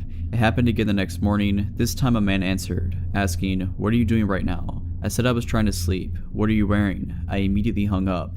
The calls continued. The next time I picked up, I told him if he called again, I'd call the police. I got a few more calls from a restricted number after that, but stopped answering, and eventually they stopped. I'm still not sure if the calls were from the man I met in the parking lot, but it seemed likely. It was just too much of a coincidence they started after that encounter. I spent a good year being afraid of that man. I still can't believe how foolish I was giving him info about myself so easily, and it was an important lesson in how smooth and sneaky creeps can be, and now I'm much more careful about what I say to strangers. I still don't know what he had planned if I had actually been foolish enough to get in his car, but I'm very glad I never found out. When I was 18, I worked in my college's residence building at the front desk and I think I almost got assaulted or murdered. You be the judge. During the summer, the building operated as a hotel, so 2.5 floors were hotel rooms and half of the 3rd floor were student rooms. The whole building operated with the hotel swipe key system that was pretty outdated, and all the doors were powered by 4 AA batteries. If the batteries died, there was a decently lengthy process to replace them and reprogram the door. A dark-haired guy came to the front desk from inside the building while I was working an overnight shift at around 1 or 2 a.m. and said he left his key card in his room. I made him a new one and made my first error of the night. Hotel guests could have as many room keys remade as they wanted, hypothetically. Students, however, were supposed to be given a temporary key card and charged $2 to be returned when theirs is located. I gave him a new key for his room and asked if he was a student or hotel guest, and he replied student. At this point, I should have checked our system to charge his account, but I was caught up doing administrative duties and forgot. I used to trust people way too easy at this job but quickly learned not. Later on the night, maybe around 3 or 4 a.m., he came to the desk again and said he couldn't get into his room. I asked if he just forgot his key again and he said no, the door wasn't working. I asked if the light was coming on when he swiped his card and he said no, so I figured the batteries were dead. I told him I'd changed the batteries and I went up to his room with him. He asked me for my name and I told him. He didn't tell me his. I opened the room door manually with the master key and I told him I'd have to prop it open while I worked on the back panel to replace the batteries. He said, no, it's okay, I'll close it, and closed and deadbolted the door locked. Really weird, but I tried not to think about it. I had changed the batteries on plenty of other doors by this point, and some students were iffy about having their doors propped open for their room to be on display for anyone walking by. He also had a really thick accent and I thought he might be an international student since we had a lot of students from other countries where English was not their first language. I gave him the benefit of the doubt and thought maybe it was also just a language barrier issue. At this point though, I really felt like something was wrong, but I tried to ignore it so I didn't freak him out. While I was trying to focus on fixing the door as quickly as possible, he kept trying to entice me to go further into the room, saying his bed was broken and he needed me to take a look at it, there was something underneath it that needed to be fixed, etc.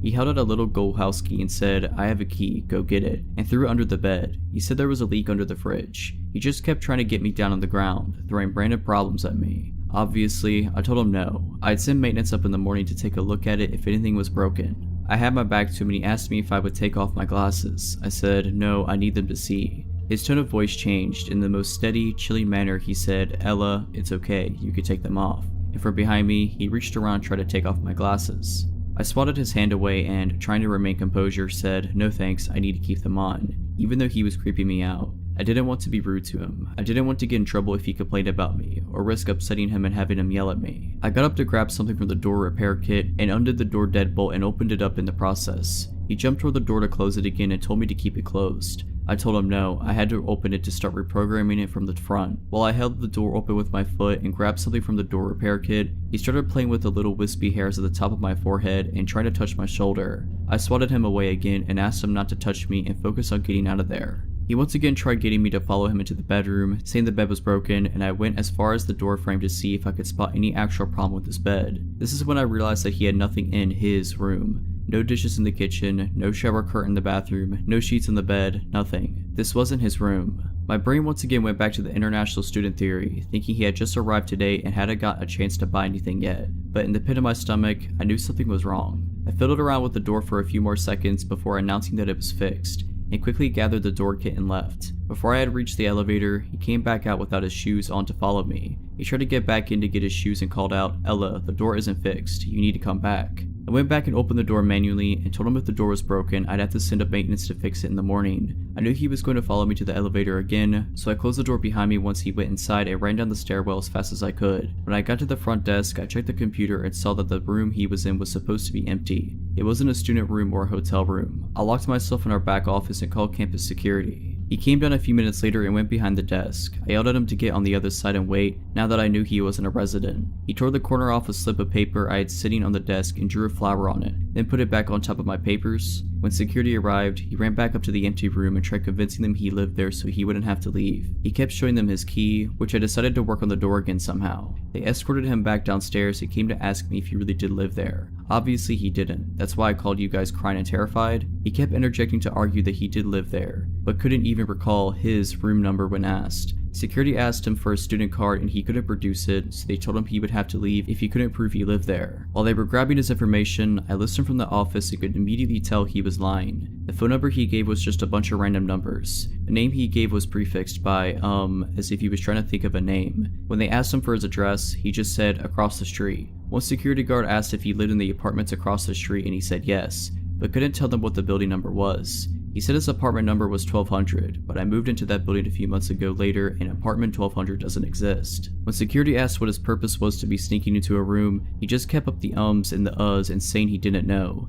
They'd ask, were you trying to see a friend? Do you know anybody who lives here? Were you here to hurt somebody? And he kept fidgeting and saying, I don't know, no reason, I was just here. At one point he tried to tell them he was my friend, at which point I poked my head out of the office to say that I literally had never seen him before that night. He left. We didn't call the police because he didn't actually do anything, but it was still unsettling. Later on, it dawned on me how he figured out that the room was vacant. One of the housekeepers had been using it as her personal break room. A few days later, a housekeeper came to the desk and told me they found the door deadbolted open, the TV on, and a housekeeper inside watching TV. She must have forgotten to close the door when she left for the night, and when the creep let himself into the building, he found out. I never saw him again, and to this day, I still have no clue what he was doing there. I haven't worked there since last winter, and overnight shifts still give me the creeps.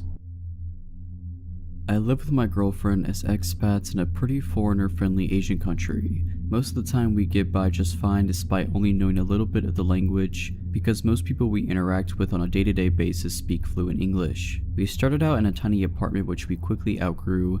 We found a gorgeous condo with nice amenities and decided to move in. This condo is owned and managed by a local owner, rather than by an association or company. The building is a little bit older, which means that instead of key card access to our door, it came with a traditional key lock inside and bar latch, which is nice because it's more durable than a chain. Of note, our original building also had key card access to our floor, meaning that we could only ever access our own floor. Even the emergency exit stairwells did not allow entry to floors other than our own. This new place did not include this measure, and I routinely enjoyed a walk up the 15 flights of stairs to the room as a bit of a warm-up before going swimming. The quaint feeling of all of this changed about 2 months after we moved in. We were both starting new jobs and dragged our feet on some of the final touches of moving into a place. That is the last time we ever do that. My girlfriend nudged me awake at about 3 in the morning. I wake up extra groggy and unsure of my surroundings, but I snapped to full attention when she whispered with wide eyes, someone is trying to open the door. Now, the condo is 100 square meters, and the main door and the bedroom are at opposite ends. The bedroom itself has a rather sturdy door that was closed, and the aircon runs at night, so this had to have been some sort of commotion for her to wake up.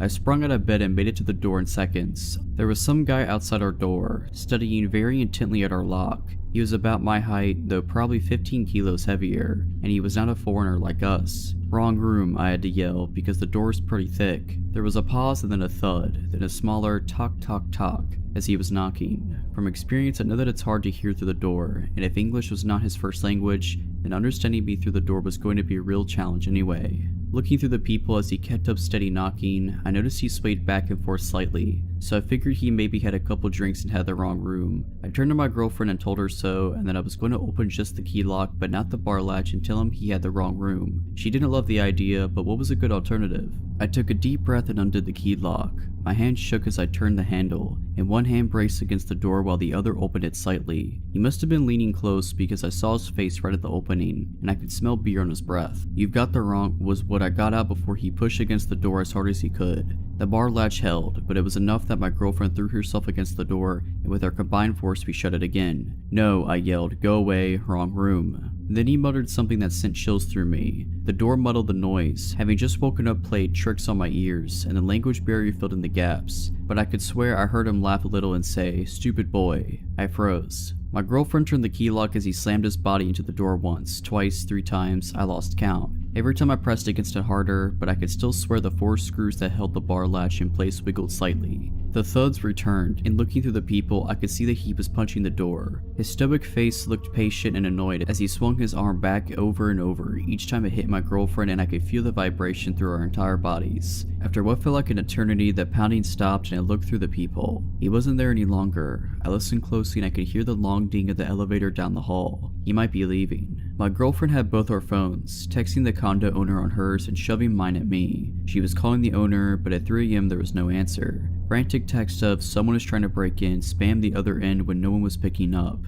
She messaged friends of ours who live in the next building, but we both knew it'd be hours before anyone responded to us. We calmed down a bit and agreed that we were going to be up for the rest of the night, but that we'd settle up with the condo owner in the morning and report it to the building management. There were security cameras in the hallways, so they'd be able to follow up. Then I heard the elevator ding again. I was shaking as I returned to the peephole and watched as the chunky man returned. He was hanging up a mobile phone and he retrieved something from his pocket, a knife, a multi-tool, and that's when I said he's back, and I grabbed the biggest kitchen knife within reach and reached to brace the door. My girlfriend was almost in a full-blown panic as she grabbed the cast iron skillet. That's when I realized for the first time that there was a chance that someone was going to die. The door handle was wiggling as he started to poke at the lock with whatever was in his pocket. If he opened one lock, the only thing between him and us would be 4 tiny screws in the bar latch. And if he got in this condo, we were going to defend ourselves as best as we could. And that's where I realized we were foreigners, and dealing with manslaughter charges in a foreign court system would be an absolute nightmare. Or if we severely injured him and he was able to communicate his story, his way to the police, while we struggled with an interpreter. And of course, this is all assuming that we would be the ones to overpower and subdue him. All this was running through my head as I called the equivalent of 911 and shouted English into the phone until someone spoke English. My brain wouldn't quiet down enough for me to be polite. I finally got an operator that spoke English, and I explained someone was trying to break into our condo, that he had left and returned, and gave him the address. He sent a car and asked for an ETA, and he couldn't give me one. He wandered off again, but my spider sense was in full alert mode. It wasn't until half an hour later when several people wearing police uniforms and building management jumpsuits knocked on the door that I calmed down even a little. Still, I wasn't sure what to expect. One of the group spoke English while the rest stood back.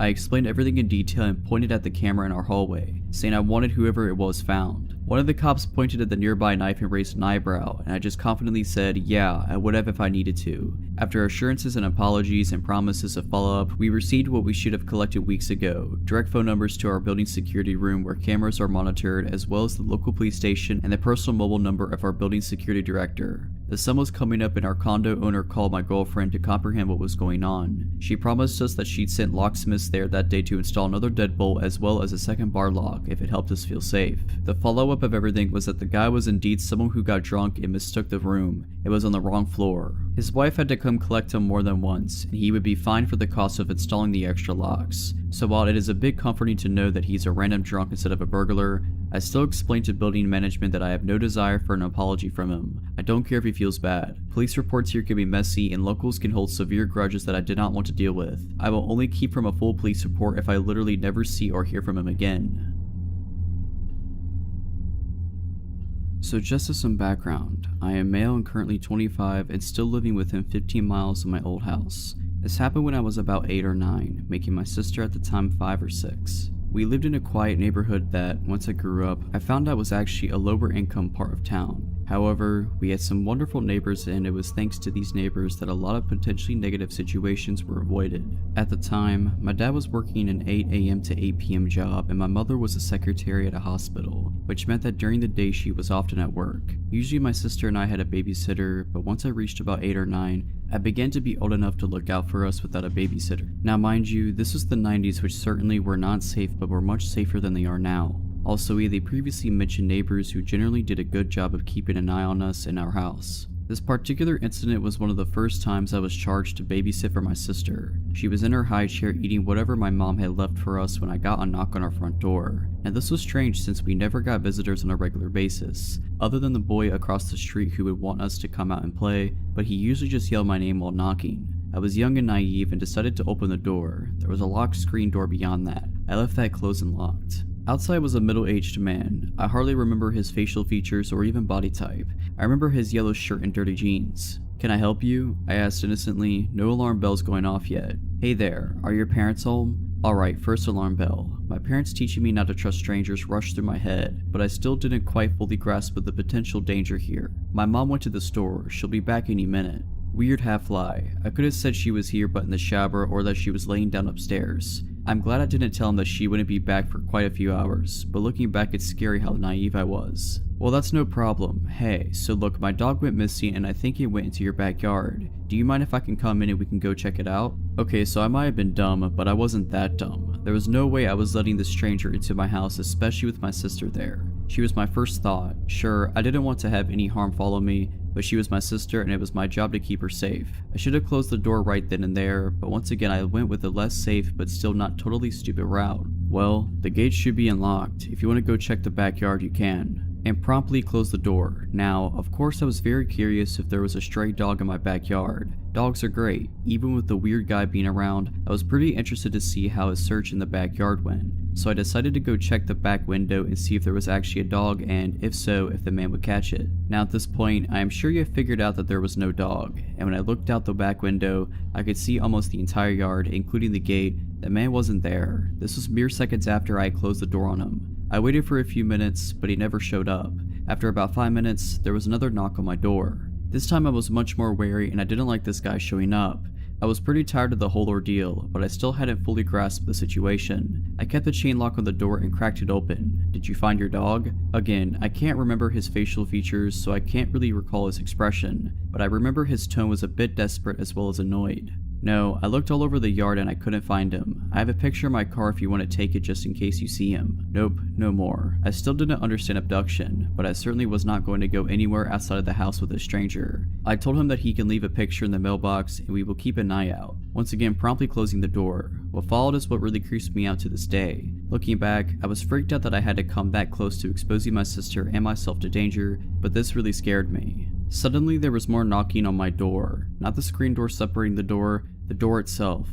Like I mentioned previously, the screen door was locked, and unless that was open, it was impossible to knock on the door itself. It freaked me out and I took my sister to my bedroom and crept back out to the kitchen, where I could see out onto the front yard and saw the man quickly getting back into his car, while my saint of a next door neighbor Joan stood on our front lawn smoking and watching him intently. It took a long time for me to add it all up, and honestly, I had forgotten about it for a long time. When I finally remembered it all, I couldn't even believe my own memories. Either way, Mr. Yellow Shirt Man, yeah, let's not ever meet again. Also, thank you Joan wherever you are. You saved me on multiple occasions and I didn't even know it.